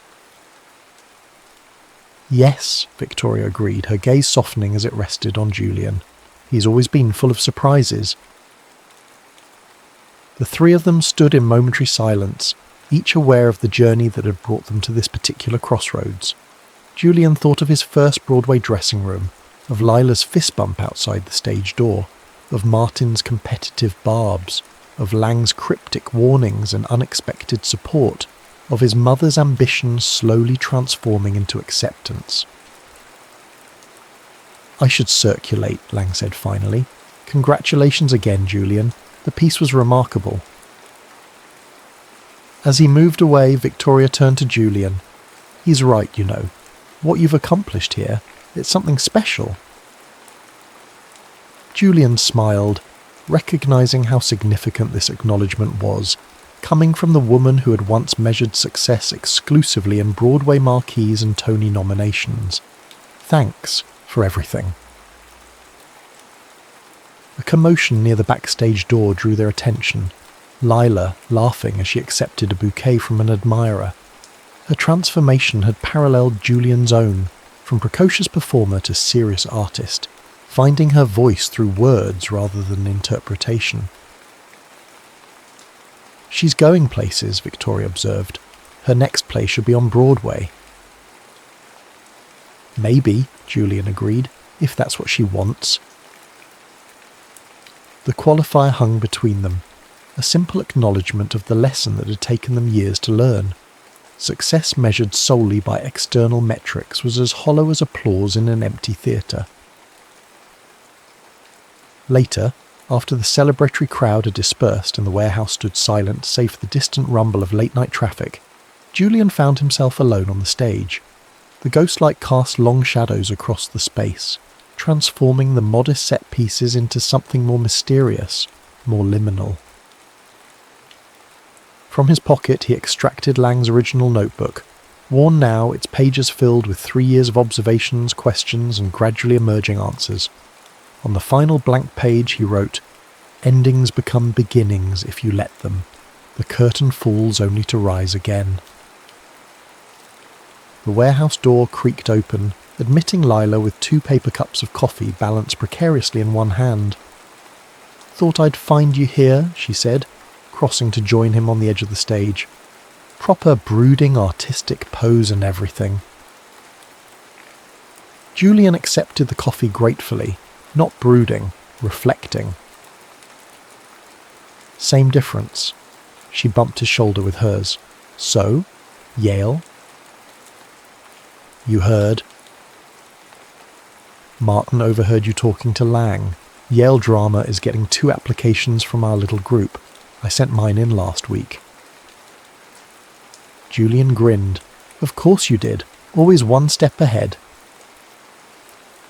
They sat in comfortable silence, drinking bitter coffee and listening to the building's subtle symphony of settling timbers and distant water pipes. "Do you miss it?" Lila asked finally. "Performing?" Julian considered this, trying to separate nostalgia from genuine longing. "Parts of it," he admitted. "The immediate connection with an audience. That moment when a scene is flowing so perfectly it feels like flying," he shrugged. "But the cost was too high." "It doesn't have to be," Lila pointed out. "You could go back on your terms. Choose projects that matter, directors who respect boundaries." "Maybe someday." Julian smiled at her sceptical expression. "I'm serious. I haven't sworn off acting forever. I just needed to figure out who I am when I'm not playing someone else." "And? Who is Julian Mercer these days?" The question hung between them, simple yet profound. Julian thought about the boy who had tasted stage dust and mistaken it for communion, who had given pieces of himself away until he feared nothing remained. He thought about the young man who had gradually reclaimed those pieces, reassembling them into something new and authentically his own. "Still figuring it out," he said finally, "but I'm getting closer." Lila nodded, understanding the journey because she'd walked a parallel path. "We should probably clean up," she said eventually, gesturing toward the scattered programs and abandoned cups that mark the audience's passage. "In a minute," Julian replied, reluctant to break the moment. "Let's just be here for a bit longer." As they sat side by side in the dimly lit warehouse, Julian felt a rare contentment settle over him. The applause had faded, the critics had moved on to the next production, the future remained unwritten, and for the first time that uncertainty felt like freedom rather than failure. Outside, Manhattan continued its perpetual motion, taxis navigating rain-slicked streets, ambitious youngsters arriving with dreams intact, veterans departing with stories to tell. The city that had witnessed Julian's evolution would do the same for countless others, a backdrop against which personal dramas played out in endless variation. Julian closed his notebook, slipping it back into his pocket. There would be time for more words tomorrow, and the day after, and all the days that followed. Time to discover which stories he wanted to tell, which voices deserved amplification, which truths had yet to be explored. The final curtain had fallen on his life as a child performer, but the stage door remained open, leading to possibilities he was only beginning to imagine.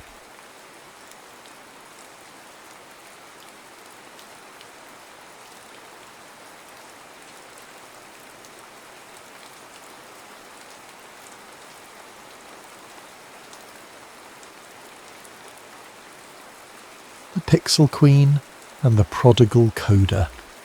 Theo Brennan's fingers trembled as he tried to adjust his headset. The livestream counter ticked past 20,000 viewers, all waiting for his studio's big reveal. 3 years of work, 2.5 million in venture capital, and the collective dreams of his 7-person team all converged on this moment. "Just breathe," he whispered to himself, the microphone fortunately muted. On screen, the trailer for Everpath played, a procedurally generated open-world game his team had poured their souls into. The audience chat scrolled by in a blur of emojis and exclamations. Someone wrote, "This better not be another No Man's Sky situation." The comment lodged in Theo's brain like a splinter. As the trailer ended and his webcam feed expanded to fill the screen, the first question came in. "Your procedural generation looks suspiciously similar to Helios Engine's proprietary algorithm. Care to comment?" Theo's mouth went dry. The accusation was baseless. They'd built their engine from scratch, but his prepared remarks evaporated. He felt the familiar tightness in his chest, the tingling in his extremities. We didn't..." The words wouldn't form. The chat exploded with speculation. Then came the second question. "Sources say your team missed 3 milestones and your lead designer quit last month. Is Everpath even playable yet?" The room began to spin. 20,000 people watched as Theo Brennan, once heralded as indie gaming's next visionary, had a full-blown panic attack on camera. His gasping breaths and wide-eyed terror were clipped, memed, and shared across gaming forums within minutes. By evening, number Everpath Meltdown was trending. 3 weeks later, Theo stood on his grandmother's porch in Manzanita, Oregon, a small duffel bag at his feet. The salty breeze from the Pacific stung his face. He hadn't called ahead, partially because he wasn't sure she'd answer, partially because he wasn't sure he could explain what had happened without breaking down again. Lena Brennan's cottage looked exactly as it had during his childhood summers. Weathered blue siding, wind chimes made from arcade tokens, and a garden gnome flipping the middle finger to passers-by. The only new addition was a hand-painted sign reading "Pixel Queen's Castle. Trespassers will be digitized." He knocked 3 times, each rap against the door loosening something tight in his chest. When the door swung open, Lena Brennan didn't look surprised to see her grandson for the first time in 8 years.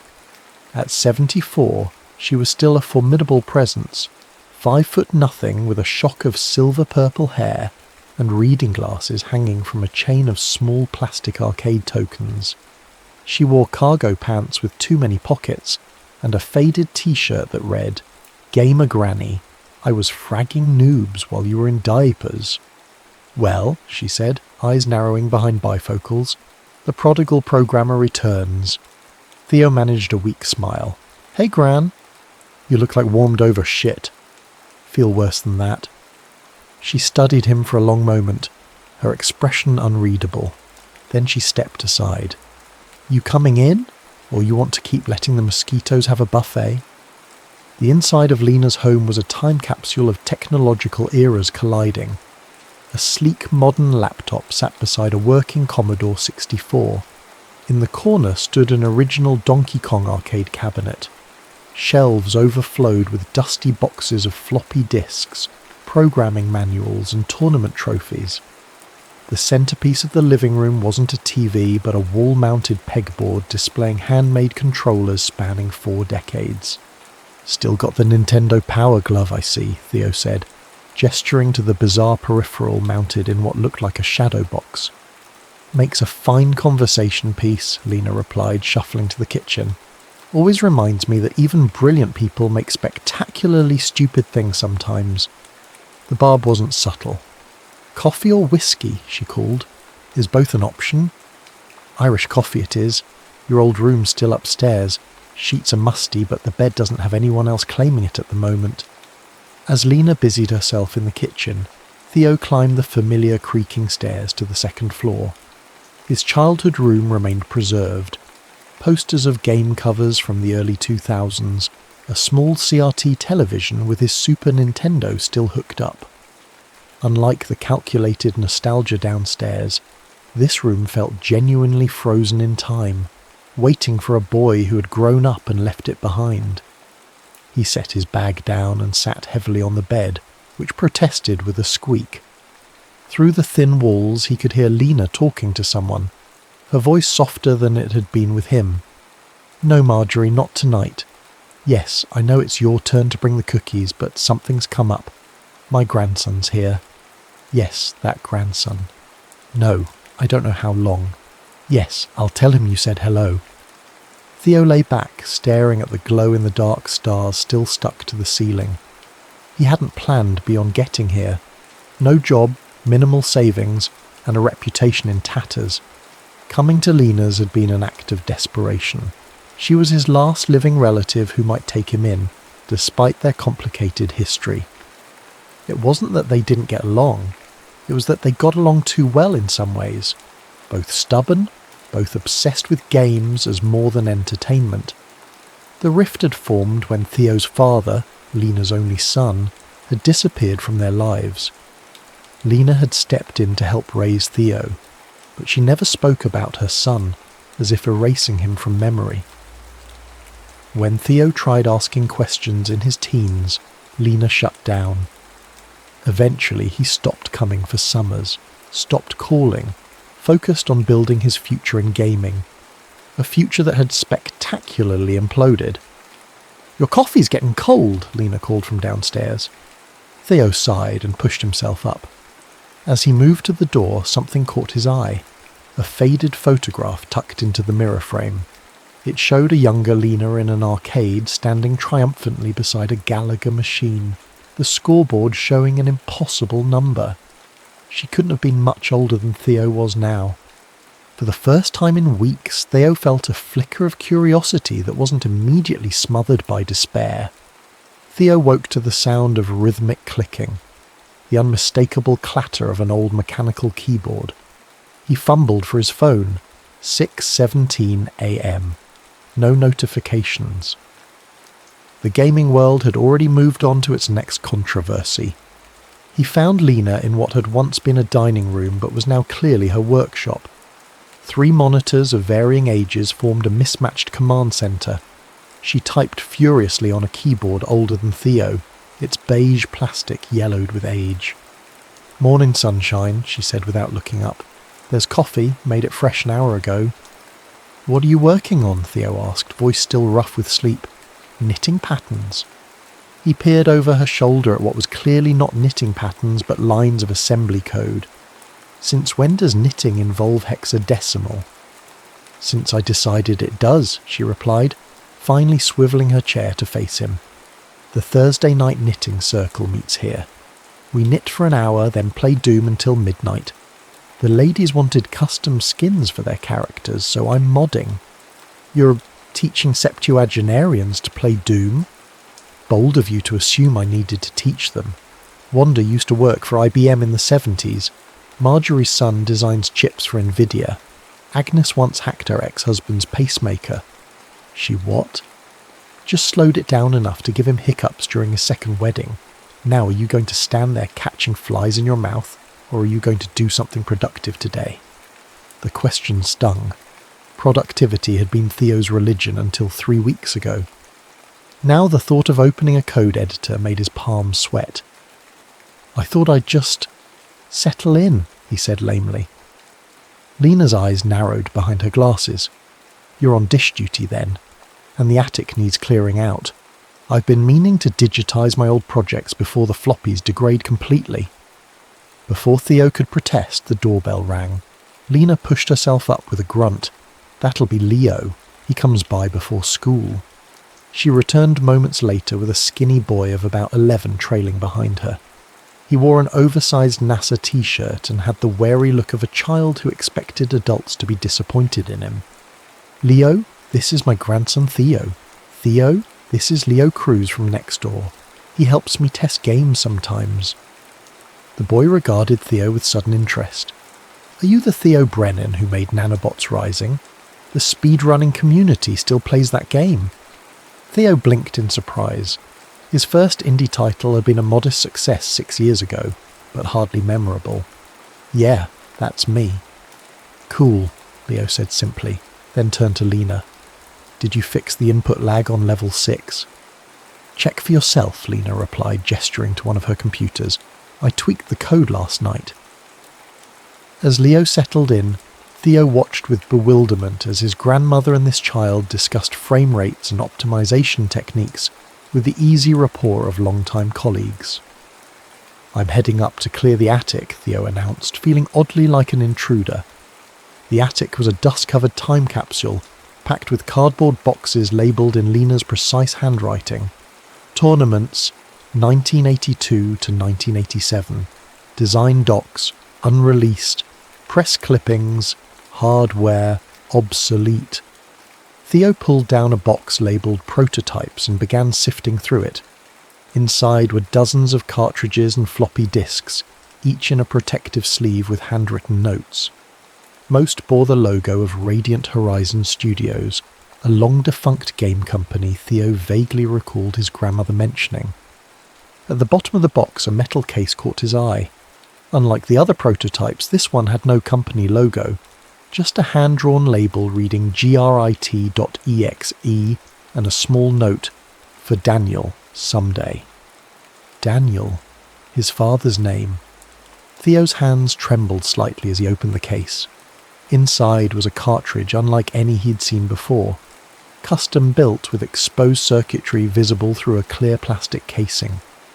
Alongside it was a small notebook filled with Lena's handwriting, design documents, sketches of pixel characters, and pages of assembly code annotated with comments like "fixed jump physics" and "death animation too gruesome." The last entry was dated May 17th, 1986 and simply read, "Project shelved indefinitely." When Theo brought the metal case downstairs, Leo had already left for school. Lena was back at her keyboard, glasses perched on the end of her nose. "Found something," Theo said, placing the case on her desk. Lena's fingers froze mid-keystroke. She stared at the cartridge for a long moment before slowly closing the lid of the case. "That doesn't need digitizing," she said flatly. "What is it? I've never seen hardware like this." "A mistake. A waste of 8 months of my life." She pushed the case back toward him. "Put it back where you found it. The label says it's for Dad." Lena's expression hardened. Like I said, a mistake.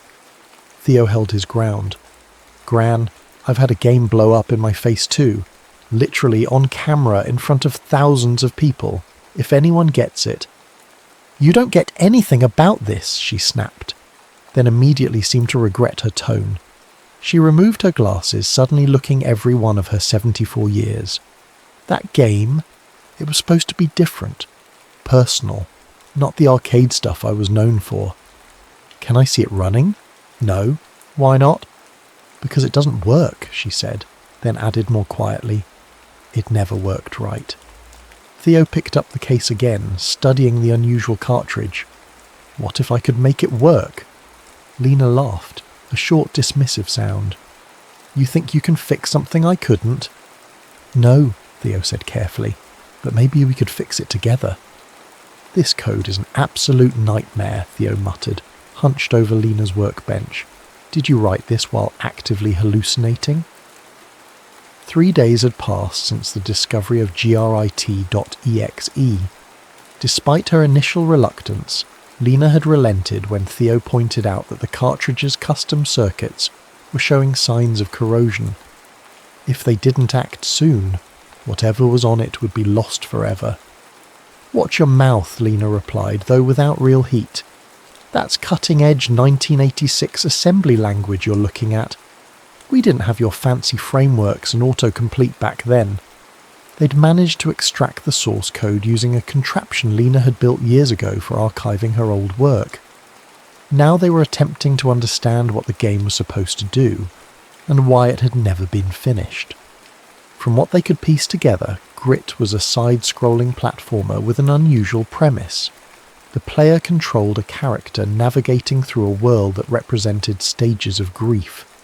Each level transformed around the player, environment shifting from dark caves to stormy mountaintops, to serene beaches as the protagonists processed their loss. It's surprisingly deep for a mid-80s game, Theo admitted, scrolling through the level designs. Most games then were just go right and jump on things. Lena shrugged, but Theo caught the flicker of pride in her eyes. Games have always been more than just toys, at least the good ones. A knock at the door interrupted them. Leo stood on the porch, backpack still on, practically bouncing with excitement. Miss Brennan, I got an A on my coding project. I used that loop trick you showed me and... He stopped when he saw Theo. Oh, hey. Come on in, smarty pants, Lena said, genuine warmth in her voice. I've got cookies in the kitchen. As Leo chattered about his programming class, Theo found himself studying the easy relationship between his grandmother and this neighbourhood kid. There was none of the guardedness Lena showed with him, none of the sharp edges. What's that? Leo asked, peering at the screen. Just an old game I never finished, Lena answered. Can I see? Before Lena could object, Theo clicked on a partially reconstructed level file. The screen filled with crude but effective pixel art. A character in a flowing red scarf stood at the edge of a storm-tossed sea. Leo's eyes widened. Whoa! This is retro cool? It's just old, Lena corrected. No way! This has that authentic pixel art style everyone's trying to copy now. It looks like it means something. Leo leaned closer. What happens if the character jumps in the water? They drown, Lena said flatly. Game over. But there's something on that island, Leo pointed to a distant pixel formation. How do you get there? You don't, Lena said, reaching over to close the file. That's as far as I got. Later, after Leo had gone home, Theo found Lena sitting on the back porch staring out at the darkening sky. He handed her a mug of tea and settled into the adjacent chair. Leo seems like a good kid, he offered. He is. Smart as a whip, but terrible social skills. Reminds me of you at that age. They sat in companionable silence for a moment. The game, Theo finally said. It's about Grandpa, isn't it? Lena's hands tightened around her mug. For a long moment, Theo thought she might shut down the conversation, as she always had in the past. Instead, she sighed. Jack died in '85. Pancreatic cancer. Fast and brutal. Her voice was matter-of-fact, but her eyes had drifted somewhere distant. The arcade community did a tournament in his honour, raised money for his medical bills, but after the funeral I couldn't go back to making the same mindless games. So you started GRIT instead. I wanted to make something that mattered, something that captured what it felt like to keep going when you've lost someone. She took a sip of tea. Radiant Horizon thought I was having a breakdown. They wanted more Cosmic Crashers sequels, not some artsy game about grief. What happened? I quit. Decided to make it independently, but then she trailed off. Then what? Then your father told me he was leaving, that he couldn't handle raising you alone, couldn't handle Oregon, couldn't handle any of it. He dropped you here and said he'd be back in a week. Her voice grew tight. 3 months later, he sent divorce papers to your mother's lawyer and a postcard from Arizona. Theo absorbed this in silence. He'd always known his father had left, but the details had been kept from him. His mother had died when he was 4, a car accident he barely remembered. His father's abandonment had come just 2 years later. I stopped working on the game, Lena continued. It felt pointless. I'd already failed at the most important thing. You didn't fail, Theo said quietly. You raised me. For a while. Until you got old enough to start asking questions I didn't want to answer. The unspoken history stretched between them. Theo's teenage years when he'd pushed for information about his father, Lena's stubborn refusal to discuss him, the growing distance that followed. I think we should finish it, Theo said suddenly. What? Grit. I think we should finish it. Update it. Make it playable on modern systems. He turned to face her. It was ahead of its time, Gran. Games about emotional journeys are exactly what the indie scene celebrates now. Lena shook her head. That code is 39 years old. So we rewrite it. Keep the soul, update the body. Theo leaned forward, feeling the first genuine spark of excitement since his public meltdown. I need a project that matters, that isn't about chasing market trends or impressing investors, and you deserve to see your vision completed. And what happens when you get bored or frustrated and bail on this too? The words were harsh, but Lena's tone wasn't accusatory, just weary. The question hit Theo like a physical blow. Is that what you think? That I'm like him? I think the Brennan men have a history of not finishing what they start. Theo stood up, hands clenched at his sides. I'm not my father. Prove it, Lena said simply. By mid-June, Theo and Lena had fallen into an unexpected rhythm. Mornings began with coffee and arguments over code architecture. Afternoons were spent with Lena recreating her original pixel art at a higher resolution, while Theo built a modern engine that could capture the feel of the original. Evenings often included Leo, who had appointed himself their first beta tester and most vocal critic. The jump still feels floaty, Leo insisted, demonstrating on the test level for the 5th time. See? There's like a micro-hesitation before the character starts falling. The boy's right, Lena said, making a note. The original had snappier physics. Theo rubbed his eyes. I'll fix it tomorrow, again. Leo handed back the controller. It's still awesome, though. When can I show my friends? When it's ready, Lena and Theo replied in unison, then glanced at each other in surprise. After Leo left, they continued working in companionable silence until Theo's phone buzzed, a rare occurrence these days. He checked the screen and froze. What is it? Lena asked. You look like you've seen a ghost. Not a ghost, just someone from before. He showed her the screen, a message from Juno Park, his former creative partner. Heard through the grapevine you're working on something new. Want to catch up? Former girlfriend, Lena guessed. Former everything. Partner, girlfriend, co-developer. Theo put the phone down. We were building Everpath together until she got an offer from Horizon Studios. She left 6 months before the meltdown. Ah, the lead designer quit part of your public flameout. She didn't just quit, she took an improved version of our core mechanics to a major studio. He shook his head. At least that's what I told myself at the time. Looking back, I might have been projecting some issues. You think? Lena's tone was dry. What are you going to do? Ignore it? Lena snatched up his phone and began typing. Gran, give that back. Too late, she said, tossing the phone to him. She's coming for dinner tomorrow. I'm making my lasagna. You can't just... Yes, I can. I'm old. Being inappropriately direct is one of the few perks. The next evening, Juno Park arrived exactly on time, a bottle of wine in one hand and a small package in the other. At 29, she had the focused energy of someone accustomed to being the smartest person in the room but working hard not to show it. Her black hair was cut in a sharp bob, and she wore a leather jacket over a t-shirt from the game studio where she now worked.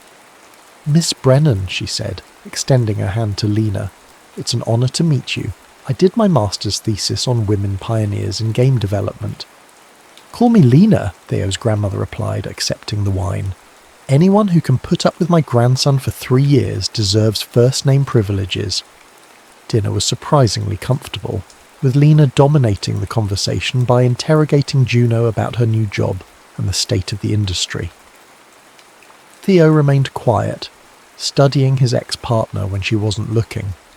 There was no anger there anymore, he realised, just a lingering sadness for what they'd lost, professionally and personally.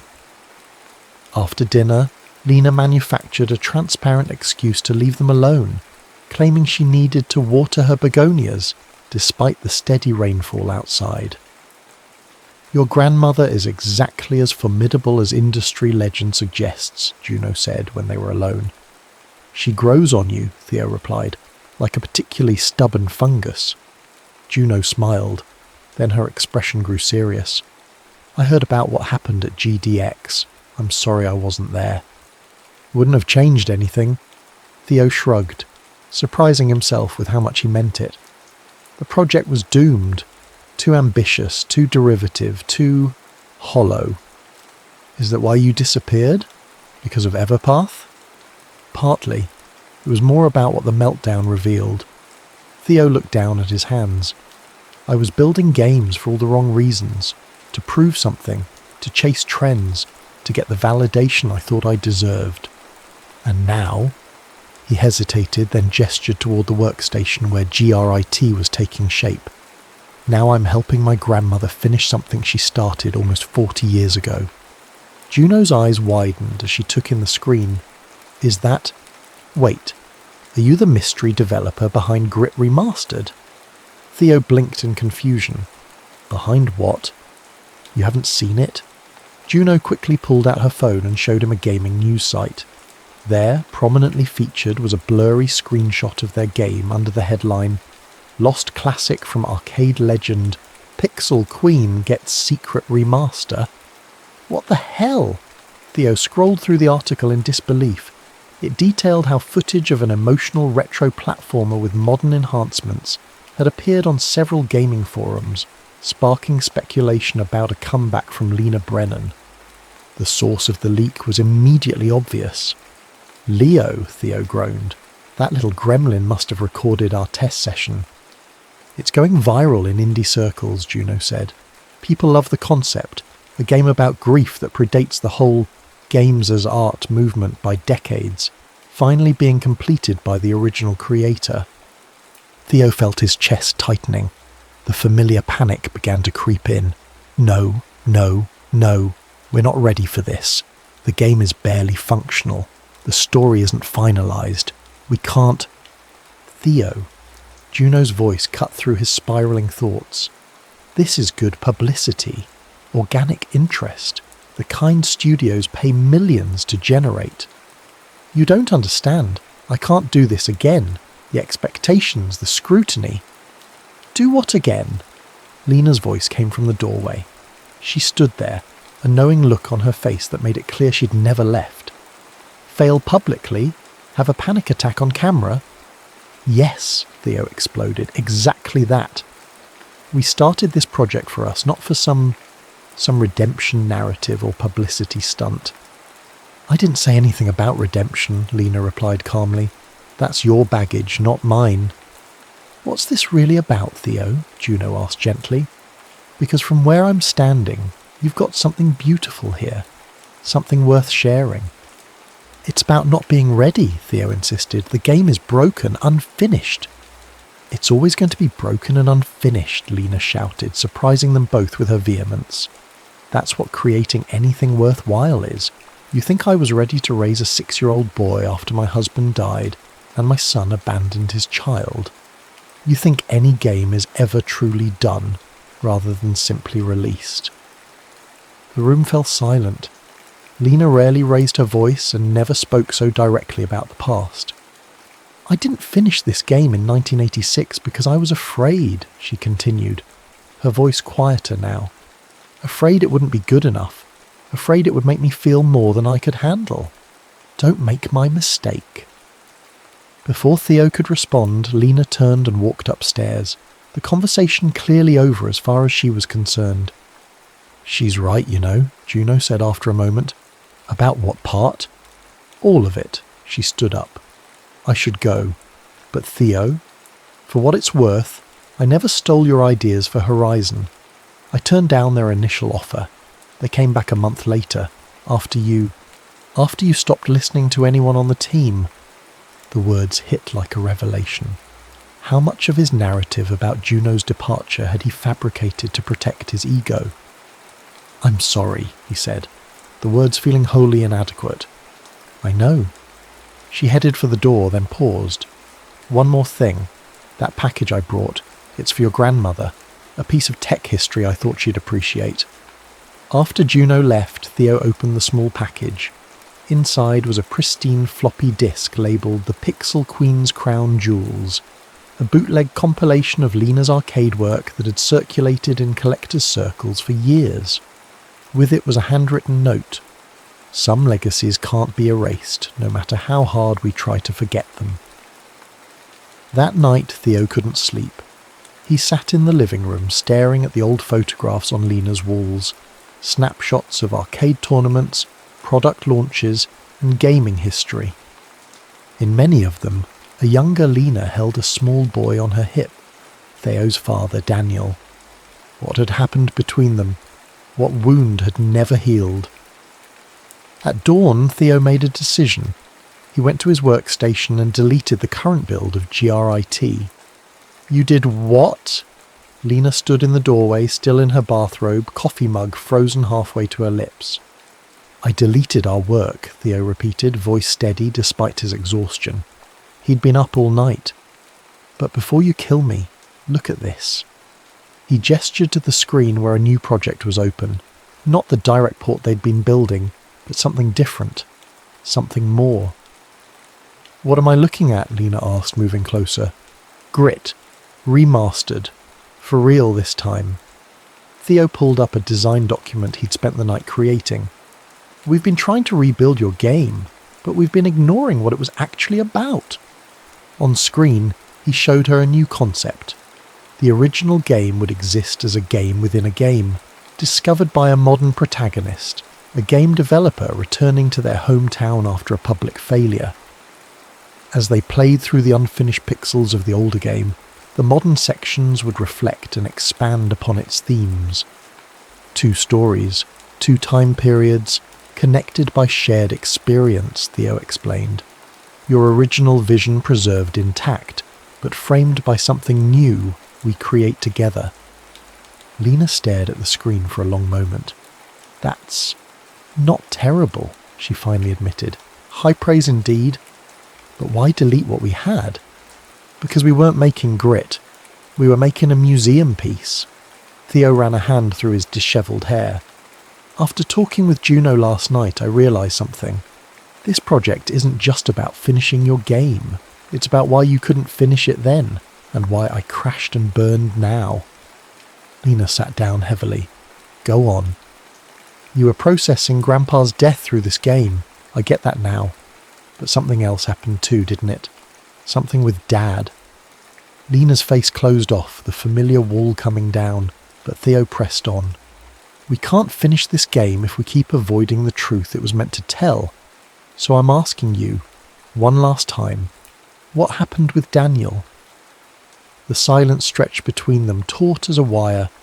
Finally, Lena set down her coffee cup. "He blamed me," she said quietly, "for your mother's accident." Theo felt the floor shift beneath him. "What?" "I was supposed to pick her up that night. Had a tournament I couldn't miss. Asked her to take a cab." Lena's eyes focused on something distant. The driver fell asleep at the wheel. "If I'd been there..." "That's why Dad left? Because he blamed you?" "Partly. He was already struggling after her death. But yes, that was the final break." She looked up at Theo, eyes bright with unshed tears. "And he was right to blame me. My selfishness cost you your mother." "That's bullshit." The words escaped before Theo could temper them. It was an accident. Tragic and terrible, but an accident. "You don't understand." "No, you don't understand." Theo knelt before her chair, taking her weathered hands in his. "Dad left because he couldn't handle his grief. He abandoned his child, abandoned you, when you were grieving too. That wasn't your fault. None of it was." Lena shook her head, but Theo continued. "You've been carrying this guilt for almost 30 years. You couldn't finish Grit because it was supposed to be about processing grief, but you wouldn't allow yourself to process yours." A single tear escaped down Lena's cheek. "When did you get so insightful?" "Probably around the time I had a mental breakdown on camera and had to move in with my grandmother at 34. He squeezed her hands. "We're both works in progress." For a moment they sat in companionable silence, the weight of unspoken history finally acknowledged between them. "So," Lena finally said, wiping her eyes, "this new version of GRIT, tell me more." 6 months later, Wally Ortega's retro gaming bar, 8-Bit Alley, was packed wall-to-wall with an improbable mix of aging arcade enthusiasts, indie game developers, and curious locals. A banner hung over the main cabinet. World Premiere, Grit, Remastered. Theo stood nervously by the bar, watching as Lena held court near the machine, Leo at her side acting as self-appointed crowd control.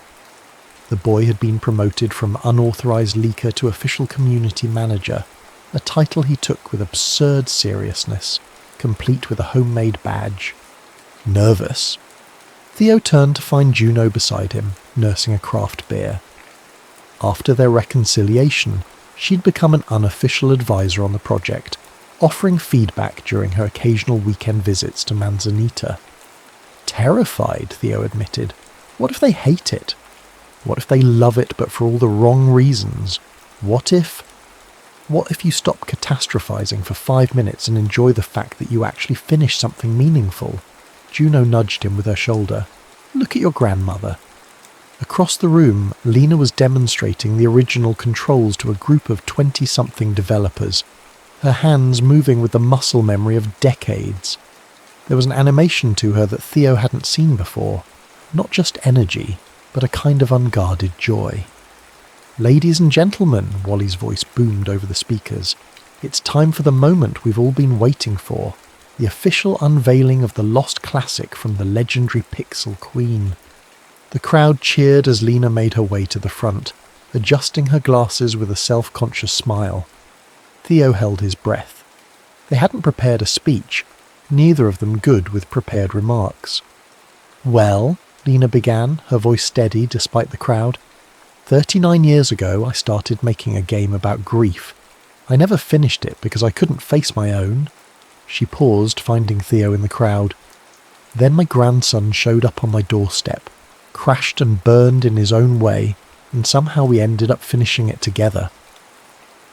The room had gone quiet, the usual bar chatter suspended. "Grit isn't like the games I made back in the arcade days. It's not about high scores or perfect runs. It's about continuing forward when everything hurts, about finding meaning in what remains." She cleared her throat. "It's also about family, the ones we lose, the ones who leave us, and the ones we build in their absence." She gestured to Theo, who reluctantly made his way to the front. "This young man taught me that it's never too late to finish what you start, that some stories take decades to tell properly. She turned to the gleaming arcade cabinet where their game waited. So here it is, GRIT Remastered, a game 39 years and 3 generations in the making. As the title screen appeared, the original pixel art upscaled alongside new, hand-drawn elements.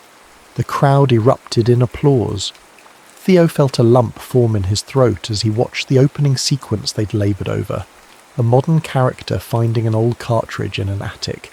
The worlds between then and now blurring as both protagonists began their parallel journeys. What followed was a blur of demonstrations, questions, and the distinct click of controllers as players worked through the first few levels. Industry press took photos. Streamers requested interviews.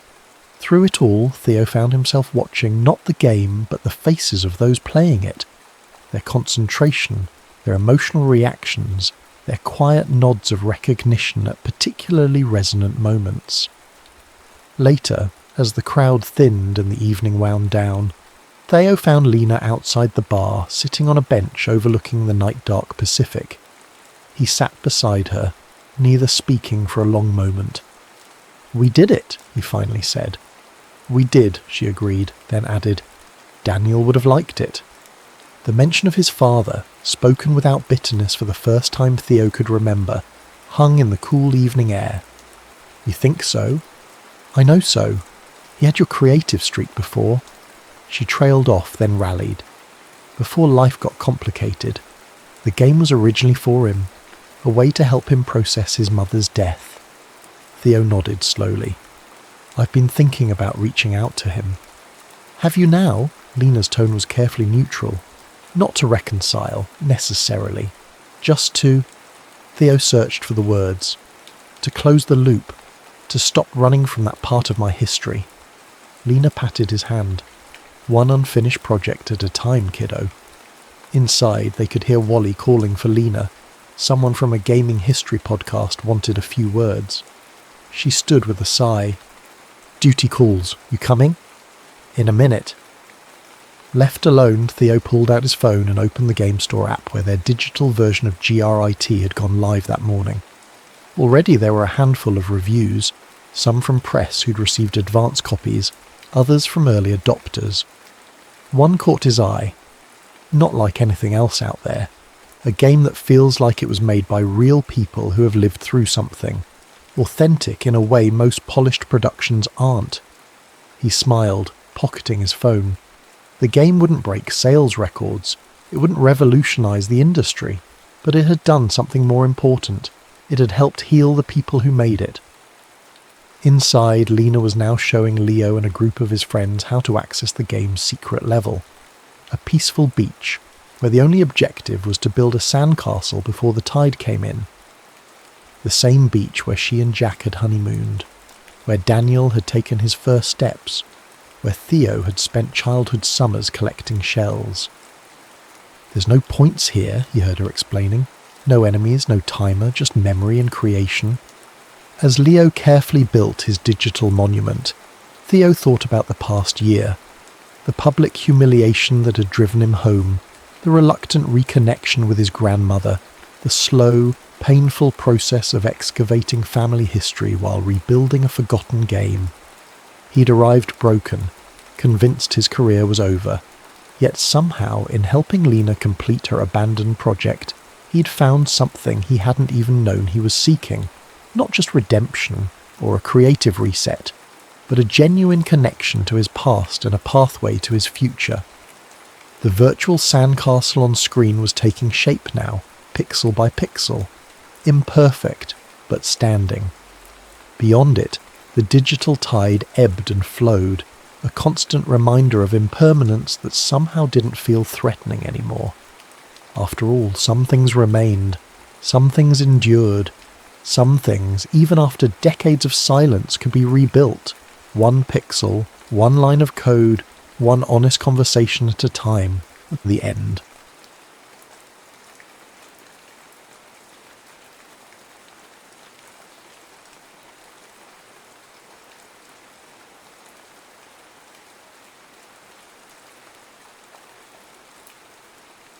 The Clockmaker's Apprentice, Amsterdam, 1943. The city once known for its vibrant canals and ringing church bells had fallen silent under the heavy boot of occupation.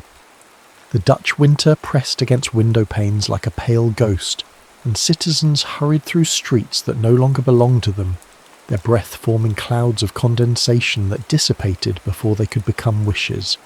Levi Goldstein pressed his back against a stone wall, listening to the rhythmic march of Wehrmacht boots against cobblestones.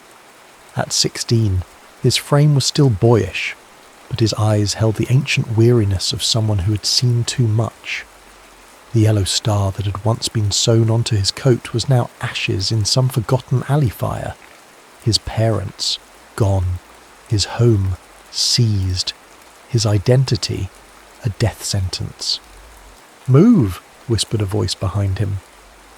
Levi turned to find a man with a face like crumpled paper, eyes darting nervously beneath the brim of a workman's cap. "Follow me. 5 paces behind. If I'm stopped, walk past and take the 3rd street on the left." They walked for what felt like hours, though the church bells, the few that still rang, only chimed once. The streets narrowed, widened, then narrowed again until they reached the Herengracht Canal.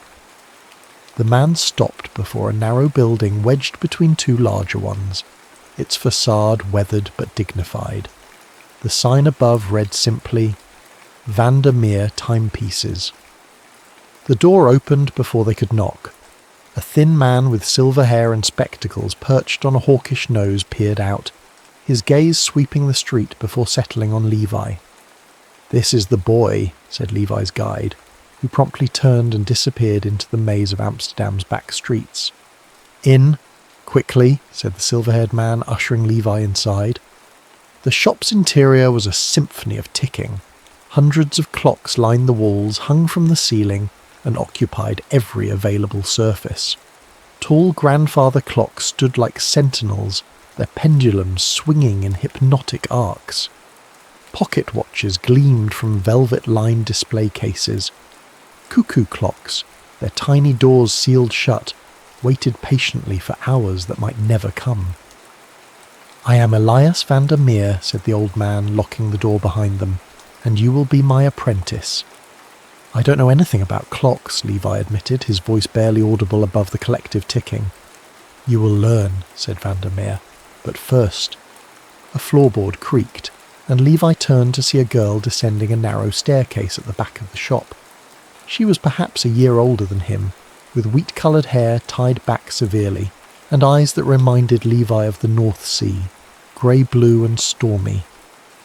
"This is Annika Voss," said Vandermeer, "my niece." The girl's eyes narrowed suspiciously. "Another one?" "Annika," Clockmaker warned. She approached, studying Levi with an intensity that made him want to shrink into himself. "Do you know how to keep quiet?" she asked. "Yes," Levi replied. "Do you know how to forget your name, your past, your family?" Levi swallowed hard, thinking of his mother's hands, his father's voice. "I'm learning." "Good," said Annika, her expression unchanging, "because here you're no one but who we say you are." She turned to Vandermeer. "The Wehrmacht increased patrols on Prinsengracht today. Weber was asking questions at the bakery." Vandermeer nodded gravely. "Take him upstairs. Show him." As Levi followed Annika up the creaking staircase, he noticed something odd. Several of the clocks showed different times, their pendulums swinging at irregular intervals. A tall clock near the door was 5 minutes fast. A small desk clock by the counter was 3 minutes slow. The upper floor of the building was modest. A small kitchen, a sitting room with worn furniture, and 3 doors leading to what Levi presumed were bedrooms. Annika led him to the smallest one. "You'll sleep here," she said. "Don't leave crumbs, don't make noise, don't stand near windows." The room contained a narrow bed, a dresser, and a small table. But what caught Levi's attention was a peculiar clock on the wall, its face divided not into 12 hours but into 14 uneven segments. "What's that?" he asked. Annika's expression shifted almost imperceptibly. "Your first lesson." She closed the door behind them. "The clocks aren't just timepieces, they're our language." She pointed to the misaligned pendulums he had noticed downstairs. Each morning, Vandermeer adjusts certain clocks. The differences in minutes, that's our cipher. 2 minutes slow means a message received. 3 minutes fast means danger. 5 minutes fast means movement tonight. Levi's mind raced. And the strange clock here? That's for the next phase. Once you've proven yourself, she fixed him with those stormy eyes. If you betray us, if you compromise even one of our people, I will kill you myself. Levi believed her. Over the following weeks, Levi learned the delicate art of clockmaking. His fingers, once clumsy, grew nimble as he manipulated tiny gears and springs under Vandermeer's critical eye. But his real education happened after closing, when the old clockmaker would reveal the intricate network of resistance that pulsed through Amsterdam like the hidden mechanisms of his timepieces. Time is neutral, Vandermeer told him one evening as they huddled around a small fire, the blackout curtains drawn tight. It serves neither good nor evil, but those who control time, who can read it, manipulate it, predict it, they have power. The resistance used the innocuous clock shop as a message hub. Customers would come in, requesting repairs with specific phrases.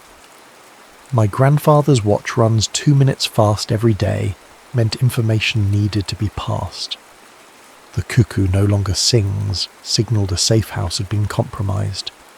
Annika was often absent, returning at odd hours with mud on her boots and a hardness in her eyes that spoke of things Levi could only imagine. She barely acknowledged him at first, treating him as a necessary inconvenience. But as January turned to February and Levi proved his worth, memorizing codes, crafting hidden compartments in timepieces, keeping silent during the nerve-wracking visits from German officers seeking repairs for their watches, something shifted between them. It began with small things, an extra slice of the precious black bread at dinner, a nod of approval when he correctly interpreted a complex time cipher, standing closer than necessary as they worked side by side in the cramped workshop. One night, as snowflakes drifted past the attic window, Annika finally asked about his family. They were taken during the razzia last summer, Levi said, his voice hollow. I was running an errand. When I returned, the apartment was empty. A neighbour hid me until I could connect with the resistance. Annika was quiet for a long moment. My brother Peter was part of a group that derailed a German supply train, she finally said. He was captured 4 months ago. They made an example of him in Dam Square. The unspoken truth hung between them. There would be no reunions after the war, no return to what was. They were orphans of occupation, clinging to the wreckage of their former lives. Why clocks? Levi asked, changing the subject before grief could overwhelm either of them. A ghost of a smile touched Annika's lips. Vandermeer says time is the only thing the Nazis cannot fully control. They can steal our possessions, our freedom, even our names, but seconds pass the same for everyone. And while they count down to what they believe is their 1,000-year Reich, we count toward their inevitable defeat. That night, as Amsterdam's hidden Jews and resistance fighters marked another day of survival, the synchronous ticking of hundreds of clocks sounded to Levi like the collective heartbeat of hope. March arrived with unexpected warmth, melting snow into treacherous puddles that reflected the grey Amsterdam sky. For Levi, the passing months had transformed him from a terrified fugitive into something else. Not quite a resistance fighter, but no longer merely a survivor. His days fell into a rhythm as predictable as the clocks that surrounded him. Mornings were spent in the front of the shop, learning the craft from Vandermeer. The old man's hands, spotted with age yet remarkably steady, guided Levi through the intricate dance of gears and springs. Afternoons were dedicated to the secret language of time, memorizing drop points, safe houses, and extraction routes, all coded in minute and hour hands.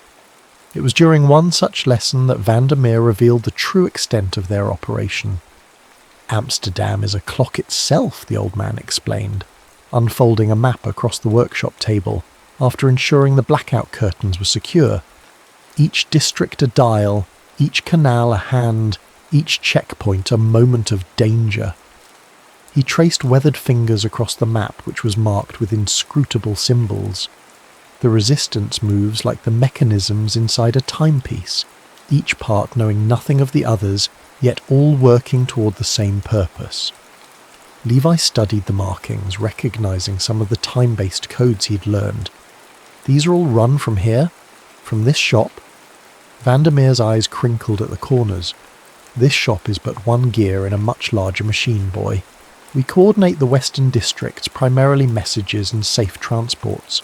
Other cells handle sabotage, intelligence, forged papers. And Annika? Levi asked, noticing how Vandermeer's expression softened at the question. Annika is our bridge to the others. She carries what needs carrying, sees what needs seeing. The answer was deliberately vague, but Levi understood. The less he knew about specific operations, the less he could reveal if captured. That evening, as Levi practiced setting the special cipher clock in his room, now able to manipulate its unusual face to transmit complex messages, Annika appeared at his door. Her cheeks were flushed from the cold and she carried a small leather satchel. "Come," she said without preamble, "it's time you did more than practice." Heart-pounding, Levi followed her down the back stairs and through a concealed door that led to the adjacent building's cellar.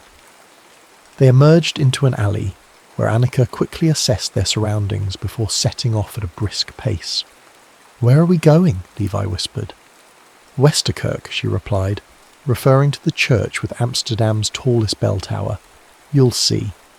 They wound through narrow streets, Annika instinctively pausing or changing direction whenever patrol lights swept the cobblestones ahead. Levi matched her movements, his body learning a new kind of timepiece, the rhythm of evasion, the tempo of survival. The massive church loomed before them, its spire a dark sentinel against the night sky. Instead of approaching the main entrance, Annika led him to a small side door where an elderly caretaker waited. He nodded once, then ushered them inside without a word. "The Germans allow the church to mark the hours," Annika explained as they climbed the narrow spiral staircase of the bell tower, "but they've forbidden the carillon concerts that once played daily." "What are we doing here?" Levi asked, his voice echoing slightly in the stone passage. "Teaching you about transmission." At the top of the tower, a small door opened onto a cramped room dominated by the massive church clock mechanism, a complex arrangement of weights, pulleys, and gears far larger than anything in Vandermeer's shop. Beyond it, Levi could see the bell chamber. To his surprise, 3 people were already there. A woman in her 40s with a schoolteacher's stern demeanour, a man with a railway worker's cap, and a priest who nodded at their arrival. "This is the new one?" the woman asked, studying Levi critically. "Yes," said Annika. "He's ready." The railway worker chuckled. "That's what you said about Weber's boy." A shadow crossed Annika's face. "I was wrong about him. I'm not wrong about Levi." The priest intervened. "What's done is done. Tonight's message must reach Harlem before dawn." He turned to the clock mechanism. "Young man, what do you know of carillons?" "Only that they're played with keys and pedals," Levi admitted. "Before the occupation, Amsterdam's carillons would play music that could be heard across the city," the priest explained. "Now, we are permitted only to mark the hours, but even in this, we found opportunity." The railway worker opened a panel on the clock mechanism to reveal an ingenious modification. Additional gears had been installed, connected to a removable lever. "The lever allows us to adjust the striking pattern," the teacher explained. 3 normal strikes followed by 2 quick ones, then a pause, then normal again. It sounds like a mechanical hiccup to most, but to those who know... "It's code," Levi realized, "like our clocks in the shop, but with sound instead of hands." "Precisely," said the priest. "Tonight's message will alert our Harlem cell that a package is coming. Medical supplies for hidden families and parts for radio transmitters." Annika opened her satchel, removing a small wooden box. "Which you'll be carrying." Levi's mouth went dry. Until now, his resistance activities had been confined to the relative safety of the clock shop. "Me?" "You can't stay hidden forever," she said quietly. "Every gear must turn." The next hour was spent preparing. The railway worker adjusted the clock mechanism while the teacher gave Levi detailed instructions about the Harlem contact, a flower seller near the great church who would recognize him by his response to a coded greeting. As midnight approached, they gathered in tense silence. The priest offered a brief prayer, and then the clock began to strike. The normal 12 bells of midnight, but with a subtle, altered rhythm on the 8th and 9th strikes that only the most attentive ear would notice. Across Amsterdam, and more importantly in Harlem, resistance members hearing those distinctive chimes would know something is coming. Be ready. As they descended the tower, Annika unexpectedly took Levi's hand. Her fingers were cold but gripped his with surprising strength. "Are you afraid?" she asked. "Yes," Levi admitted. Her lips curved slightly. "Good. Fear keeps you sharp." She hesitated. "When I first saw you, I thought you wouldn't last a week.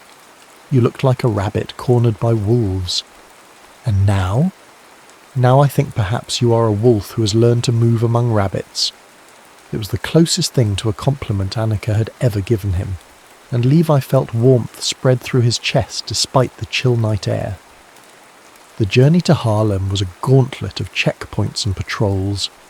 Annika had provided Levi with perfect papers, identifying him as a deaf apprentice to a clock repairman sent to fix the mechanism of a wealthy Nazi sympathizer's antique timepiece. His fabricated disability meant he wouldn't be expected to respond verbally to German commands, avoiding the risk of his accent betraying him. The ruse worked. By dawn, the medical supplies and radio parts had been successfully delivered to the Harlem resistance, and Levi found himself on a returning train, exhausted but exhilarated. He had done more than survive. He had struck back in his own small way against the machine of oppression. When he returned to the clock shop, Vandermeer was waiting, his face grave. "While you were gone," the old man said, "the Gestapo raided the Backer's print shop. They found resistance pamphlets." Levi's blood turned cold. "Were they—" "The family was taken, and a list was found. Addresses, contacts." Vandermeer's voice dropped to a whisper. "Our shop was on it." "What do we do?" The clockmaker's eyes moved to the wall of timepieces. "We have perhaps 3 days before they connect the names and addresses. We must move our operation and find you a new hiding place." "No," Levi said, surprising himself with his vehemence. "I won't leave you and Annika." Vandermeer regarded him with a mixture of pride and sadness. "My boy, in this war, attachment is a luxury none of us can afford." But as April bloomed across a city still gripped by fear, Levi remained at the clock shop. The anticipated raid never came. The Gestapo officer in possession of the list had been assassinated by resistance fighters the night after the bakers were taken, the documents presumably destroyed. It was a temporary reprieve, and they all knew it. The shop remained under suspicion, subjected to random inspections that left Levi hiding in a specially constructed compartment beneath the workshop floor, breathing through a reed as German boots passed inches above his head. During one such inspection, Levi made a discovery. From his hiding place, he could hear the German officer speaking to Vandermeer in a familiar way, referring to the old days in Munich. Later, when it was safe to emerge, he confronted the clockmaker. "You knew him. Before the war." Vandermeer's shoulders sagged. "I was once watchmaker to many powerful Germans, before I saw what they truly were." That night, as a rare spring storm lashed Amsterdam, Vandermeer revealed his past. He had been a master clockmaker for the German military in the 1930s, crafting precision instruments for their ships and planes. But during a visit to Poland, he had witnessed the early atrocities against Jews and defected, using his knowledge of German military protocols to establish himself as a resistance asset. "Each of us has sins to atone for," the old man said, his eyes fixed on the rain-streaked window. "Mine is that I once served the beast that now devours us." The revelation changed something in Levi's perception of the Clockmaker, not diminishing his respect, but deepening it. Vandermeer had chosen to turn against his former patrons, risking everything for what he knew was right. As for Annika, her missions grew more frequent and dangerous. She returned late one night in May with a bloody gash across her shoulder, which Levi helped clean and bandage. As he worked, she told him about her brother Peter, his humour, his courage, how he had been the one to bring her into the resistance after their parents died in the bombing of Rotterdam. "He always said time was the great equalizer," she murmured, wincing as Levi applied antiseptic to her wound. That no matter how powerful the Nazis thought they were, they couldn't stop the clock from ticking toward their defeat. Her usual armour of detachment had cracked, allowing Levi to glimpse the grief she carried. Without thinking, he brushed a strand of hair from her face, his fingers lingering against her cheek. For a moment, the war receded. They were just two young people, alive and breathing in a quiet room, while rain tapped gentle rhythms against the window glass.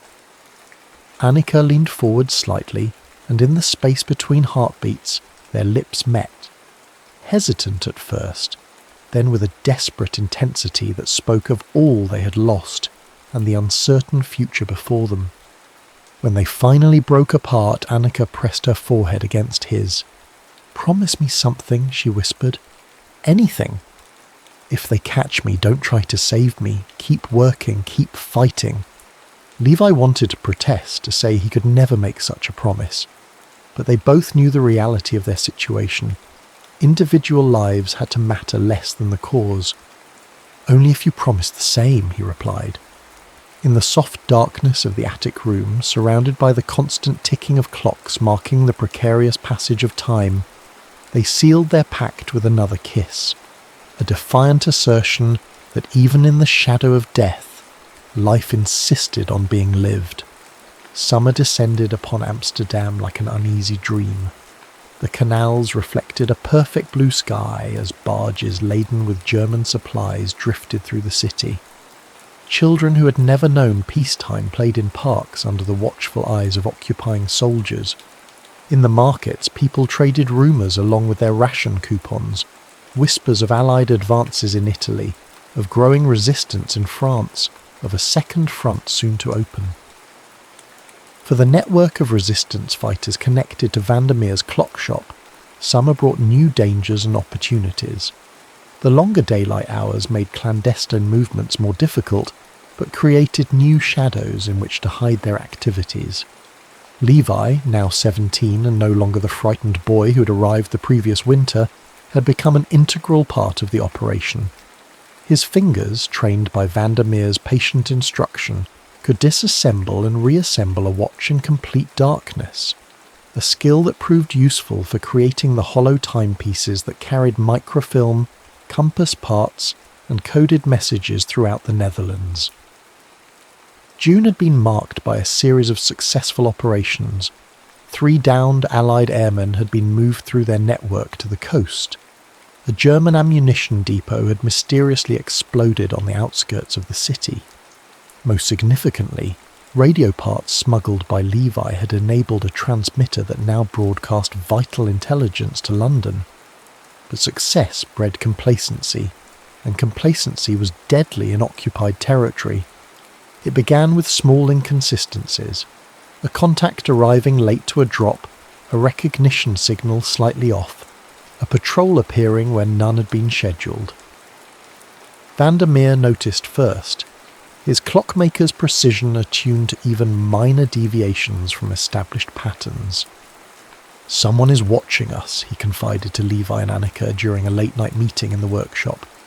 "The question is whether they're gathering evidence or merely suspicious."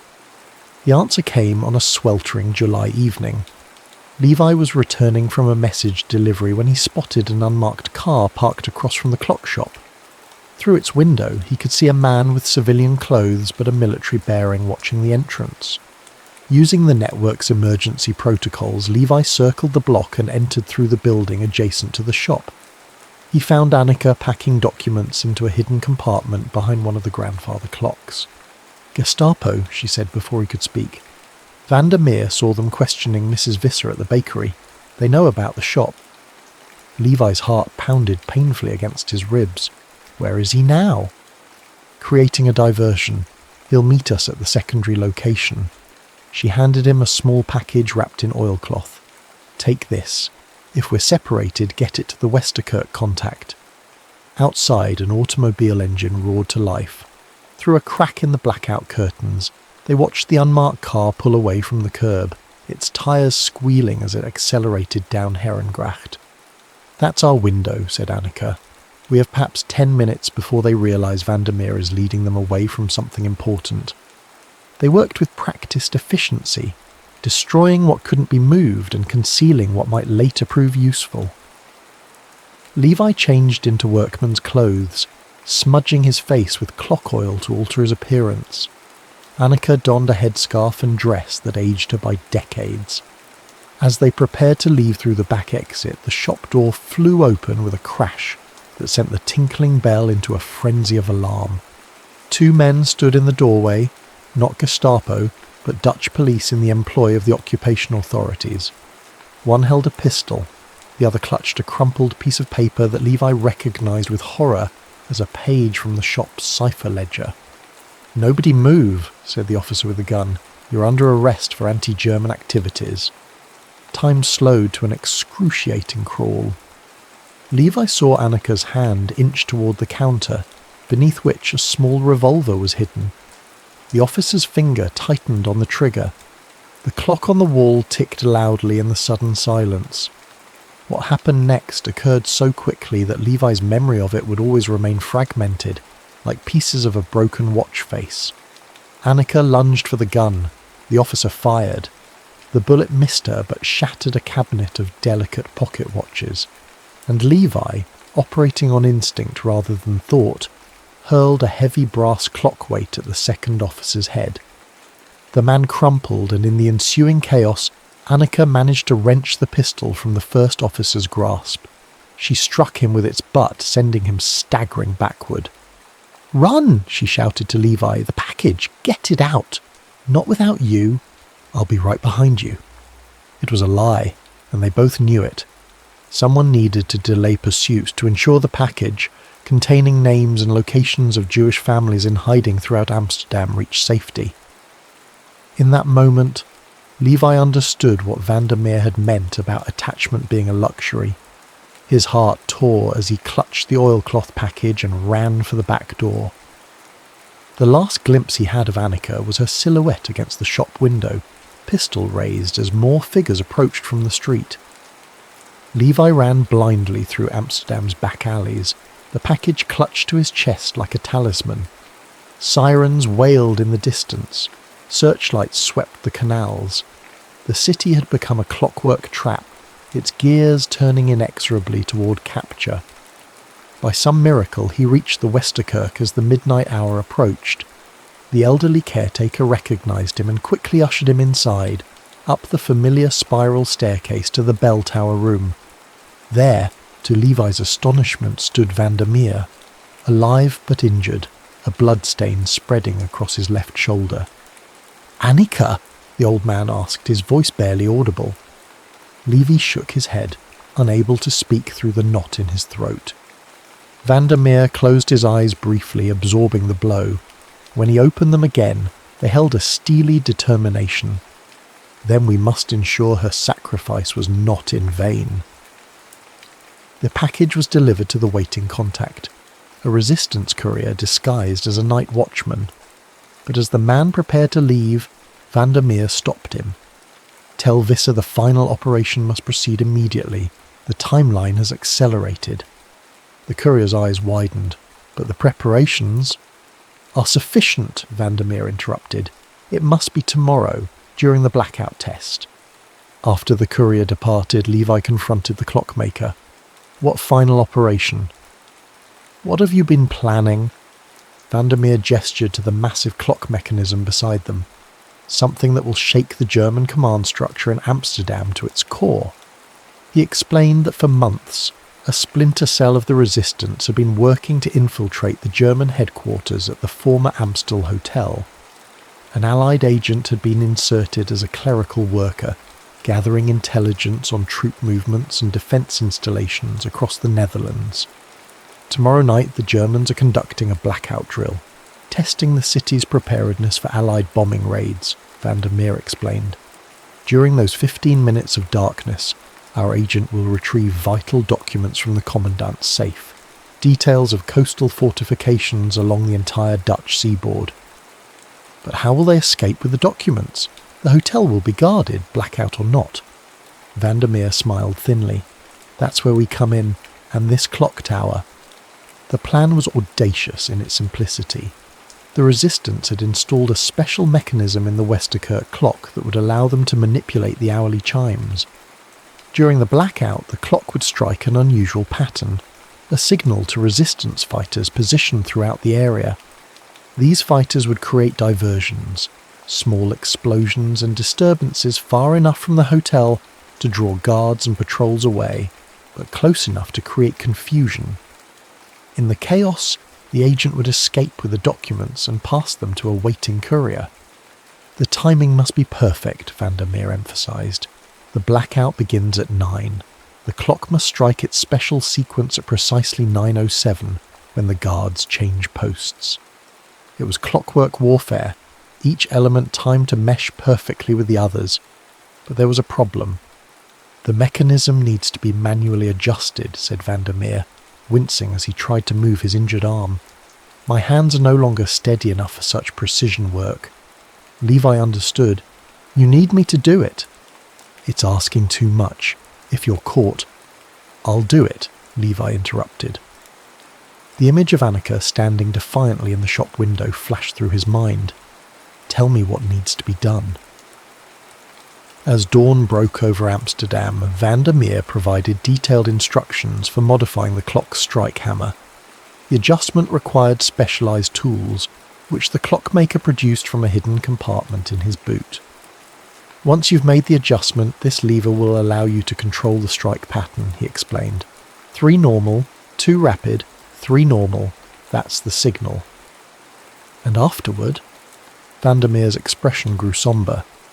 The extraction point is the old boathouse by Reguliersgracht. If all goes well, a boat will take you and the agent south toward Belgium.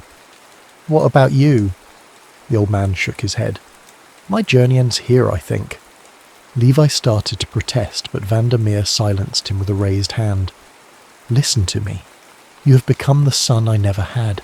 In you, I see the future that might be when this nightmare ends. He pressed a small key into Levi's palm. This opens a safe deposit box in Zurich. Inside is enough to start a new life, and perhaps a new clock shop. Tears blurred Levi's vision. I can't leave you. You must. The work will continue, but not here. Not in Amsterdam. Vandermeer's voice dropped to a whisper. You carry our legacy now, both the craft and the courage. The day passed in tense preparation. The caretaker brought food and news. The city was in uproar over the incident at the clock shop. The Germans had posted Annika's description on reward notices throughout Amsterdam. Vandermeer's name was listed as a wanted criminal. As dusk approached, Vandermeer's condition worsened. The bullet wound, inadequately treated, had become infected. He developed a fever, his skin burning to the touch even as he shivered beneath a thin blanket. Get some rest, Levi urged. I'll wake you before I need to make the adjustment. But when 8 o'clock came and Levi gently shook the old clockmaker's shoulder, Vandermeer did not wake. His breathing was shallow, his pulse weak but present. Panic threatened to overwhelm Levi. He had studied horology under Vandermeer's tutelage, learned the resistance codes and signals, but he had never modified the massive tower clock alone. Taking a deep breath, he reminded himself of what the clockmaker always said. A timepiece responds not to fear, but to precision. With trembling hands that gradually steadied, Levi began the delicate work of adjusting the strike mechanism. Each gear, each lever required minute calibration. One mistake would render the signal meaningless, or worse, create a pattern that might alert the Germans to unusual activity.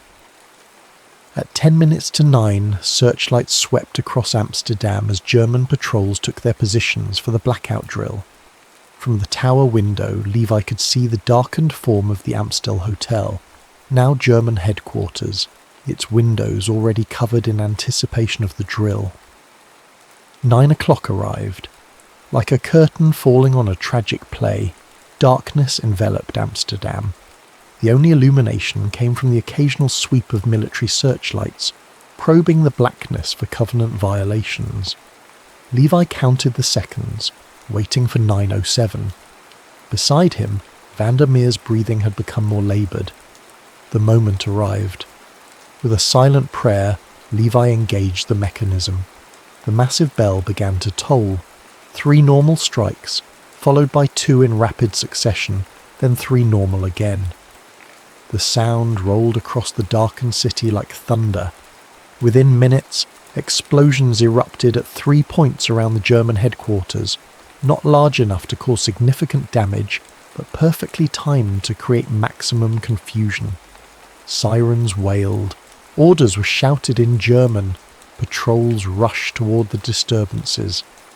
From his vantage point, Levi saw a slight figure slip from a side entrance of the hotel, moving swiftly through the darkness toward the canal. It was working. The agent was away, the diversion successful. But as the figure reached the canal edge, a searchlight suddenly illuminated the area.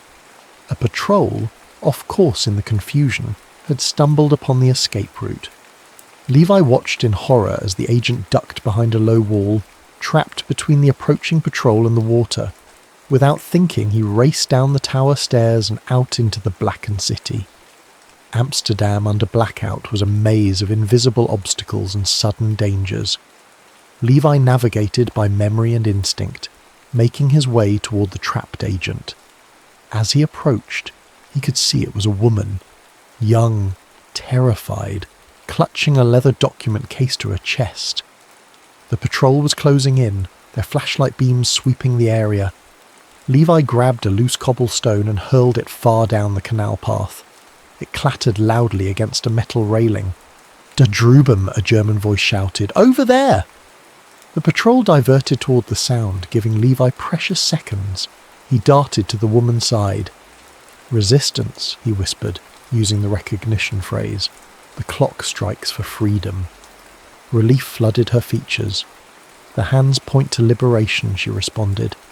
"This way," Levi urged, pulling her toward a narrow alley between buildings. "The boathouse is 200 meters south." They moved silently through the darkened city, freezing whenever a searchlight swept nearby. The blackout drill would end soon. They had perhaps 5 minutes before Amsterdam's lights returned. The boathouse appeared before them, a dilapidated structure extending partially over the canal waters. As they approached, a low whistle came from inside. A resistance fighter Levi didn't recognize beckoned them forward. "Quickly," the man said, helping them into a small rowboat concealed beneath the boathouse floor. "The documents." The woman passed over the leather case. "Coastal defence plans for the entire Dutch seaboard, and something else. Deployment orders for reserve units. They're shifting forces east." "East?" The boatman seemed surprised. "Away from the coast." "They fear the Russians more than an Allied landing," she explained. The information was invaluable, suggesting the Atlantic Wall might be weaker than Allied intelligence believed. If verified, it could influence invasion planning. Levi hesitated as the boatman prepared to cast off. "There's someone I need to bring, an injured man at the Westerkerk." The woman grabbed his arm. "There's no time. The blackout ends in minutes." "He saved my life. He's the one who made all this possible." The boatman shook his head grimly. "The church is surrounded." Germans entered just after the explosions. Cold dread washed through Levi. "How do you know?" "Our spotter saw them. At least a dozen soldiers. No one could have escaped. Vandermeer. The realization hit Levi like a physical blow. The old clockmaker had known the church would be a target after the signal. He had sent Levi away, knowing he himself would not survive. "We need to move," the woman urged. "His sacrifice means nothing if we're caught now." Tears blurred Levi's vision as the small boat slipped from beneath the boathouse and into the dark waters of the canal. Behind them, the blackout ended. Lights flickered on across Amsterdam, revealing a city still clenched in the fist of occupation, but now missing something vital from its heart. As they navigated south through the intricate canal system, passing silently beneath bridges where German sentries stood oblivious to their presence, Levi made a silent vow. He would continue Vandermeer's work, both the craft of timepieces and the cause of freedom. Each tick of every clock he'd ever repair would be a reminder. Tyranny's time was limited. By dawn, they had reached the Belgian border. The resistance network there passed Levi and the documents through a series of safe houses until, 2 weeks later, they reached Switzerland. The coastal defence plans made their way to London, where Allied commanders incorporated them into their invasion planning. Levi never learned Annika's fate. Despite extensive inquiries through resistance channels, her name appeared neither on deportation lists nor execution records. Some claimed to have seen her in a prison transport heading east. Others swore she had escaped and continued fighting under a new identity. Like so many swallowed by the war, she became a ghost, present in memory but absent from record. As for the clock shop on Herengracht, it was ransacked by the Gestapo, its treasures confiscated, its secrets violated. The wall of timepieces was dismantled, each clock inspected for hidden compartments or coded messages. But the Germans never fully understood the system that had operated right under their noses, the language of time that had helped dozens escape their clutches. Zurich, December 1944. Snow fell gently outside the window of Levi's small apartment, transforming the city into a pristine wonderland that belied the chaos still consuming Europe. Switzerland's neutrality created an eerie bubble of normality. Shops remained open, restaurants served food without ration coupons, and people walked the streets without fear of arrest. For Levi, now 18, this peace felt almost offensive. How could the world continue as if nothing had happened when Amsterdam remained under the Nazi boot? When Vandermeer and Annika and countless others had sacrificed everything? He subsisted on the funds from the Swiss bank account the old clockmaker had left him, taking a small room above a bakery and establishing a modest watch repair service. His skills, honed under Vandermeer's tutelage, quickly earned him a reputation among Zurich's elite, who marvelled at the young refugee's ability to restore even the most delicate timepieces. But at night, alone with his thoughts, Levi found himself frozen in time, unable to move forward, unwilling to forget the past. The tick of his bedside clock sometimes sounded like Annika's voice. The chime of the city's cathedral bells reminded him of the Westerkirk signal that had sealed Vandermeer's fate. "You look like you're attending a funeral, not a celebration," said a voice beside him. Levi turned to find Jakob Bergman, a Polish watchmaker who had escaped Warsaw in 1940, standing at his elbow. They were at the annual gathering of the Zurich Horological Society, an event that would have delighted Vandermeer, who had often spoken of the Swiss masters with reverence. "What are we celebrating?" Levi asked, his voice more bitter than he intended. The Germans still occupy half of Europe. Jakob's weathered face creased with sympathy. "We celebrate survival, young Goldstein, and the craftsmanship that endures even when empires fall." He gestured to the display of antique timepieces that had drawn the society's admiration. "That breguet there survived the French Revolution. The grandfather clock by the window escaped the Great Fire of London, and you carry Amsterdam's horological tradition in your hands." The words penetrated Levi's numbness. It was true. Each time he repaired a watch or clock, he was continuing something ancient and enduring. Vandermeer had understood this. Time and its measurement outlasted the worst of human brutality. Jakob lowered his voice. There are rumours from the east. The Russians have crossed into Prussia. The Germans are retreating. Hope flickered like a weak flame. And the West? The Allies hold Belgium now. They say Holland will be next. That night Levi dreamed of Amsterdam's canals, of the clock shop on Herengracht, of Annika's grey-blue eyes. He woke with a clarity he hadn't felt since fleeing the Netherlands. Switzerland's neutrality had kept him safe, but it had also rendered him passive, a bystander to history rather than its participant. The next morning he visited the Swiss office of the International Red Cross. A sympathetic clerk helped him file inquiries about both Annika Voss and Elias van der Meer, though she warned him that information from occupied territories was sporadic at best. Many records have been destroyed, she explained, and many people have disappeared. Levi knew what she meant. The whispers had reached even neutral Switzerland, trains heading east, packed with Jews and resistance fighters, bound for places with names like Auschwitz and Dachau. If there's anything at all, please let me know, he said, leaving his address. December yielded to January 1945, which brought news of Soviet advances in the east and Allied progress in the west. The Third Reich was being squeezed from both sides, its 1,000-year ambitions crumbling after barely a decade. In February, a letter arrived from the Red Cross. Levi's hands trembled as he opened it. Regarding your inquiry about Elias van der Meer, records indicate subject was arrested by German authorities in Amsterdam, July 1943. Transferred to Amersfoort transit camp. No further information available. There was no mention of Annika. Grief, long suspended in the limbo of uncertainty, crashed through Levi.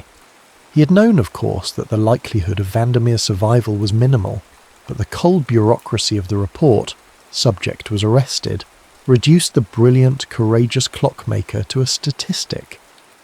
That night Levi did something he hadn't done since his arrival in Switzerland.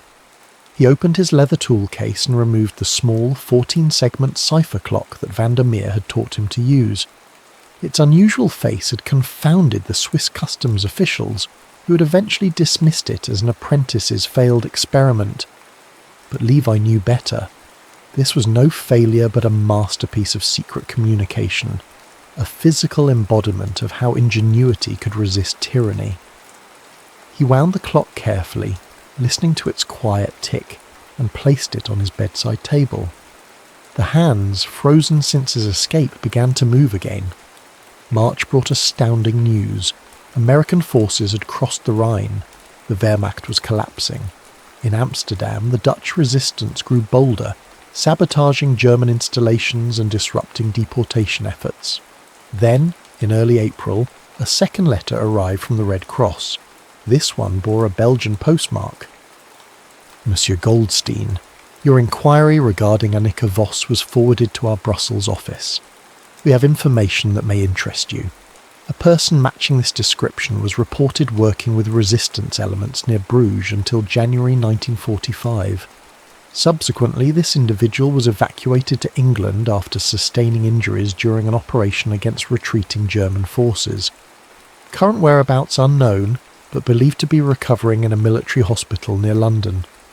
For security reasons, no further details can be provided at this time. With sincere regards, Pierre Dubois, International Red Cross, Brussels Division.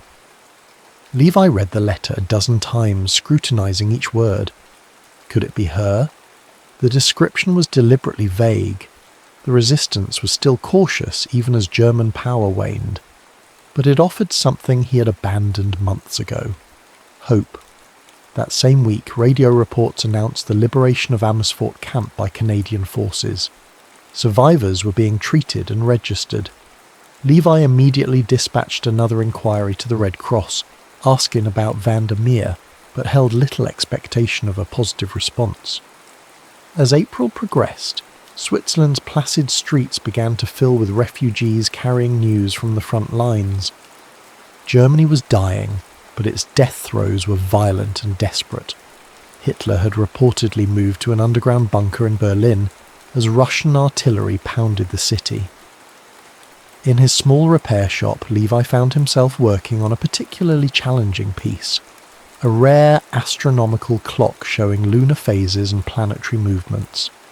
The intricate mechanism required complete disassembly, and as he carefully removed each component, labelling and cleaning them, he felt Vandermeer's presence as clearly as if the old man were leaning over his shoulder. "Time and patience," he could almost hear the clockmaker say. "Respect the craftsman who came before you." A knock at the shop door interrupted his concentration. A middle-aged woman stood outside, her clothes suggesting recent travel. "Are you Levi Goldstein?" she asked in French-accented Dutch. "Yes," he replied cautiously. Years of occupation had taught him wariness. She handed him an envelope. "I was asked to deliver this personally." Before he could question her, she was gone, walking briskly down the narrow street. The envelope contained a folded piece of paper and a small object wrapped in velvet. Levi opened the note first. Time moves differently for us now, but its direction remains constant. Forward. Always forward. I hear the bells of Westerkirk in my dreams. When the hour is right, the hands will align again. The handwriting was unfamiliar, shakier than he remembered, but the initial and the references to time could only be from one person. With trembling fingers, Levi unwrapped the velvet bundle. Inside was a watch key. Not just any key, but one he recognised immediately. It was the specialised tool Vandermeer had used to adjust the cipher clock. She was alive, and somehow she had tracked him to Zurich. The realisation was both exhilarating and terrifying. If she could find him, so could others less friendly. And why the cryptic message?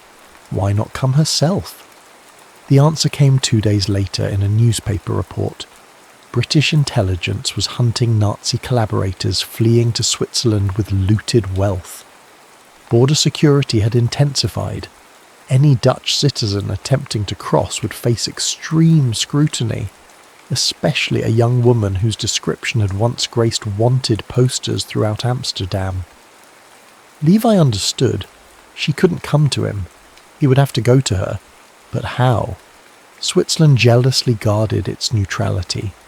Leaving officially meant extensive paperwork, travel permits, and explanations he couldn't provide without risking both himself and Annika. The solution came from an unexpected source. Jakob Bergman, the Polish watchmaker, had connections with the Jewish relief organisations smuggling refugees in the opposite direction, into Switzerland. "These routes work both ways," he said when Levi cautiously approached him. "But why leave safety for a continent still at war?" Levi showed him the note, not explaining its source, just its significance. Jakob studied it, then nodded slowly. "Love makes fools of even the most sensible people," he sighed. "I know someone who brings watch parts from France. His next delivery is in 3 days. He might take a package back with him." "Not a package," Levi said. "A passenger." On April 30th, 1945, as Adolf Hitler prepared to end his life in a Berlin bunker, Levi Goldstein crossed the Swiss border into France, hidden in a false compartment of a watchmaker's supply wagon. The timing was fortuitous. The borders had become more porous as Germany's collapse accelerated, and the French resistance now operated nearly openly in areas cleared of German forces. From there, the journey north was arduous but no longer impossible. France's liberation had created corridors through which people and supplies moved with relative freedom, and Levi's skills as a watch repairer earned him both goodwill and transportation as he made his way toward the coast. May 7th found him in a small fishing village near Calais, watching Allied ships patrol the channel. Germany had surrendered unconditionally the day before. The war in Europe was officially over. Yet Amsterdam remained partially occupied. the westernmost regions of the Netherlands among the last to be liberated. Annika's note had mentioned the Westerkirk bells, which suggested she planned to return there when it was safe. But was she still in England, or had she already made the crossing? A British patrol boat provided the answer. The officer checking Levi's provisional papers recognised the name Vos. Dutch resistance, right? Tough bird. Lost an eye but kept fighting. He nodded appreciatively. Last I heard, she was heading home on a transport last week, part of the advance team helping with liberation efforts. Home, Amsterdam. And she had lost an eye, the injury mentioned in the Red Cross letter. 2 days later, Levi secured passage on a military supply barge bound for the Netherlands. As they approached the Dutch coast, he stood on deck, watching his homeland emerge from morning mist like a ghost returning to life. Amsterdam had survived, but not without scars. Buildings stood empty, windows broken. The hunger winter of 1944-45 had left its mark on the hollow-cheeked citizens who moved through streets only recently cleared of German forces. Allied troops distributed food and medical supplies while hunting the remaining Nazi officials in hiding.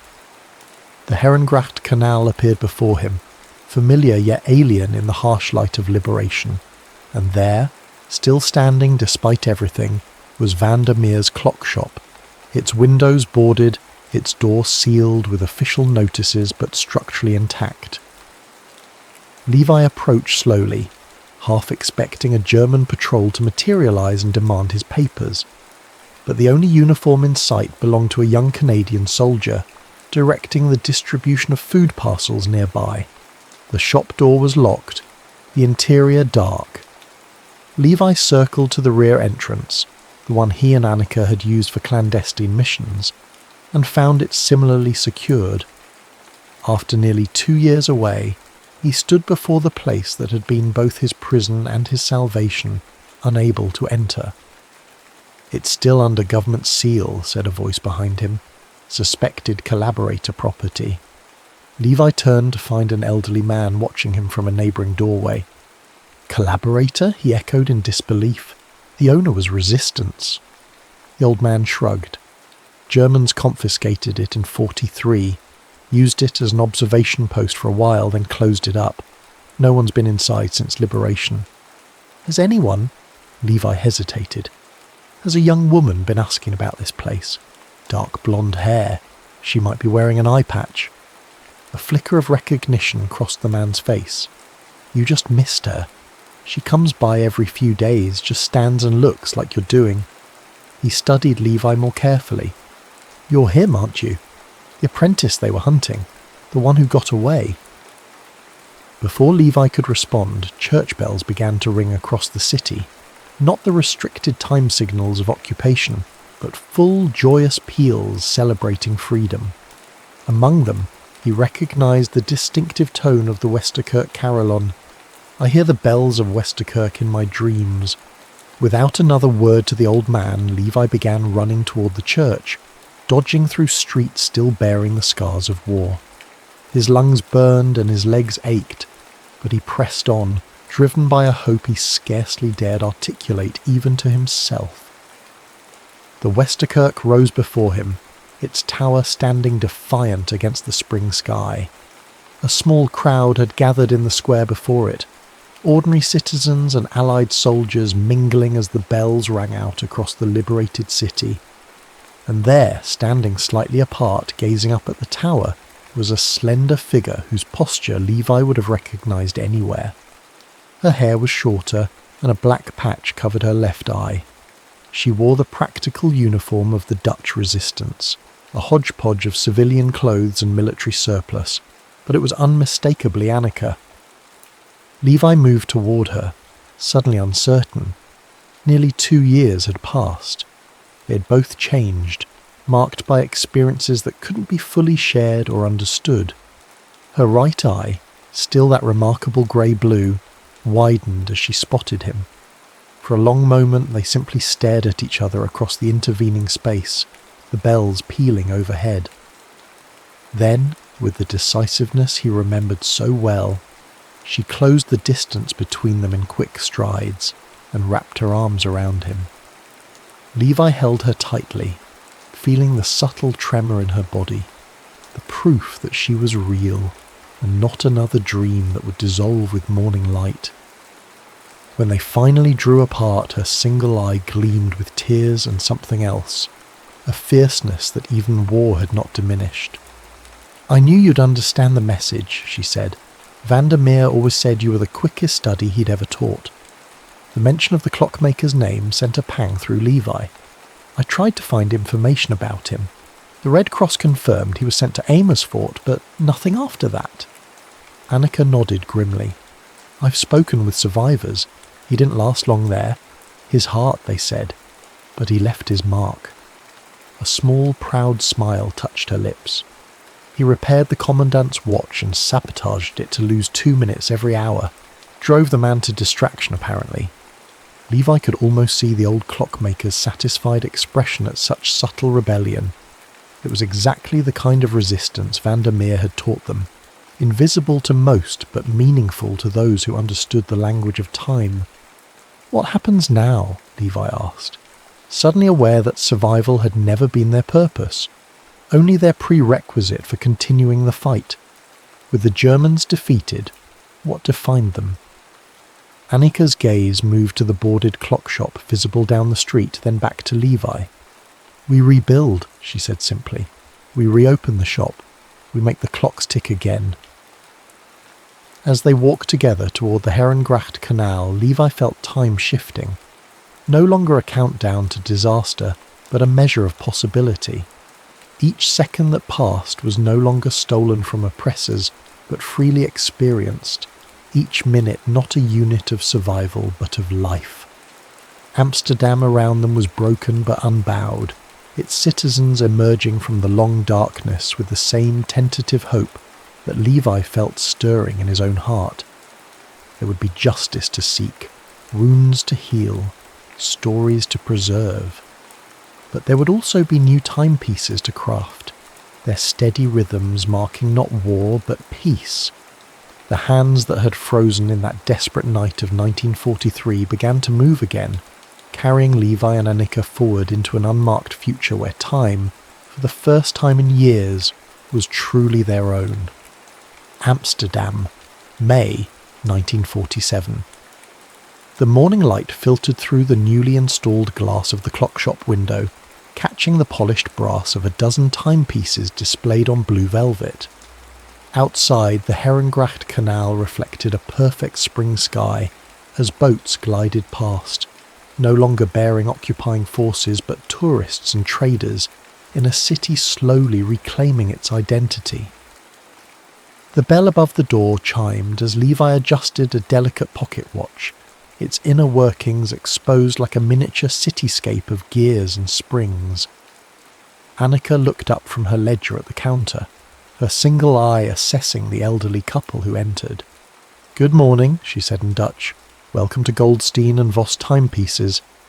The name had been the subject of lengthy debate.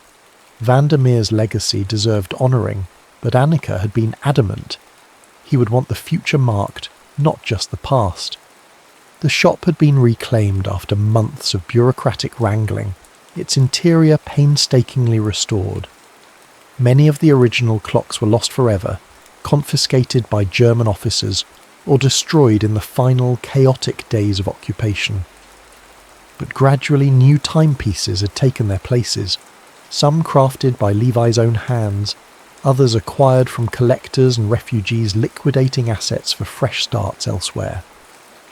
"We're looking for something special," said the gentleman, his accent marking him as from Rotterdam. "A wedding anniversary gift." Levi closed the pocket watch he'd been repairing and moved to the display cabinet, where he selected a lady's wristwatch with an intricately engraved silver case. "This is newly arrived from Switzerland," he said. "The mechanism is self-winding. It draws energy from the wearer's natural movements." As he demonstrated the watch's features, Levi caught Annika's slight smile. She knew, as he did, that this particular timepiece had another distinction. It had been crafted by Jacob Bergman, the Polish watchmaker who had helped Levi escape Switzerland. They had established a quiet trade network with fellow horologists across Europe, many of whom had their own stories of resistance and survival. After the customers departed, watch in hand, Annika locked the door and flipped the sign to "closed for lunch." "You didn't tell them about the inscription," she noted as she joined Levi in the back workshop. He shrugged. "Some things are better discovered in private." The inscription, etched microscopically inside the watch case, read simply, "Time forgives what people cannot." It was Vandermeer's favourite saying, one Levi had adopted as a personal mantra during the difficult days of liberation and recovery. Those days had tested them both in unexpected ways. Physical wounds, Annika's missing eye, the gauntness that famine had carved into their frames, were only the visible markers of deeper traumas. Nightmares plagued them. Levi would wake gasping, convinced he was still hiding beneath the workshop floor, while German boots moved overhead. Annika sometimes went days barely speaking, her mind pulled back to the prison cell where she had lost her eye to a Gestapo interrogator. They had married in the winter of 1946, a small ceremony in the Westerkirk, where they had once synchronized resistance operations. The pastor who performed the service had himself been part of their network, transmitting messages through his parish visits. Their grief for Vandermeer had eventually softened from a jagged wound to a dull, persistent ache. When clearing the shop for reopening, they had discovered a hidden cache of the Clockmaker's personal effects, photographs, journals, and technical drawings that painted a fuller picture of the man who had saved them both. Among these treasures was a letter addressed to Levi, to be delivered when safety returns. In it, Vandermeer had expressed his hopes not only for victory over fascism, but for Levi's future. "My boy, if you are reading this, then the long night has ended. Remember that clockmaking is not merely about marking time's passage, but about creating order from chaos, a skill the world will desperately need in the coming peace. I have watched you and Annika grow from frightened fugitives into warriors of the quiet resistance. But war, necessary though it sometimes is, distorts the soul. In peace, you must rediscover gentleness without sacrificing strength. Create beautiful things, repair what is broken, keep true time in a world that will be tempted by the easy comfort of forgetting. With the pride of a father, Elias." The letter had hung framed on the workshop wall ever since, its presence a quiet reminder of their purpose. "The Canadian delegation is coming this afternoon," Annika said as she brewed coffee on the small stove. Coffee, real coffee, not the ersatz mixture of chicory and roasted grains that had sustained them during occupation, remained a luxury they savoured. Levi nodded. The Canadians had been instrumental in liberating the Western Netherlands, and a small group of officers had commissioned a special clock to commemorate their fallen comrades. It would be installed in their headquarters in The Hague, its face bearing the names of Dutch cities they had freed. "Is the inscription finished?" Annika asked. "Just completed it this morning." The words, etched into the clock's brass backplate, read, "For those who gave their time so others might have a future." As they ate lunch, simple but nourishing fare that still felt miraculous after the hunger winter, a knock came at the back door. Annika tensed momentarily, her hand moving instinctively to the drawer where she still kept a small revolver. Old habits died slowly. "It's Wednesday," Levi reminded her gently. "It will be David." David Abrahamson was 16, the same age Levi had been when he first arrived at Vandermeer's shop. The boy had survived the war in an attic in Utrecht, his parents deported and never returned. Now he was their apprentice, learning both horology and how to live in a world that had tried to erase him. Annika relaxed, moving to open the door. David entered, carrying a small package wrapped in brown paper. "It arrived at the post office this morning," he said, handing it to Levi. "From Switzerland, they said." The return address bore Jakob Bergmann's name. Inside was a set of specialised tools and a note. For the apprentice, the craft must continue. Levi smiled, running his fingers over the finely machined implements. Just in time. I'm going to teach you about escapements today. David's eyes lit up. The boy had a natural talent for the delicate work of clockmaking, his fingers nimble and his mind quick to grasp mechanical principles.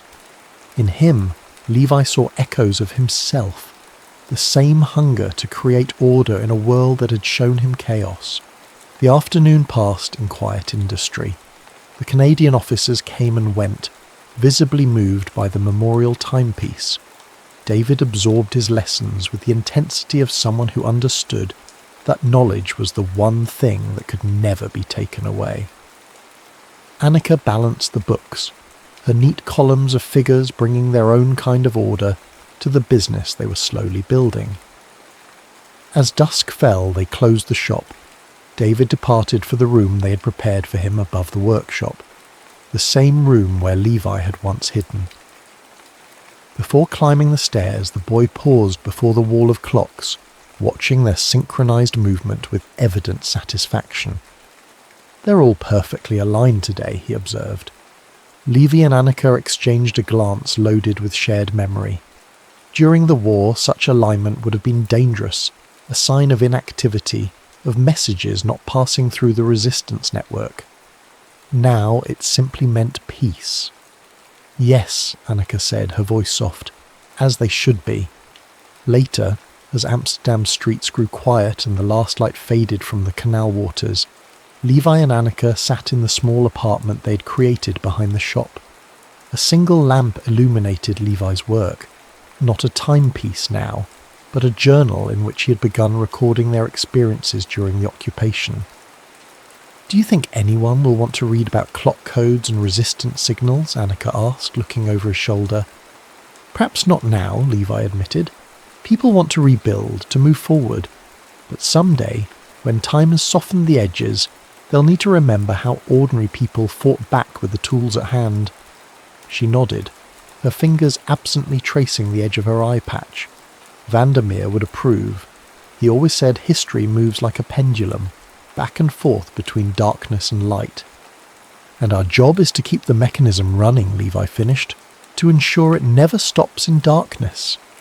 Outside, the Westerkirk bells rang the hour, clear, strong and free. 9 o'clock, the time that had once signalled curfew under occupation, now merely marked the evening's progression. Time had been reclaimed, its measurement no longer a tool of oppression but a neutral marker of life's passage. That night, as they had every night since reopening the shop, Levi wound the 14-segment cipher clock that had survived war, flight and return.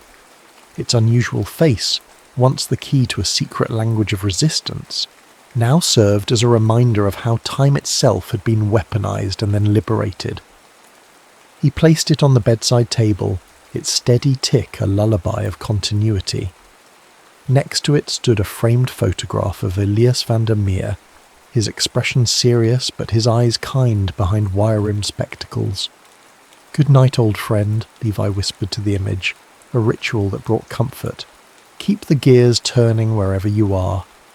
As he and Annika drifted towards sleep, the synchronized ticking of Amsterdam's many timepieces, in homes, shops and churches, created a collective heartbeat for a city relearning how to live without fear. Each tick measured a moment of freedom. Each tock pushed the horrors of war incrementally further into the past. Time, that most neutral of forces, continued its relentless forward movement, carrying with it both the burden of memory and the gift of renewal. And in a small clock shop on the Herengracht Canal, 2 survivors kept its measure with skilled hands and resilient hearts, marking each precious second of the peace they had fought so desperately to secure. In the decades that followed, as Amsterdam grew and changed around them, the shop remained, a quiet monument to resistance hidden in plain sight. Tourists who wandered in saw only beautiful timepieces and an aging couple who crafted them with extraordinary skill. They couldn't know that each clock contained an invisible history, each tick a whispered reminder that even in the darkest hours, time moves inevitably toward dawn. David eventually took over the business, maintaining its reputation for excellence while raising his own family in the rooms above the shop. Levi's journal was published in 1965, finding an audience among a new generation seeking to understand what their parents had endured. And on a wall of honour in Amsterdam's Resistance Museum, among the names of those who had fought the occupation with weapons and sabotage, appeared a small plaque dedicated to the Clock Shop network. Beneath the names of confirmed participants, Vandermeer, Voss, Goldstein, was inscribed a simple tribute. They turned time itself against tyranny and saved lives with the turning of gears. When darkness fell across our city, they counted the seconds until light returned. Time, that most impartial witness to human struggle, had in the end become their most enduring memorial, continuing long after their own hands grew still, marking with each steady tick the triumph of those who had dared to fight when fighting seemed futile, and who had found within the mechanical heartbeat of clocks the perfect metaphor for resistance, quiet, constant, and ultimately unstoppable. End.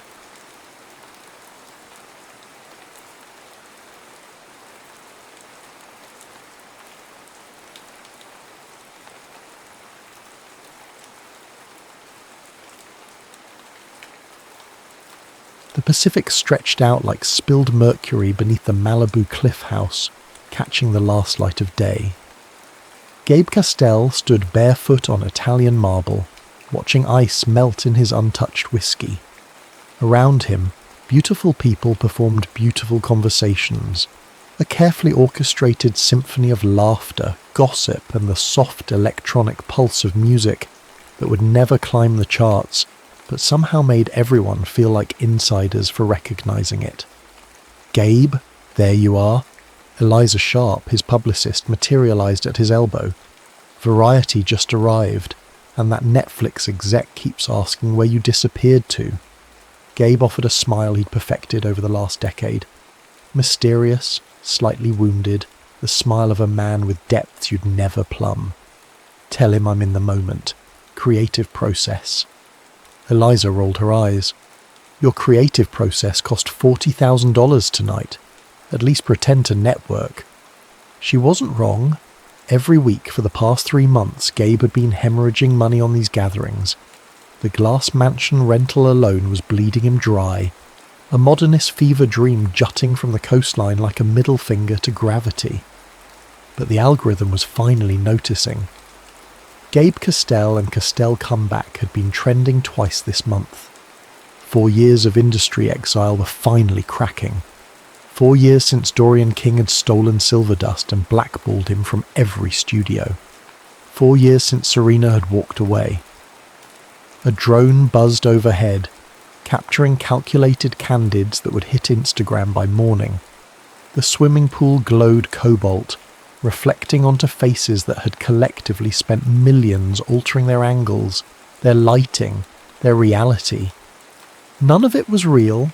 Not the conversations, not the connections, not the carefully dishevelled clothing that cost more than most people's monthly rent. But that was Hollywood, a dream factory built on beautiful lies. "She's coming tonight," Eliza said quietly, eyes fixed on her phone. Her agent RSVP'd an hour ago. The glass in Gabe's hand stilled. "Serena?" "With Dorian." Eliza's eyes met his. "Gabe, tell me this isn't all about her." But it was. Every party, every calculated social media post, every penny spent, all of it was scaffolding to rebuild what he'd lost, what Dorian had taken. Memory clawed at him. A threadbare apartment in Los Feliz 7 years ago. Serena's bare shoulders in morning light as she read his script aloud, voice catching on the dialogue. "It's beautiful, Gabe," she'd whispered. "This could be the one." Silverdust. His screenplay about a fading starlet who fakes her own death to escape fame, only to become obsessed with the mythology that builds around her ghost. Serena was meant to star in it. His words, her face. before Dorian King had stolen both. "They're here," Eliza murmured, nodding toward the entrance. And there she was, Serena Vale. Still impossibly luminous at 32, dark hair falling in waves past her shoulders. The face that had launched Gabe's career with his first short film, before everything imploded. Before the drinking, the spiral, the industry whispers, unstable, difficult, obsessive. Beside her stood Dorian King, 53 and powerful enough to end careers with a phone call.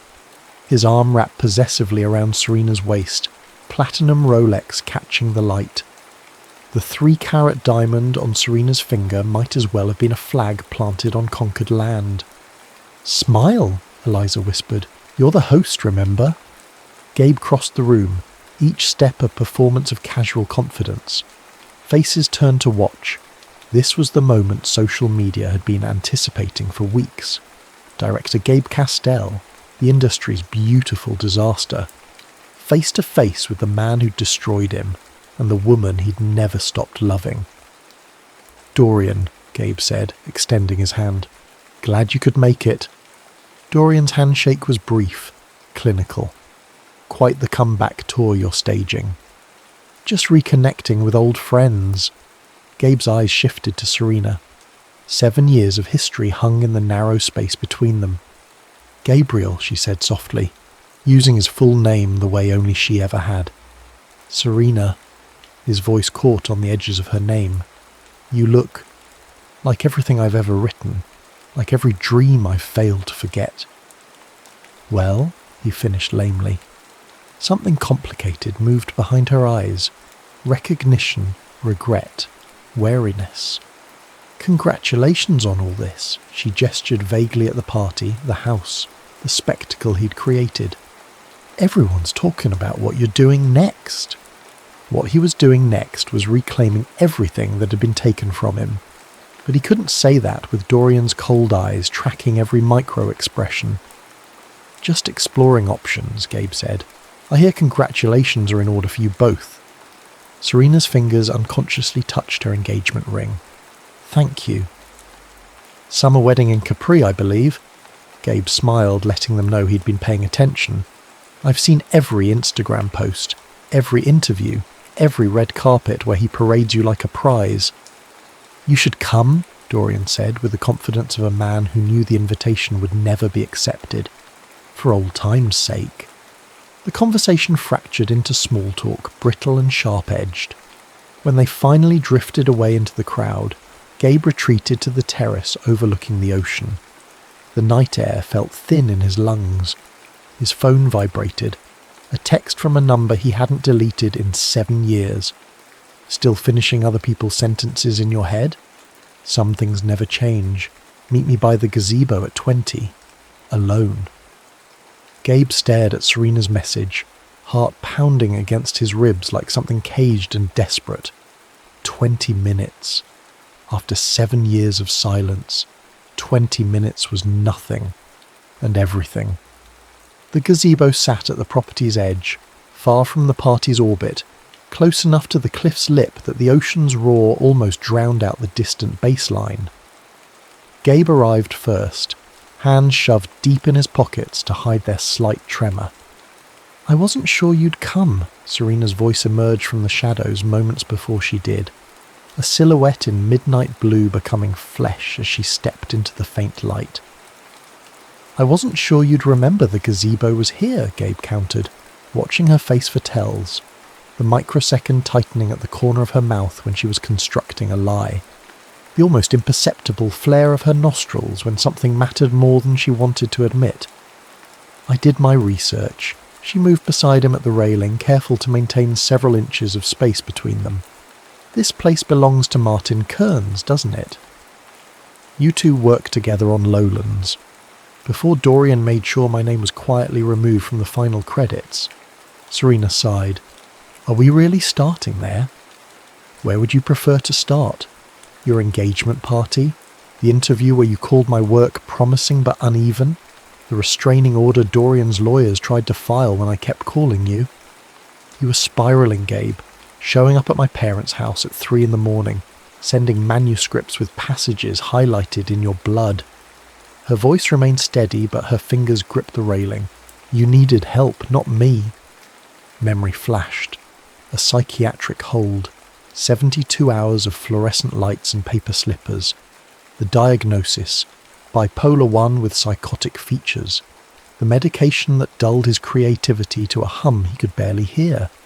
The slow climb back to something resembling stability. I got help, he said simply. 2 years of therapy, medication, sobriety. A half-truth.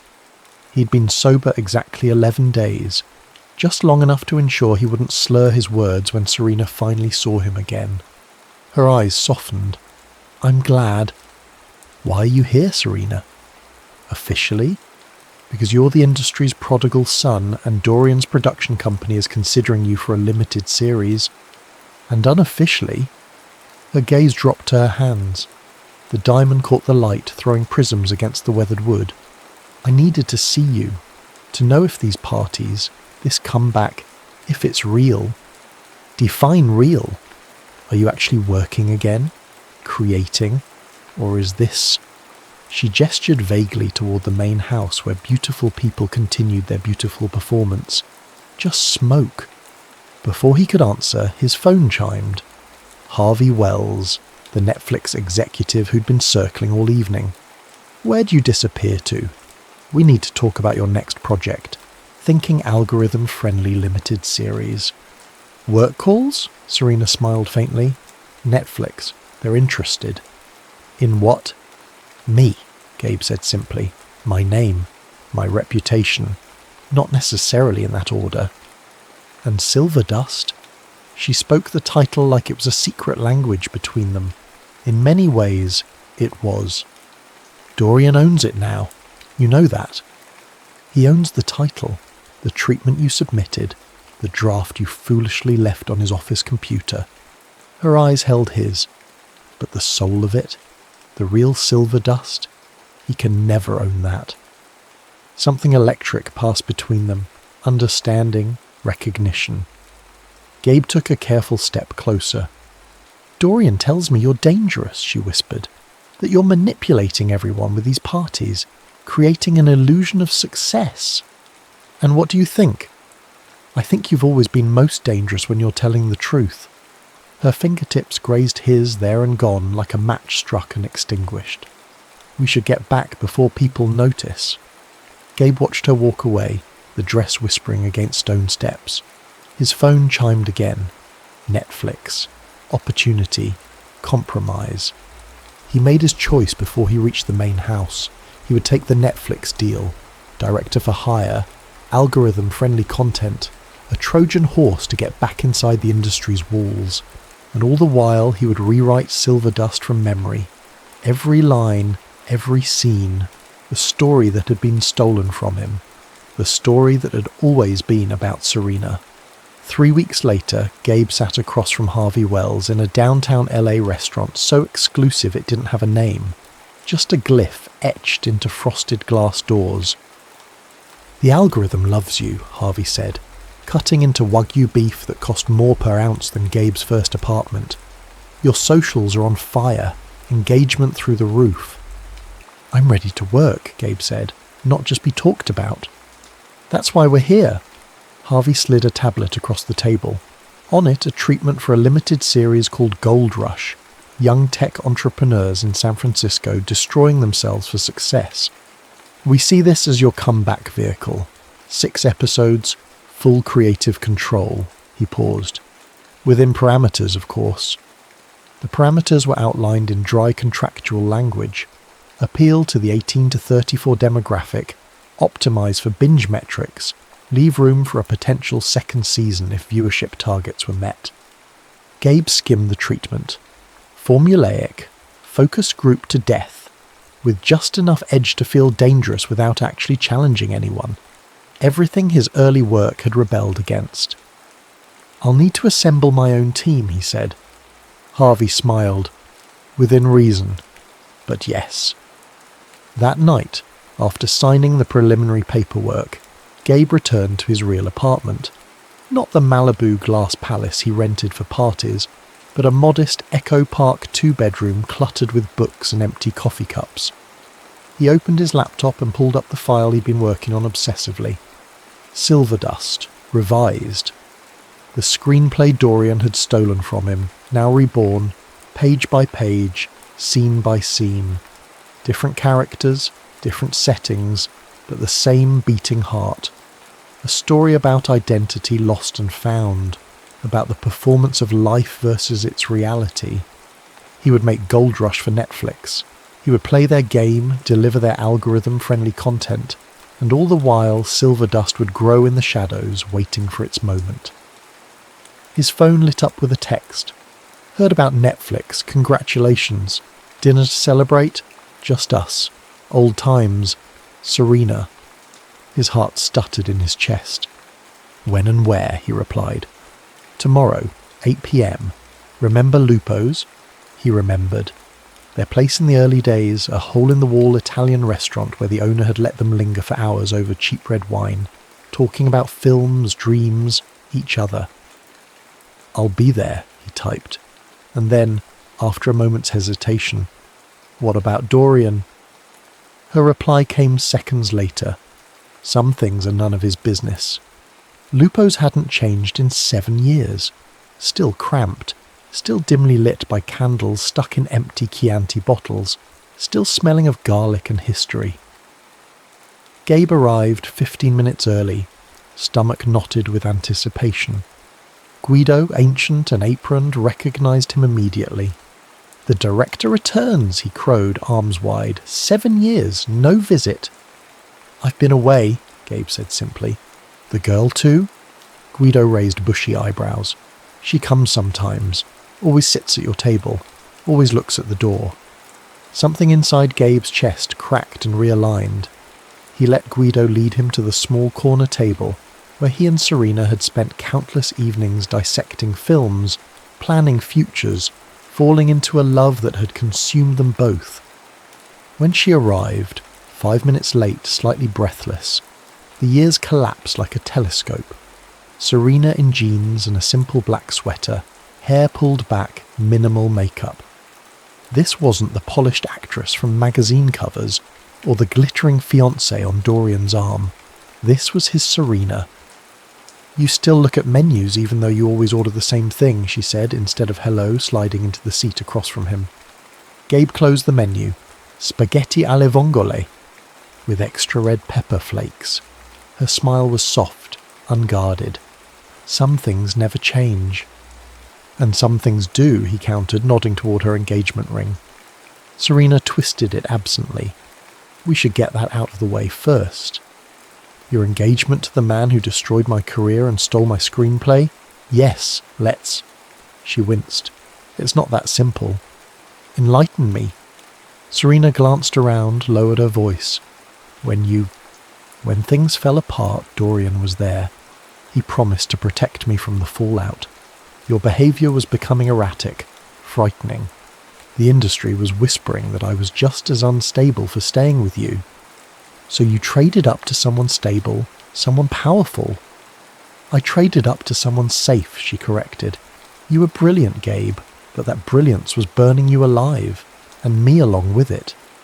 And now? Is Dorian King everything a girl could want? Private jets, production deals, your name above the title. It's comfortable, she said after a moment. Predictable. You used to hate predictable. I used to think chaos was romantic, she met his gaze. Dorian doesn't challenge me creatively. He doesn't understand why I sometimes need to drive to the beach at 3 a.m. to watch the sunrise. But he never shows up at my door incoherent, having not slept for 4 days, convinced the industry has hidden cameras in his apartment. The waiter arrived, saving Gabe from responding immediately. They ordered their old usuals, vongole for him, arrabbiata for her, a bottle of the house red that was terrible and perfect. When they were alone again, Gabe leaned forward. I was sick, Serena. Undiagnosed. Untreated. I know that now. Her fingers found his across the table, a brief electric touch. But you've gotten help. You're making a show for Netflix. I'm making algorithm fodder for Netflix, he corrected. It's not Silverdust. Her eyes widened slightly. Are you still fixated on that? Aren't you? The story was always about you. About us. It was about a woman so desperate to escape fame she destroys herself, Serena said quietly. It was about authenticity in a world of performance. Gabe's fingers tightened around his wineglass. Something you used to value? Silence stretched between them. In the background, Guido was arguing with someone in the kitchen, the familiar soundtrack of their past. Tell me about your Netflix show, she said finally. Tech bros destroying their souls for success. Familiar enough to be safe, edgy enough to feel dangerous. And you'll direct all episodes? And executive produce. He smiled wryly. Hollywood loves a redemption story almost as much as it loves a downfall. The conversation shifted, flowing into safer channels. Films they'd seen, mutual friends, the changing landscape of the industry. By the third glass of wine, they were laughing about old memories. The time they'd snuck onto the Universal lot, the disastrous Thanksgiving with her parents, the puppy they'd rescued and then had to give away when they couldn't afford the apartment pet deposit. Remember that night in the valley, Serena said, eyes bright with wine and memory. When your car broke down and we walked 3 miles to that 24-hour diner. You were wearing my jacket because you were cold, Gabe recalled, and those ridiculous heels that gave you blisters. So you carried me the last half mile. And you recited the entire opening monologue from Sunset Boulevard to keep me entertained. Their eyes met across the table, something ancient and familiar passing between them. I've missed this, she whispered. Missed you. Then why are you marrying him? She looked away. Because he's what I should want. Stability. Success. A partner who doesn't disappear into his work for days at a time. But is he what you do want? Before she could answer, her phone buzzed on the table. Dorian's name flashed on the screen. I have to take this, she said, standing. He's at a benefit in New York, supposed to call when it ends. Gabe watched her step outside, phone pressed to her ear, expression shifting from warmth to a carefully composed mask. Performance versus reality. The theme of Silverdust playing out in real time. When she returned, something had changed. A subtle withdrawal, walls reconstructing. I should go, she said, reaching for her purse. Early call tomorrow. Serena. He caught her wrist gently. Meet me again. There's something I want to show you. This was a mistake, Gabe. Dorian would... Damn Dorian! The words came out sharper than intended. This isn't about him. It's about us. About Silverdust. There is no us. Not anymore. Then why did you text me? Why Lupo's? Why the walk down memory lane? She hesitated, caught between truth and performance. Tomorrow, he pressed. My real apartment in Echo Park, not the Malibu showpiece. Just a couple of hours. What do you want to show me? The real Silverdust. The one he couldn't steal. Something flickered in her eyes. Curiosity. Longing. Text me the address, she said finally. No promises. The next day, his apartment doorbell rang at precisely 2 p.m. Serena stood on his threshold, sunglasses masking her eyes, oversized sweater making her look younger, vulnerable. No assistant. No security detail, Gabe asked, stepping aside to let her in. I told everyone I was getting a facial. She removed her sunglasses, taking in his apartment, the crowded bookshelves, the screenplays stacked on every surface, the corkboard wall covered in index cards and photographs. This is more what I expected from you, as opposed to the Malibu glass cage. That was never you. It was a set you built. She moved to the corkboard, studying the intricate storyboard taking shape. Is this Silverdust? The real version, not the one Dorian butchered into that melodramatic garbage he's producing with Channing Tatum. He's not producing it anymore, Serena said quietly. The project stalled when the original actress dropped out. Gabe hadn't known this. Hope flared dangerously in his chest. I've been rewriting it, he said, moving to his laptop. Scene by scene, from memory. But better. Clearer. He opened the screenplay file, stepped back so she could read. Serena sat at his desk, scrolling slowly through pages, expression unreadable. 10 minutes passed in silence, then 20. "This is beautiful, Gabe," she finally whispered. "It's what it always should have been." "It was always about you," he said softly. "About us." She turned to face him, eyes glistening. "There was a photographer outside Lupo's last night. Someone spotted us." Gabe felt the floor tilt beneath him. "Dorian?" "His assistant sent him the alert this morning. We had a fight." "I'm sorry." "Are you?" Her gaze was penetrating. "These parties, this comeback, is it all just to get back at him? To get back at me?" "Not at you. Never at you." Gabe moved closer, kneeling beside her chair. "It started as revenge, yes. But now it's about reclaiming what's mine, my work, my voice." He hesitated. "And maybe the woman who always understood that voice better than anyone." "Gabe, I can't just... I'm not asking you to leave him, not yet. I'm asking you to help me make Silverdust, the real version. You and me, like we always planned." "How?" "Dorian owns the rights to that version. This is different enough to be legally distinct. New title, new character names." "But the same soul," she murmured, fingers tracing over the screenplay pages. "The same soul," he agreed. She stood abruptly, pacing to the window. "This is crazy. I have a contract with Universal, a wedding in 4 months, a life that doesn't include... Doesn't include what? Passion? Truth? The work that actually matters to you?" Gabe followed her. "When was the last time you took a role that scared you? That wasn't carefully calculated for market appeal." "That's not fair." "None of this is fair. Dorian stealing my screenplay wasn't fair. You walking away wasn't fair." "I had to survive," her voice cracked. "You were drowning, Gabe, and pulling me under with you." "I'm not drowning anymore." He took her hands in his. "I'm medicated, stable, clear." "For how long?" "Until the pressure builds again. Until the voices come back." "They never leave," he admitted. "But I've learned to live with them. To use them." Serena's phone chimed, a text message. She glanced at it, face paling. "I have to go. Dorian's called an emergency meeting with my team. Damage control." "For having dinner with an old friend," Gabe's jaw tightened. "For having dinner with the unstable director I left for my current fiancé, who happens to be one of the most powerful men in Hollywood." She gathered her purse, movements jerky with anxiety.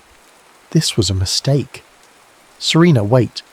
But she was already moving toward the door, the performance of composure crumbling at the edges. "I'll call you," she said, not meeting his eyes, "when things calm down." After she left, Gabe stood in the sudden emptiness of his apartment, the ghost of her perfume lingering. His phone buzzed with a text from his Netflix producer. "Script revisions needed by Friday. Testing suggests darker tone for pilot." He ignored it, returning to his laptop where Silverdust glowed on the screen. Serena had left it open to a scene he'd written the night before, the protagonist realizing her entire identity had become a performance so convincing she no longer recognized her true self beneath it. Art imitating life. 3 weeks passed. Gabe's Netflix production entered pre-production, a carefully controlled process where his creative input was filtered through algorithm preferences and focus group results. Meanwhile, his Malibu parties grew more elaborate, more desperate, a drowning man's increasingly violent thrashing. Serena didn't call. Her silence became a wound he prodded nightly, scrolling through paparazzi photos of her and Dorian at industry events. Their body language a study in public performance. His possessive hand at the small of her back, her practiced smile never quite reaching her eyes. The tabloid narrative crystallized around them. Hollywood's power couple weathering the brief return of her unstable ex. Dorian, magnanimous and understanding. Serena, apologetic and loyal. It was enough to make Gabe break his fragile sobriety. 11 days became 0. reset with the burn of expensive scotch and the familiar spiral of obsessive thoughts. Harvey called daily, concerned about rumours. "People are saying you're unravelling again," he said during their third conference call that week. "Netflix is nervous." "Netflix is getting exactly what they paid for," Gabe countered, nursing a hangover that felt like glass shards behind his eyes. A director with an edge. Controversy sells subscriptions. Controversy, yes. Public meltdowns, no. The decision formed in Gabe's mind like a fever dream. Leak the original Silverdust screenplay. Prove to the world, to Serena, that Dorian King was a fraud, a thief of other men's visions. He found a hungry film blogger with an axe to grind against mainstream studios. The plan was simple.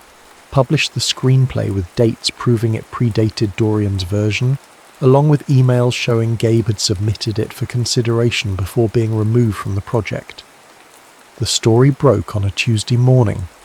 By Tuesday afternoon, Dorian's lawyers had filed a cease and desist. By Tuesday evening, the blog had pulled the screenplay, but not before it had been downloaded thousands of times. Gabe's phone exploded with notifications, industry friends choosing sides, Netflix executives demanding explanations, his publicist threatening to quit. But no word from Serena, until Wednesday night, when a single text arrived. "You realise he'll destroy you all over again."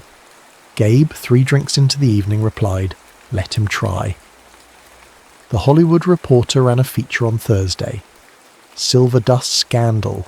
Director Gabe Castell accuses producer Dorian King of screenplay theft. Underneath was a smaller headline that cut deeper. Actress Serena Vale stands by fiancé, calls Castell's claims distorted by personal history. The spiral tightened. Gabe threw himself into planning one final Malibu spectacle.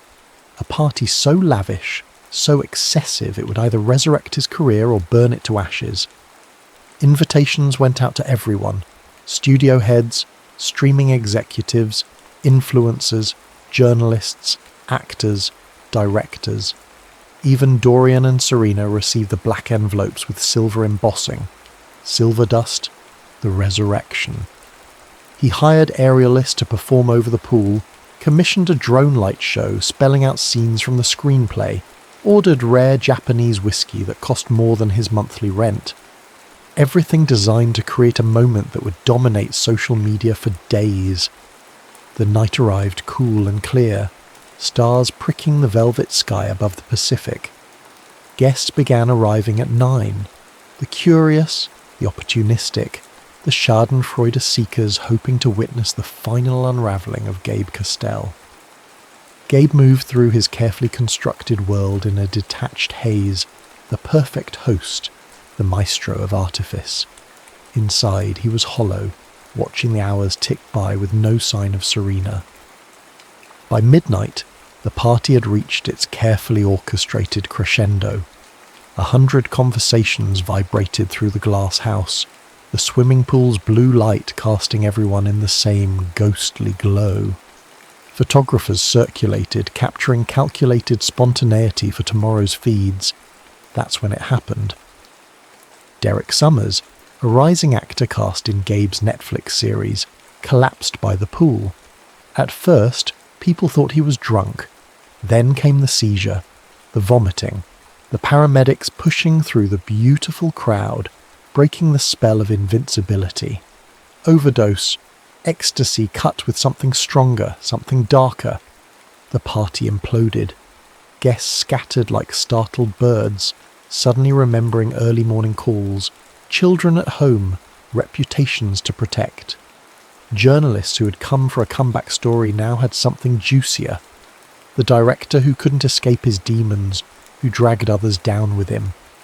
By 2 a.m. the house stood empty except for Gabe, his publicist Eliza, and a handful of staff cleaning up the wreckage. Derek had been rushed to Cedars-Sinai, condition critical but stable. "This is it," Eliza said flatly. "Netflix will pull the plug. No one will touch you after this." Gabe stared out at the ocean, numb. "Is that your professional opinion?" "It's my damn resignation letter," she snapped, gathering her things. "I've stood by you through everything, Gabe. The breakdown, the comeback. But this? Endangering people's lives. I'm done." After she left, Gabe wandered through the emptied rooms, past abandoned drinks and discarded shoes. The dream factory shutting down for the night. He was on the terrace when he heard footsteps behind him. Turning, expecting another desertion, he found Serena. She stood in the doorway, still in evening wear, not from his party but from some other event. Diamond earrings caught the moonlight. Her face was a mask of grief and fury. "What have you done?" she whispered. "I didn't give him the drugs, if that's what you're asking." "This isn't about Derek, it's about all of it." She gestured at the ruined party, the empty house, the shambles of his resurrection. "You're doing it again. The self-destruction, the collateral damage." "I did it for you," he said simply. "For us. For Silverdust." "There is no us. There never will be again." Her composure fractured, voice rising. "Do you think I'd leave Dorian for this? For someone who builds his entire identity around obsession and revenge? You loved me once. I loved the man you were, the artist, the visionary." She stepped closer, eyes bright with unshed tears. "But that man is gone. You've become the thing you always hated. All spectacle, no substance." "Run away with me," Gabe said suddenly, desperately. "We'll make Silverdust together, the way it was meant to be. Just you and me, like before." For a moment, just one heartbeat, something wavered in her expression. Longing, perhaps, the memory of what they'd been. Then she leaned forward and pressed her lips to his, a kiss that tasted of goodbye. "I have to go," she whispered against his mouth. "Don't call me again." She turned and walked away, silver dress shimmering like a ghost in the half-light, leaving Gabe alone with the ruins of his beautiful performance. The fall was as spectacular as the ascent had been calculated. Netflix terminated his contract by email the next morning. The talent agency that had tentatively re-signed him issued a public statement parting ways with director Gabe Castell. The Malibu house owner demanded he vacate the premises immediately, citing dangerous and destructive use of the property. Derek Summers recovered physically, then immediately checked into rehab. His team made it clear that Gabe Castell was to blame for creating an environment of excess and self-destruction. The industry closed ranks, invitations dried up, calls went unreturned. 4 years of exile became irrelevant. Gabe was back to square one. Worse than square one, because now he'd proven the whispers true. Unstable, dangerous, obsessive. He retreated to his Echo Park apartment, ignoring the reporters who camped outside for 3 days before finding fresher scandals to chase. The silence that followed was absolute. For the first time in months, no one was watching. No one was waiting for his next performance. In that silence, Gabe found something unexpected. Relief. The constant pressure to maintain the illusion, the parties, the connections, the calculated social media presence, had been crushing him as surely as his untreated condition once had. Now, with nothing left to lose, he stopped performing. He cut his hair himself badly, let his designer stubble grow into an unkempt beard, wore the same sweatpants for days. His medication schedule at least remained sacred, the hard-won stability that had survived even his recent spiral. One morning, 3 weeks into his exile, he opened his laptop and found himself not returning to Silverdust, but to something else. A small, incomplete project from years ago. A personal documentary he'd shot during film school. Raw footage of his parents' struggling diner in Michigan, intercut with his own journey west. No commercial prospects, no algorithm-friendly hooks. Just truth, unvarnished and intimate. He began editing, losing himself in the rhythm of cutting, the meditative flow of finding connections between moments. The work felt like breathing after years of suffocation. Days blended together. He emerged only for food and therapy appointments. His therapist, Dr. Levinson, watched his transformation with cautious optimism. "You seem present," she observed during their 6th post-meltdown session. "I'm not trying to be anything for anyone," Gabe admitted. "It's just me and the work now." And Serena? He told her everything. The obsession, the parties, the desperate final plea. "She was right to walk away," he said quietly. "I wasn't seeing her. I was seeing what she represented. Validation, vindication, my own mythology." "That's insightful, Gabe. Doesn't make it hurt less." Weeks became months. The documentary took shape. Unpolished, honest, nothing like the glossy Hollywood narratives he'd been chasing. When it was finally finished, he uploaded it to Vimeo with no fanfare, no press release, not even a social media announcement. Just a simple title, Going Home. He expected nothing. A few views from film school friends, perhaps. A curiosity footnote in his imploded career. Then his phone rang, a number he didn't recognize. "Is this Gabe Castell?" A woman's voice, unfamiliar. "Who's asking?" "My name is Maya Lin. I run the New Voices Film Collective." Gabe vaguely recognized the name. A grassroots organization showcasing independent filmmakers, operating on the fringes of the industry. "Your documentary," she continued. "Someone shared it with me. It's remarkable." "Thank you." He didn't know what else to say. "We're holding a small festival next month. Underground, no corporate sponsorship. Would you consider screening it?" His first instinct was refusal. Public appearance meant performance, meant expectations, meant the possibility of seeing Serena and Dorian, meant... "Just the film," Maya said, as if reading his thoughts. "No press, no red carpet, just filmmakers sharing honest work." Something in her voice, earnest, unpolished, resonated with the person he was trying to become. "Send me the details," he said. The New Voices Film Collective operated out of a converted warehouse in downtown LA, far from the Hollywood Hills and Malibu mansions. The festival audience consisted mostly of film students, indie directors, and the occasional industry outlier drawn to authentic storytelling. Gabe arrived alone, bearded, and in a simple black sweater, unrecognizable to most. He sat in the back row as his documentary played to a room of strangers, watching their reactions instead of the familiar footage. They laughed at unexpected moments, grew quiet during scenes he thought mundane. Afterward, the applause was modest but genuine. No networking, no ulterior motives. During the post-screening mingling, he nursed a club soda at the makeshift bar, content to observe rather than perform. That's when he saw her. Serena stood near the exit, no makeup, hair pulled back, watching him. No Dorian in sight. No entourage. When their eyes met, she didn't look away. He crossed the room slowly, giving her every opportunity to leave. She stayed. "You cut your hair," he said, noticing the bob that now framed her face. "You grew a beard," a small smile. "It's terrible." "I know."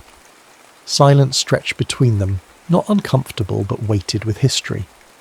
"Your film," she finally said. "It's beautiful. Real." "Thank you. I didn't expect to see you here." "Likewise." He studied her face, searching for signs of the anger from their last encounter, finding none. "Is Dorian—" "We're taking a break," she interrupted, "indefinitely." Gabe absorbed this, careful not to reveal the hope flaring in his chest. "I'm sorry." "Are you?" "Yes," he said, surprising himself with his sincerity. "I never wanted to hurt you." "Didn't you?" Her gaze was direct, unflinching. Wasn't that the point of everything? The parties, the screenplay leak, the spectacle? "I thought I wanted revenge," he admitted. "But I was really just trying to get back to you. To us. To who I was when you believed in me." She looked away, blinking rapidly. "I'm directing now," she said, changing the subject. "Small projects. Nothing commercial yet."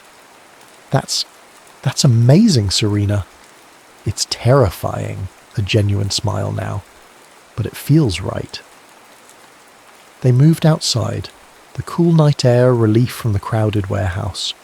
For an hour they walked and talked, not about the past but about their current projects, films they'd seen, books that had moved them. No performance, just conversation. When they reached her car, Gabe finally asked the question that had been hovering unspoken. "Why are you here tonight? Really?" Serena leaned against her car door, considering. "I saw your film online. It reminded me of who you were when we met, before everything." "I'm trying to find that person again," Gabe said quietly. "I think you're succeeding." She reached out, her fingers briefly touching his bearded cheek. "I'm proud of you, Gabe. Not for making a comeback or proving anyone wrong, just for making something true. Will I see you again?" She smiled, a little sad, a little hopeful. "I don't know. Maybe. When we're both ready." They embraced, a long moment of connection without expectation. When they separated, something had shifted. Not reconciliation exactly, but a gentle closing of one chapter and the possible opening of another. "Goodbye, Gabriel," she whispered, using his full name one last time. "Goodbye, Serena." He watched her drive away, feeling not devastation but a strange, peaceful clarity. For 7 years he'd been chasing a ghost, not just Serena, but the man he'd been with her, the artist he'd believed himself to be. The real work would be finding that man again without her as his mirror. 1 year later, a small independent theatre in Silver Lake hosted the premiere of a film called Stardust, written and directed by Gabe Castell, shot on 16mm film, featuring unknown actors. The story was familiar yet transformed. A filmmaker loses everything and must discover who he is without his career, his muse, his carefully constructed identity. No algorithm-friendly plot points, no focus-grouped ending, just raw human truth about performance versus reality. The theatre was only half full, but among those present was Dorian King, sitting in the back row, watching with inscrutable eyes the film that had evolved from the screenplay he'd stolen years ago. And in the middle row, quietly observing, sat Serena Vale. Not as Gabe's date or his muse, but as a fellow artist. They had spoken occasionally over the past year, professional conversations, cautious friendship rebuilding from the ashes of obsession. As the final scene played out, the protagonist standing alone on a cliff overlooking the ocean, whispering to himself, "None of it was real, until now." Gabe watched Serena's reflection in the darkened screen. A small smile played on her lips, recognition perhaps, or approval. When the lights came up and modest applause filled the theatre, their eyes met briefly across the rows of seats. She nodded once, acknowledgement, respect, maybe even pride. It wasn't the Hollywood ending he'd once scripted for them. There was no dramatic reconciliation, no running away together to make movie magic. But it was real, and after a lifetime of performance, real was enough.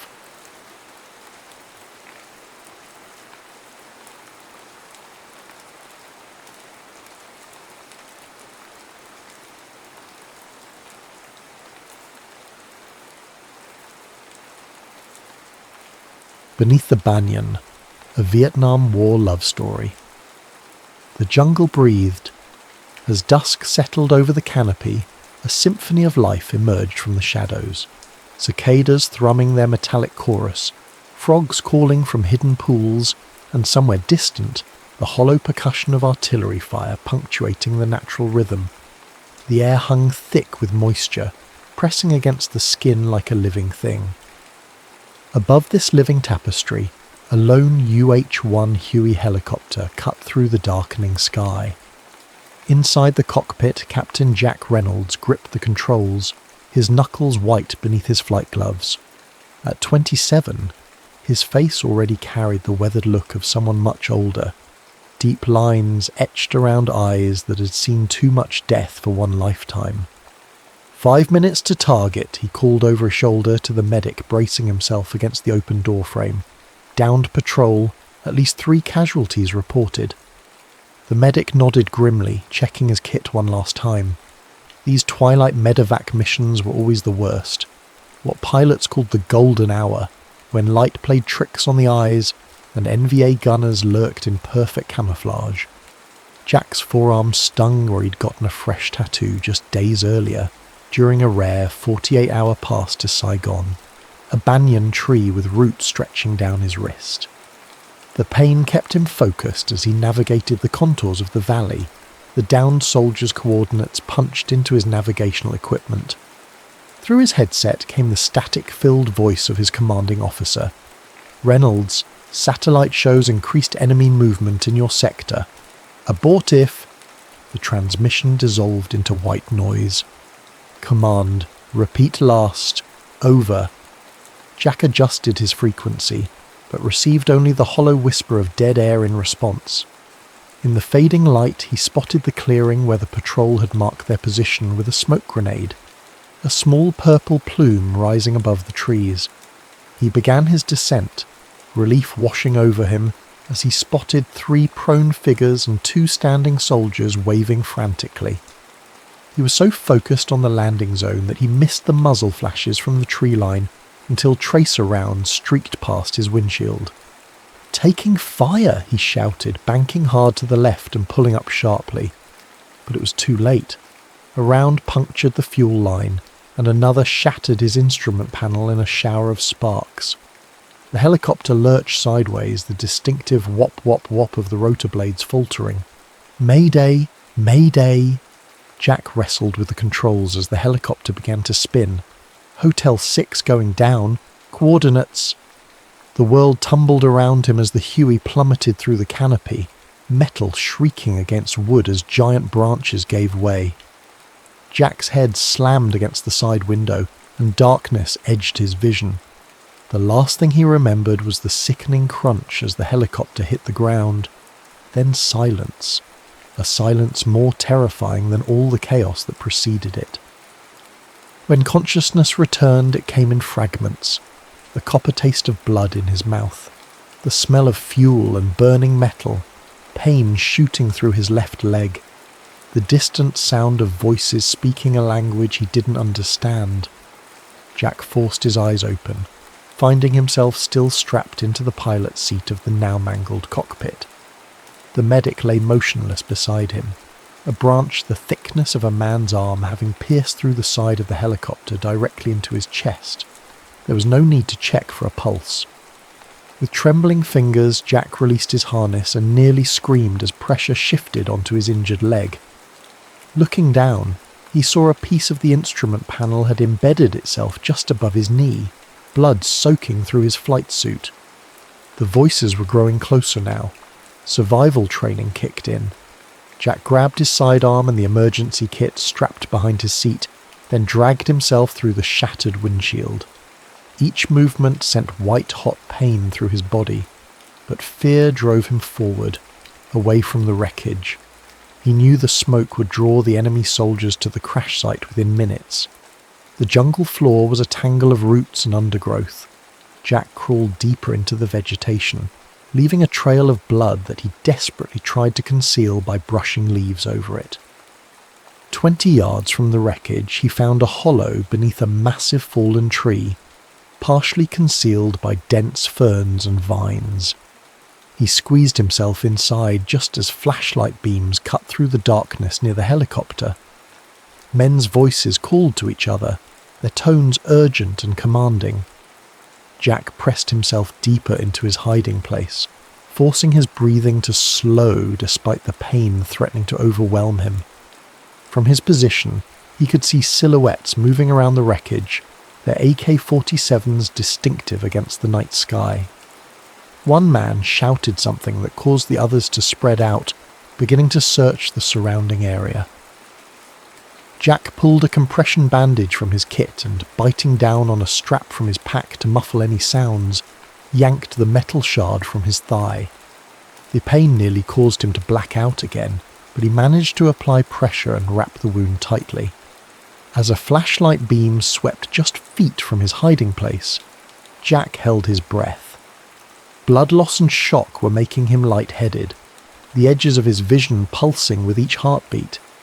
He knew he couldn't run, couldn't fight off an entire patrol in his condition. His only hope was to remain hidden until they gave up the search, or until American forces came looking for the downed helicopter, if they came at all, if anyone had heard his mayday call. The voices and flashlights eventually moved deeper into the jungle, but Jack dared not move.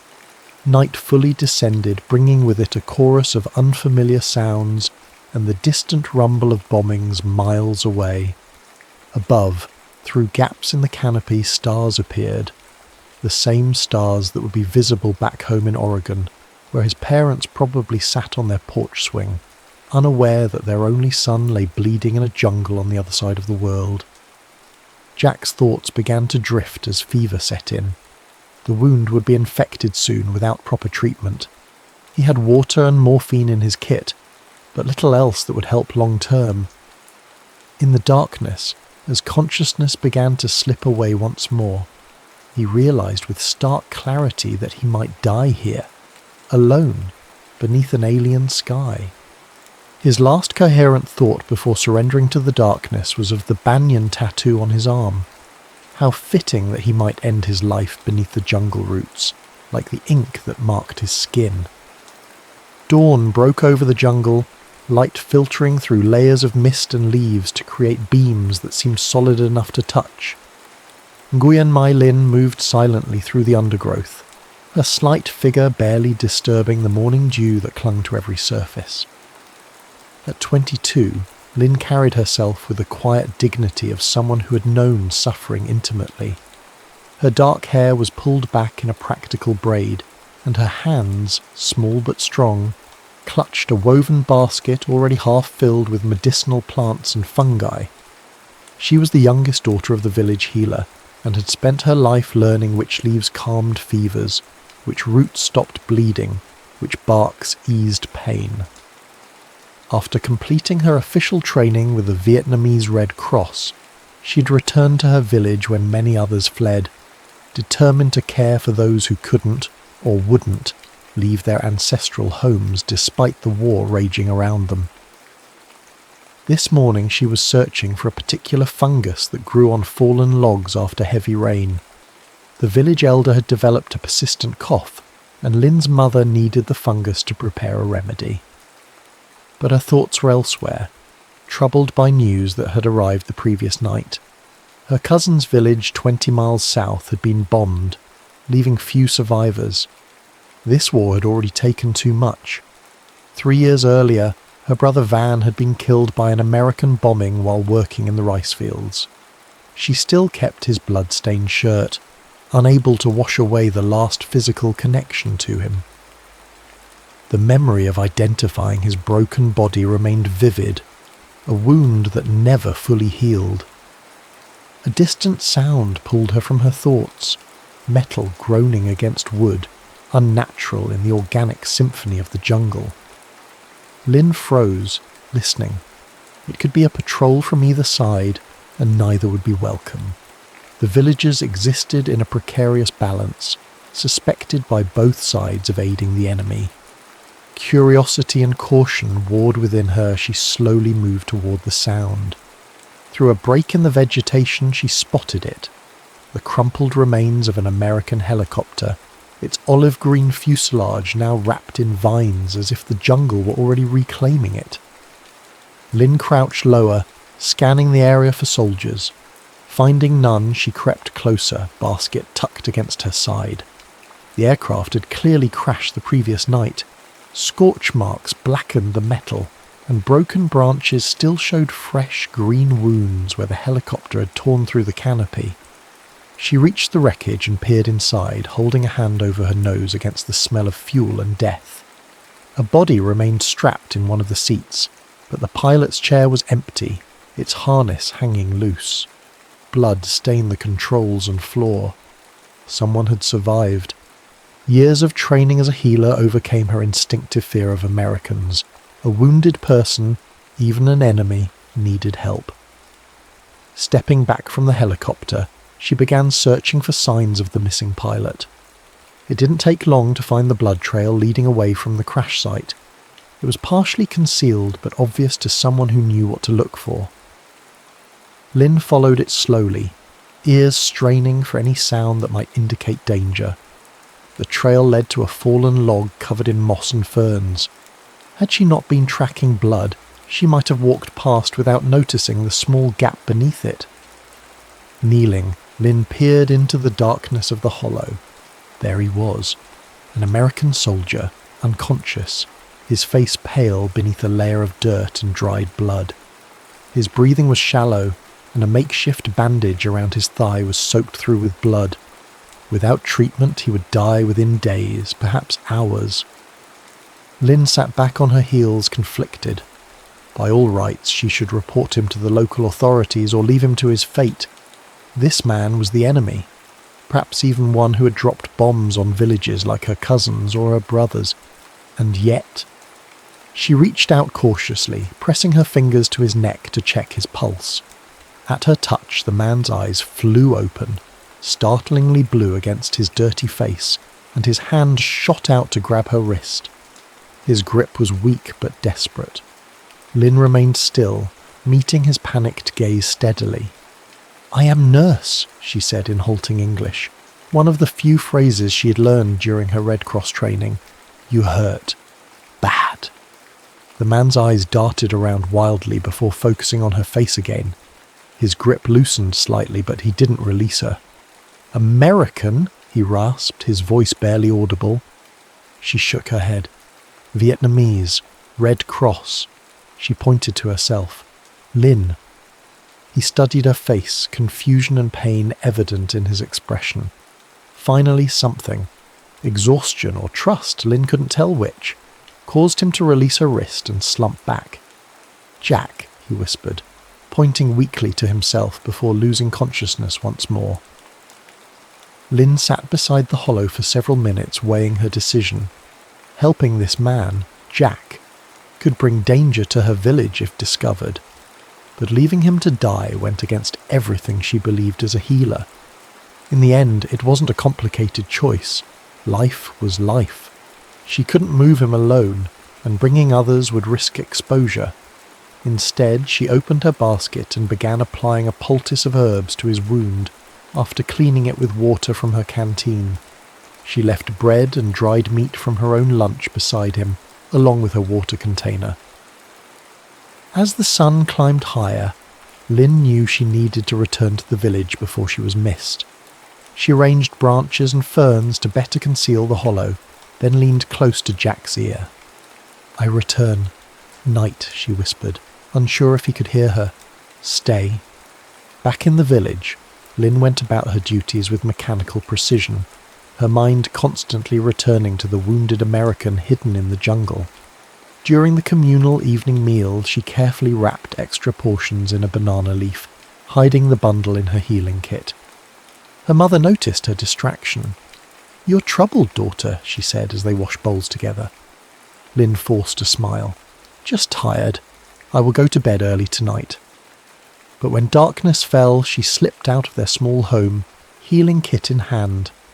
The journey through the nighttime jungle was dangerous, but Lynn knew these paths intimately, having gathered herbs under every moon since childhood. When she reached the hollow, she found Jack awake but feverish, his eyes glassy as they tracked her approach. "You came back," he murmured, sounding surprised. Lynn nodded, kneeling beside him. "Cannot stay here," she whispered. "Patrols come, looking." Understanding flickered in his eyes. "Where?" She pointed deeper into the jungle. "I know place. Safe." Without waiting for his response, she began gathering his few possessions. "Can walk? Little?" Jack grimaced but nodded, allowing her to help him out of the hollow. He towered over her as he stood, swaying dangerously before steadying himself against a tree. Lynn positioned herself beneath his arm, supporting as much of his weight as her small frame could manage. Their progress was painfully slow. Every few minutes they had to stop for Jack to rest, his breathing laboured, sweat beading on his forehead despite the cool night air. The third time they paused, distant voices echoed through the trees, a patrol moving in their direction. Lynn felt Jack tense beside her. "NVA," he whispered. She nodded, urgency lending her strength as she pulled him forward again. "Hurry, not far now." They stumbled through the darkness, Jack gritting his teeth against the pain, Lynn guiding them along invisible paths only she could see. The voices grew closer, then began to fade as the patrol moved in another direction. Still, they didn't slow until they reached their destination. A massive banyan tree, its aerial roots creating a natural fortress of wooden columns, descending from high branches to the ground. Between two of the thickest roots, partially hidden by the curtain of smaller tendrils, was a small bamboo shelter Lynn had built years ago as a quiet place to sort her herbs away from the village's constant activity. It was little more than a platform with a sloped roof, but it was dry and hidden from casual observation. "Here," she said, helping Jack climb onto the platform. He collapsed immediately, his face ashen from the exertion. Lynn worked quickly, changing his bandage, applying fresh medicine, and coaxing him to drink a bitter tea she had prepared. Then she arranged palm leaves to better conceal the shelter from view before settling beside him.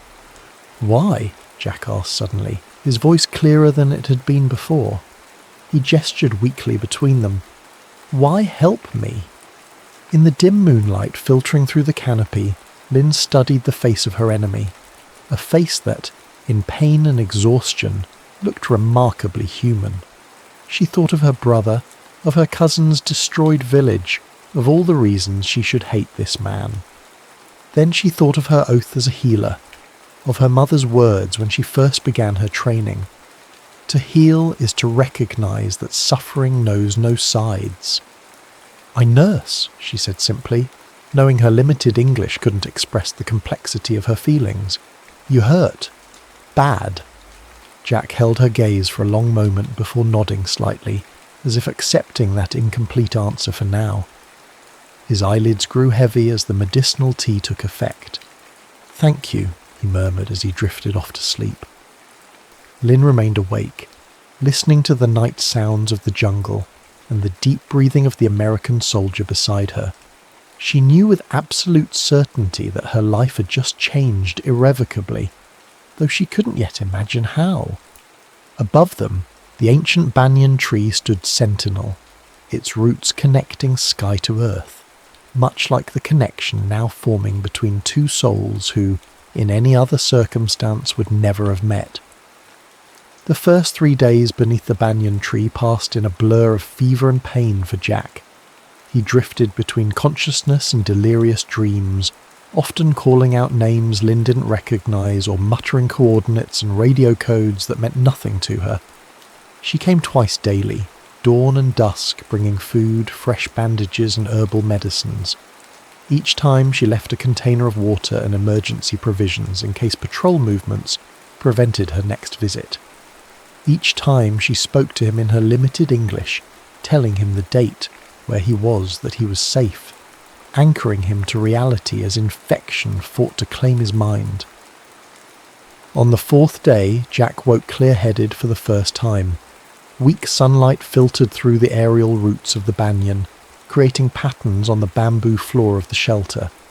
For a moment he thought he might still be dreaming until the sharp pain in his leg reminded him otherwise.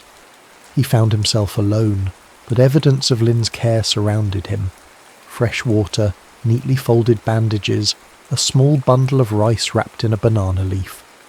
Nearby his few possessions were arranged carefully.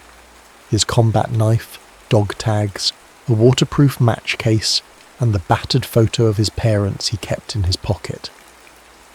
Outside, the distinctive sound of rain began as fat droplets hit the canopy above, slowly building to a steady downpour that created a curtain of water around the shelter. The monsoon season was beginning, Jack realized. Any American search parties would be grounded for days, perhaps weeks. He was stranded, at the mercy of a Vietnamese nurse who had every reason to hate him. When Lynn appeared through the rain that evening, she froze momentarily upon seeing Jack sitting up, alert and watching her approach. A cautious smile spread across her face. "You better," she stated, setting down her basket and kneeling to examine his wound. "Thanks to you," Jack replied, wincing slightly as she removed the bandage. The angry red infection around the gash had receded, though the wound itself remained serious. As she worked, Jack studied her face, the focused concentration in her eyes, the small furrow between her brows, the gentle firmness of her hands as they applied medicine to his injury. He had been too delirious before to really see the person who was saving his life.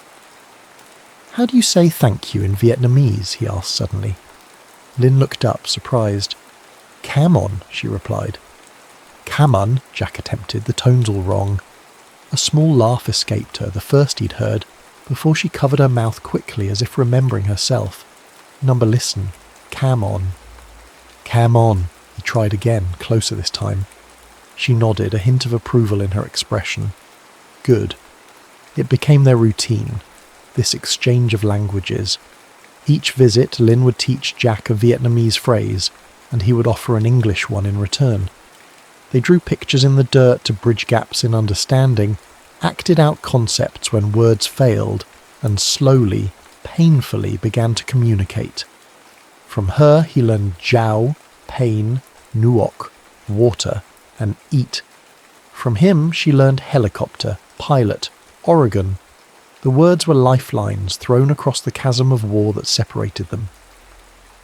On the 7th day, as monsoon rains continued unabated, Lynn arrived at midday, something she had never done before.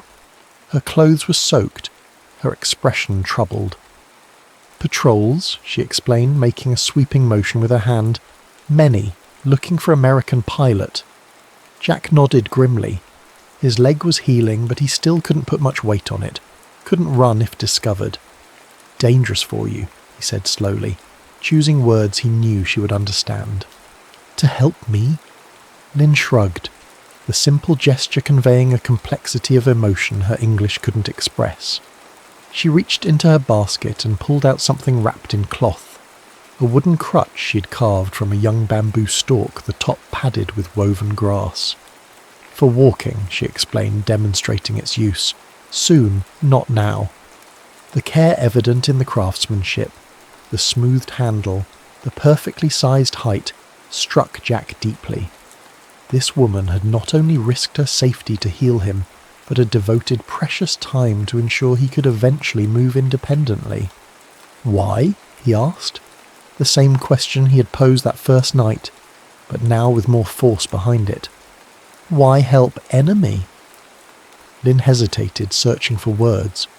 Finally she pointed to her Red Cross armband, then to him. "Not enemy. Person." She placed a hand over her heart. "Here, no war."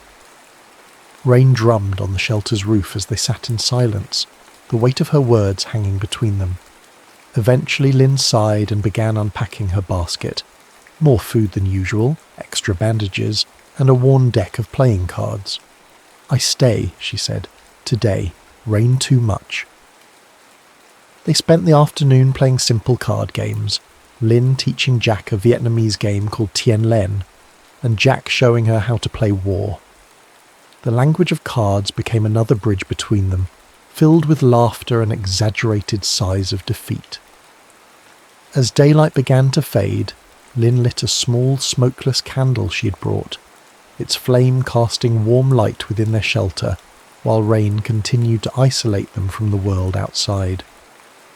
In that gentle illumination, Jack told Lynn about his life before the war, about his family's small farm in Oregon, about studying engineering in college, about being drafted just 3 credits short of graduation. He spoke slowly, using simple words and gestures, unsure how much he understood, but needing to share himself with someone after months of keeping everything locked inside. When he finished, Lynn was quiet for a long moment. Then, haltingly, she began her own story. She told him about her training as a healer, about her village, about her brother Van who had died in an American bombing 3 years earlier. Jack's stomach twisted with guilt at this revelation.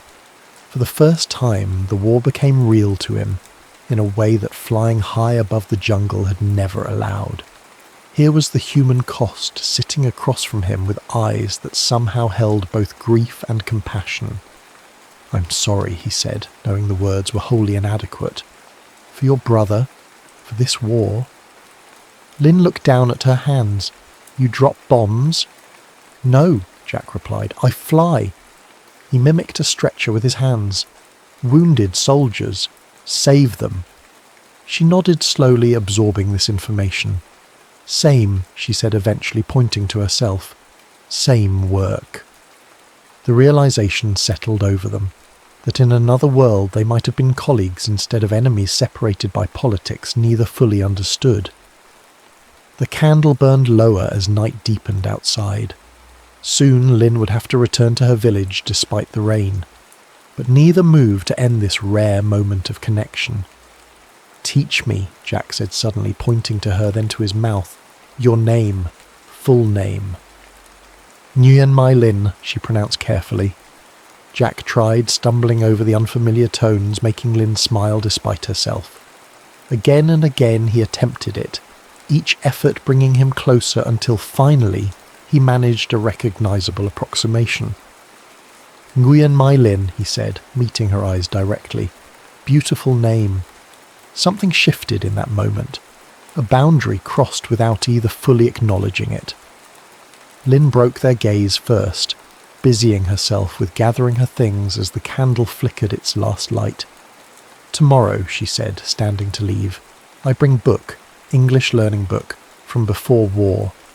Jack nodded, suddenly reluctant to see her go. "Be careful," he said. "Patrols." She paused at the edge of the shelter, rain still falling beyond the protective roots of the banyan. "Always careful," she assured him, then hesitated as if wanting to say more. Instead, she reached out and briefly touched his hand, a fleeting contact that felt monumental in its deliberateness.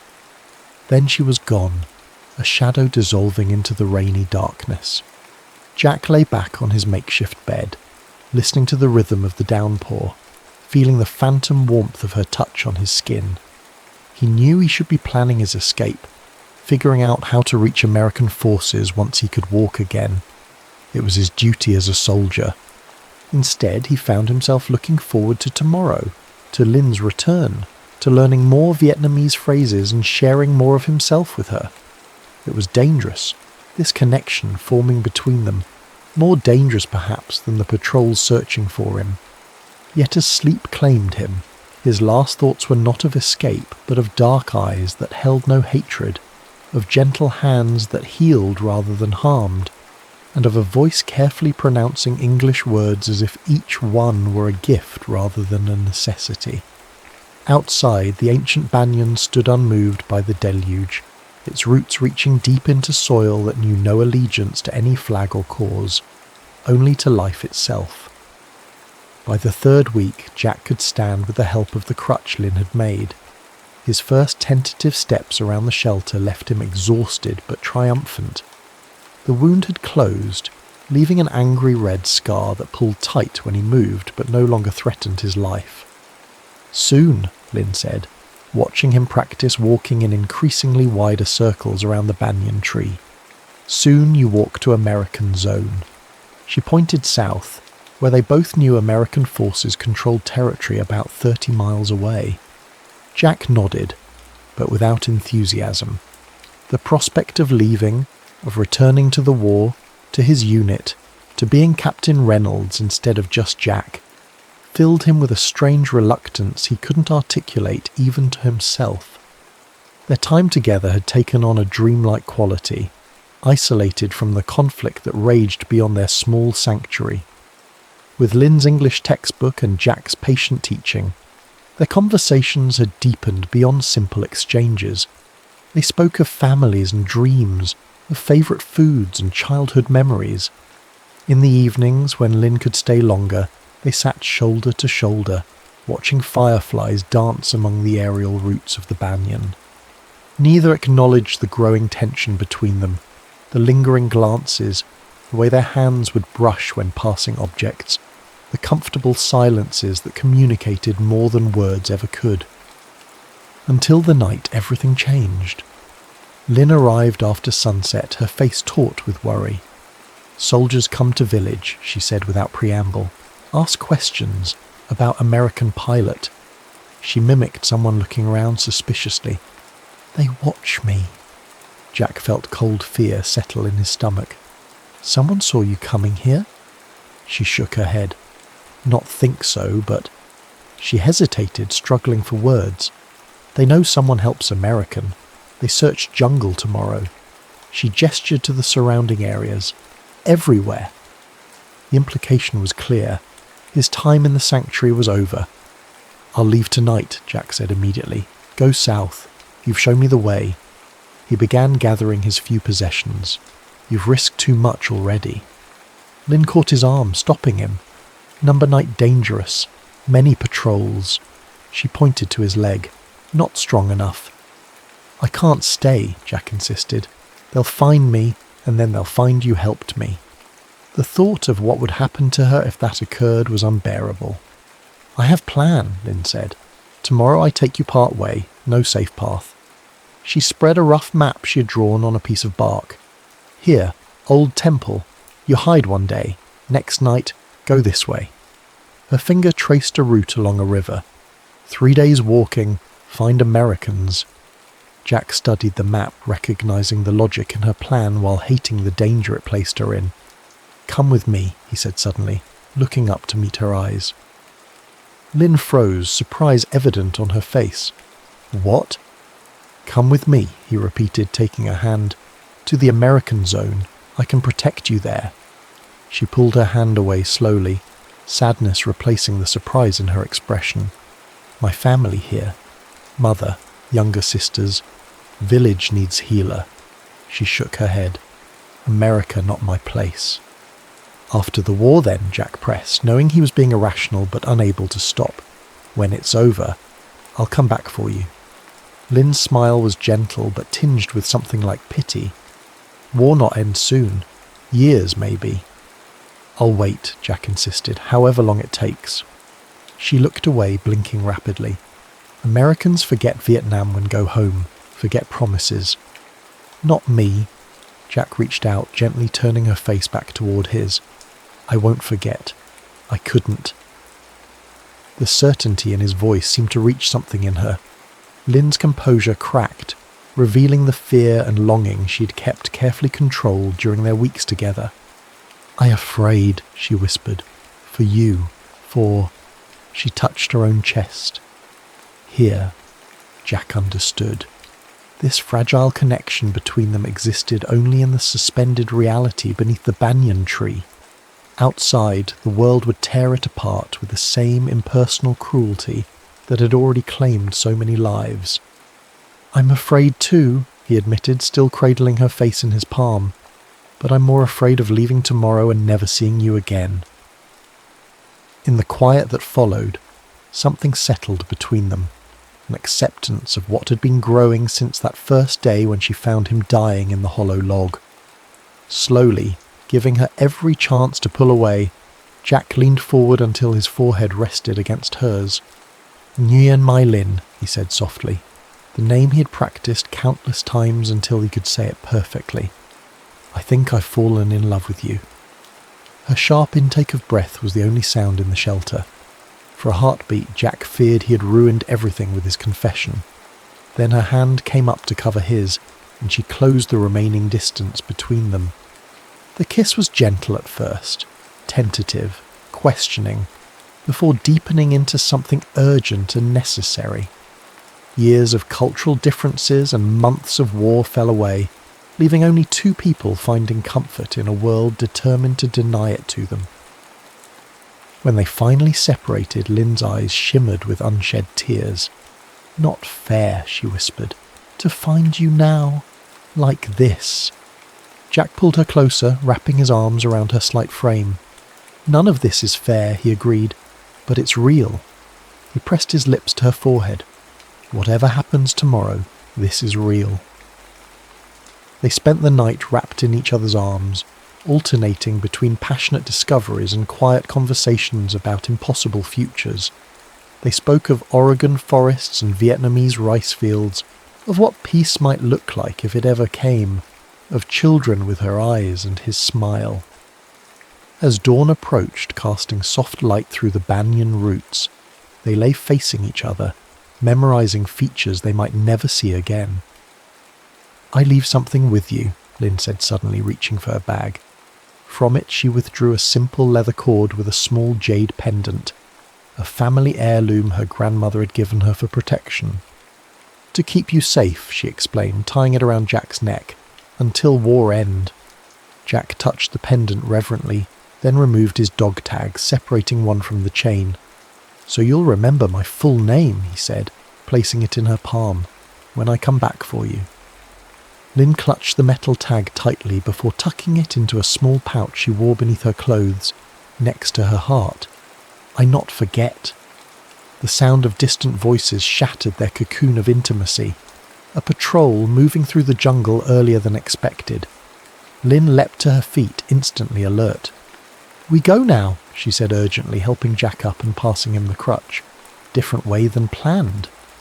They slipped out of the shelter and into the morning jungle, moving as quietly as Jack's injury would allow. Lynn led the way, choosing paths only she could see, freezing occasionally as sounds of the patrol drifted toward them. After an hour of tense progress, they reached a small clearing dominated by the ruins of what must have been the temple Lynn had mentioned. Ancient stones covered in vines, partially reclaimed by the jungle. "Hide here," Lynn instructed, showing Jack a concealed space beneath fallen stones. "I bring food, water later, when safe." Jack grabbed her hand before she could leave. "If you can't come back, if it's too dangerous, I'll understand. I'll find my way." Lynn's eyes flashed with determination. "I come back," she promised. "Tonight."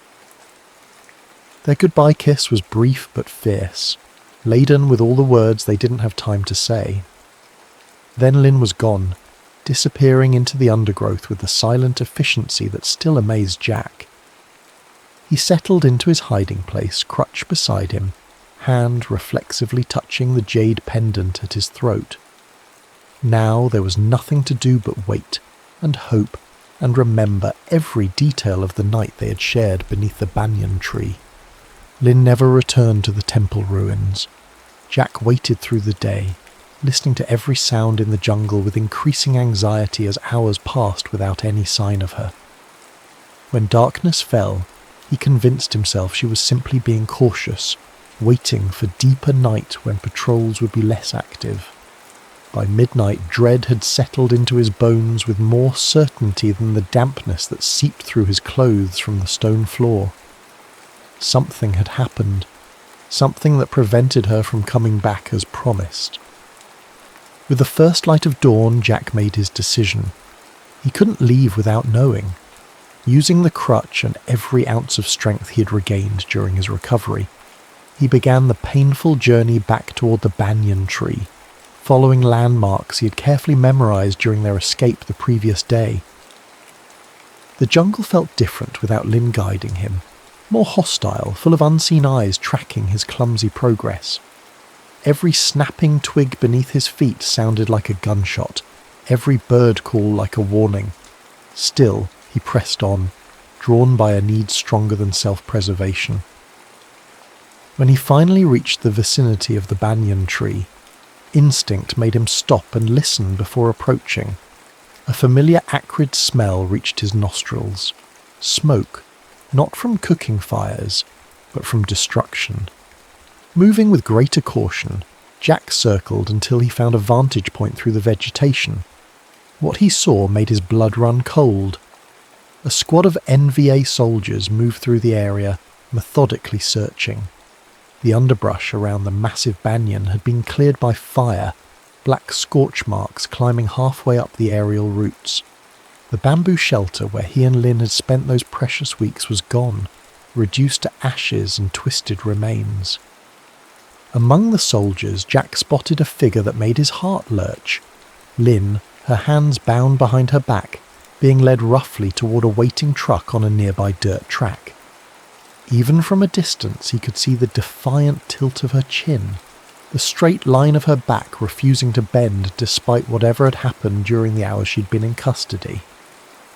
Without thinking, Jack started forward, hand reaching for a sidearm that was no longer there. A nearby soldier turned at the movement, raising his rifle. The crack of the shot sent birds scattering from the canopy. Jack felt white-hot pain tear through his right shoulder, spinning him backward into the undergrowth. Through a haze of shock, he witnessed Lynn's head whip around at the sound, her eyes scanning the tree line before a soldier shoved her roughly into the truck. "No!" The shout tore from Jack's throat, but it was lost amid the sudden flurry of activity as soldiers converged on his location. Survival instinct took over. Abandoning the crutch, Jack forced himself upright and ran, adrenaline temporarily masking the agony in both his leg and freshly wounded shoulder. He crashed through vegetation, zigging and zagging to make himself a difficult target as bullets splintered tree trunks around him. A ravine appeared suddenly in his path. Without hesitation, Jack threw himself into it, tumbling down the steep slope in a controlled fall until he hit the shallow water at the bottom. He dragged himself beneath an overhanging bank, pressing his body into the mud as voices shouted in Vietnamese above. For hours he remained motionless as the search continued. Eventually the voices receded, but Jack stayed hidden until nightfall, using scraps of his shirt to bandage the bullet wound in his shoulder. The round had passed clean through, missing bone but leaving him weakened from blood loss. When darkness provided cover, he pulled himself from the ravine and oriented himself southward, toward the American zone that now represented his only chance for survival. Each step was a study in agony, each mile a testament to human endurance driven by something beyond physical strength. 4 days later, delirious, feverish, more crawling than walking, Jack stumbled into an American patrol. The soldiers initially raised their weapons at the wild-eyed, filthy figure lurching from the jungle until one recognized the remains of a flight suit beneath the caked mud and blood. "Captain Reynolds?" The young sergeant lowered his M16 in shock. "Holy shit, sir! We thought you were dead!" Jack collapsed into waiting arms, managing only 2 words before consciousness fled. "Help her." Recovery in a field hospital passed in fragments of lucidity between morphine hazes. Jack learned his medevac had been reported shot down 6 weeks earlier, with all hands presumed dead when no distress call was received. He was listed as missing in action, and the search had been abandoned after 3 days. When he was coherent enough, Jack told a simplified version of his survival story to his commanding officer, a version that mentioned a downed pilot being saved by a local nurse, but omitted the depth of their connection. He gave Lynn's full name and village, insisting she'd been arrested for helping him and needed extraction. "We'll look into it, Reynolds," the colonel said, his expression indicating the matter was already closed. "But without specific intelligence on prisoner movements, there's not much we can do. You know that." Jack did know. Thousands went missing in this war every month. One village nurse wouldn't merit a rescue operation, especially not with offensives being planned elsewhere. As soon as he could walk without assistance, Jack began calling in every favour he'd accumulated during his time in Vietnam. He reached out to CIA contacts, to South Vietnamese officers he'd befriended, to anyone who might have information about prisoners from Lynn's region. The answers were always the same: nothing, or worse, conflicting reports that led nowhere. Some said she'd been sent to a re-education camp near Hanoi. Others claimed she'd been released after questioning. One particularly disturbing rumour suggested she'd been executed as a collaborator, along with several others from her village. Jack refused to believe the worst. The jade pendant Lynn had given him never left his neck, a constant reminder of his promise. When his wounds healed enough for flight duty, Jack requested assignment to any mission that would take him over the region where Lynn's village had been. From the air he saw the landscape transformed by war. bomb craters where rice fields had been, forests defoliated into skeletal remains, villages abandoned or razed to the ground. The banyan tree remained standing, a solitary giant amid destruction, its aerial roots like arms reaching for something forever beyond grasp. Jack's tour of duty ended in late 1970. He was given medals he didn't want for a survival story he couldn't fully tell, then sent home to an America that had little use for returning pilots, except as symbols in an increasingly divisive debate about the war. He tried to readjust to civilian life, completing his engineering degree and taking a job with a construction firm in Portland. But Vietnam and Lynn haunted his dreams. The jade pendant remained his most treasured possession, worn beneath his shirts like a talisman against forgetting. In letters to former comrades still in country, he always included the same question: any news of Nguyen Mai Linh? The answers, when they came, were always negative. When Saigon fell in 1975, Jack watched the chaotic evacuation on television with a hollowness in his chest. The war that had brought them together and then torn them apart was officially over, but the country Lynn had refused to leave was now permanently beyond his reach. Still, he refused to give up hope. When diplomatic relations slowly warmed in the late 1980s, Jack was among the first Americans to apply for a humanitarian visa to Vietnam. His stated purpose, to help rebuild infrastructure damaged during the war, was accepted by authorities on both sides. Landing in Ho Chi Minh City, formerly Saigon, in 1989, Jack felt like he'd entered a time warp. Nearly 20 years had passed since he'd last set foot on Vietnamese soil.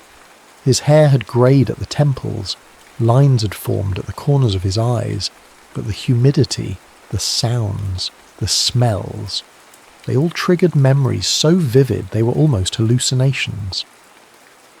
From the city, he travelled north to the region where Lynn's village had been. The journey took days, over roads still bearing the scars of war, and through communities still rebuilding from decades of conflict. When he finally reached the area, he found little he recognised. The village itself had been relocated several miles from its original location. New construction stood where bamboo homes had once clustered beneath protective trees. Children who had never known American soldiers stared curiously at the tall foreigner with his halting Vietnamese phrases. Jack sought out the village elders, showing them a faded photograph of himself in uniform that he'd brought along with a hand-drawn map of where the original village had stood. One ancient woman squinted at the image, recognition dawning slowly in rheumy eyes. "Bac Si Mai," she said.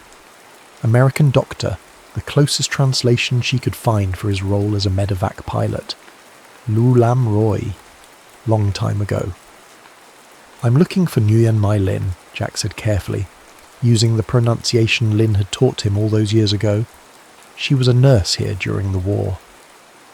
The old woman's face changed, something like caution replacing curiosity. She spoke rapidly to a younger man beside her, who turned to Jack with a guarded expression. "Why you look for her?" he asked in accented English. Jack hesitated, unsure how much to reveal. "She saved my life during the war," he said finally. "I wanted to thank her." The man translated for the elder, whose eyes narrowed further. After a lengthy exchange, the man turned back to Jack. "You come tomorrow," he said. "Maybe someone can help you." Jack spent a restless night in the village's modest guest house, hope and anxiety warring within him. He removed the jade pendant from around his neck for the first time in years, holding it in his palm like a compass that had finally led him home.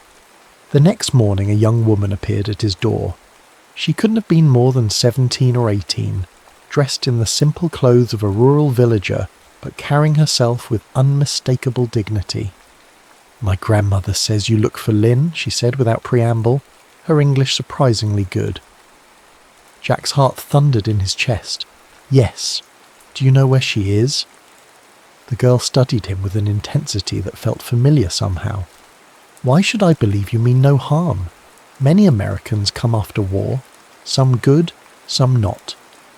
Jack reached into his pocket and withdrew his remaining dog tag.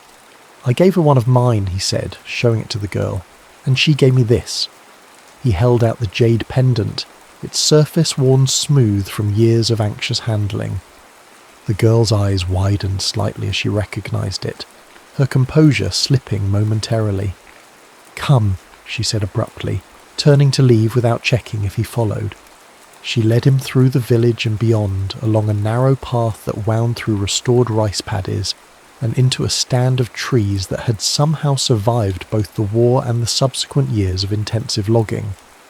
In their midst stood a sight that made Jack's breath catch in his throat. A banyan tree, not as large as the one that had sheltered them, but similar enough to stop him in his tracks. The girl paused, watching his reaction. "You know such trees?" Jack nodded, unable to speak past the tightness in his throat. Beneath the banyan stood a simple wooden structure, not quite a house, not quite a shrine, its entrance facing east toward the rising sun. The girl gestured for Jack to wait, then disappeared inside. Long minutes passed. Jack's hands trembled as he struggled to prepare himself for whatever might come next. Joy, disappointment, or the final confirmation of loss he had refused to accept for nearly 2 decades. When the door opened again, a woman emerged slowly into the dappled light beneath the banyan. She was thin, her once black hair now streaked with silver, her face bearing lines etched by years of hardship. But her eyes, those eyes that had looked upon him with compassion when he was an enemy, with tenderness when he became something more, remained unchanged. "Jack Reynolds," Lynn said softly, her hand rising to touch something at her throat. The missing half of his dog tags, worn on a simple cord just as he wore her jade pendant. The distance between them vanished. Jack couldn't remember moving, but suddenly she was in his arms, solid and real and alive, her tears dampening his shirt as his own fell into her hair. "You came back," she whispered against his chest. "I promised I would," he replied, his voice breaking. "I never stopped looking."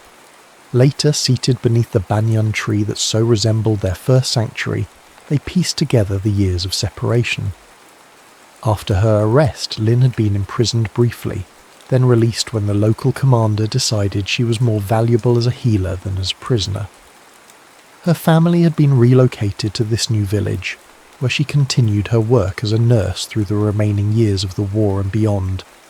She had married briefly, a union arranged by her family in the aftermath of the war, when they feared for her future as a woman suspected of American sympathies. Her husband, a kind man much older than herself, had died 5 years after their marriage, leaving her with one daughter. That daughter had grown up, married, and given Lynn a granddaughter, the same intense young woman who had led Jack to her. "Vanley," Lynn called to the girl who sat at a respectful distance, "come meet your namesake properly." The girl approached cautiously, her eyes never leaving Jack's face. Namesake. Lynn smiled, the expression transforming her face to one Jack recognized from memory. "Yes, Van for my brother who died in the war, and Lee ... She looked at Jack. "The closest I could come to your state. Oregon. I couldn't speak its name without raising questions, but I wanted her to carry something of you." Jack felt humbled by this revelation, that Lynn had found a way to honour their connection even when separated by impossible distances and political divides. "What happens now?" Lynn asked quietly when Vanley had left them alone once more. "You found me. Your promise is kept." Jack reached for her hand, weathered now like his own, but fitting perfectly against his palm just as it had 20 years earlier. "Now," he said, "we make a new promise. If you want to." Lynn's eyes searched his face. "Your home is America. Mine is here." "Home is where you are," Jack replied simply. "It took me 20 years and half the world to figure that out, but I know it now. Whether that's here in Vietnam, back in Oregon, or somewhere else entirely, I don't care. I just don't want to lose you again." Lynn closed her eyes briefly, tears slipping from beneath her lashes. When she opened them again, They held the same certainty he remembered from their first night together, beneath another banyan tree. "I kept something for you," she said, reaching into a pocket of her simple dress. From it she withdrew a folded piece of paper, worn thin with age and multiple readings. Jack unfolded it carefully, recognizing his own handwriting despite the years that had passed. It was the letter he had written the morning they parted, the one he assumed had been lost when the shelter was burned. "You are my home," he had written in English with a clumsy Vietnamese translation beneath. "I will find you." "You did find me," Lynn said softly, "after all this time." As the setting sun filtered through the aerial roots of the banyan tree, casting the same dappled patterns that had witnessed their first love, Jack and Lynn began the patient work of building a future from the fragments of a past that war had stolen but never fully destroyed. Above them, the ancient banyan stood as it had for generations before them and would for generations after, its roots connecting sky to earth, past to future, and two souls who had found their way back to each other against all odds.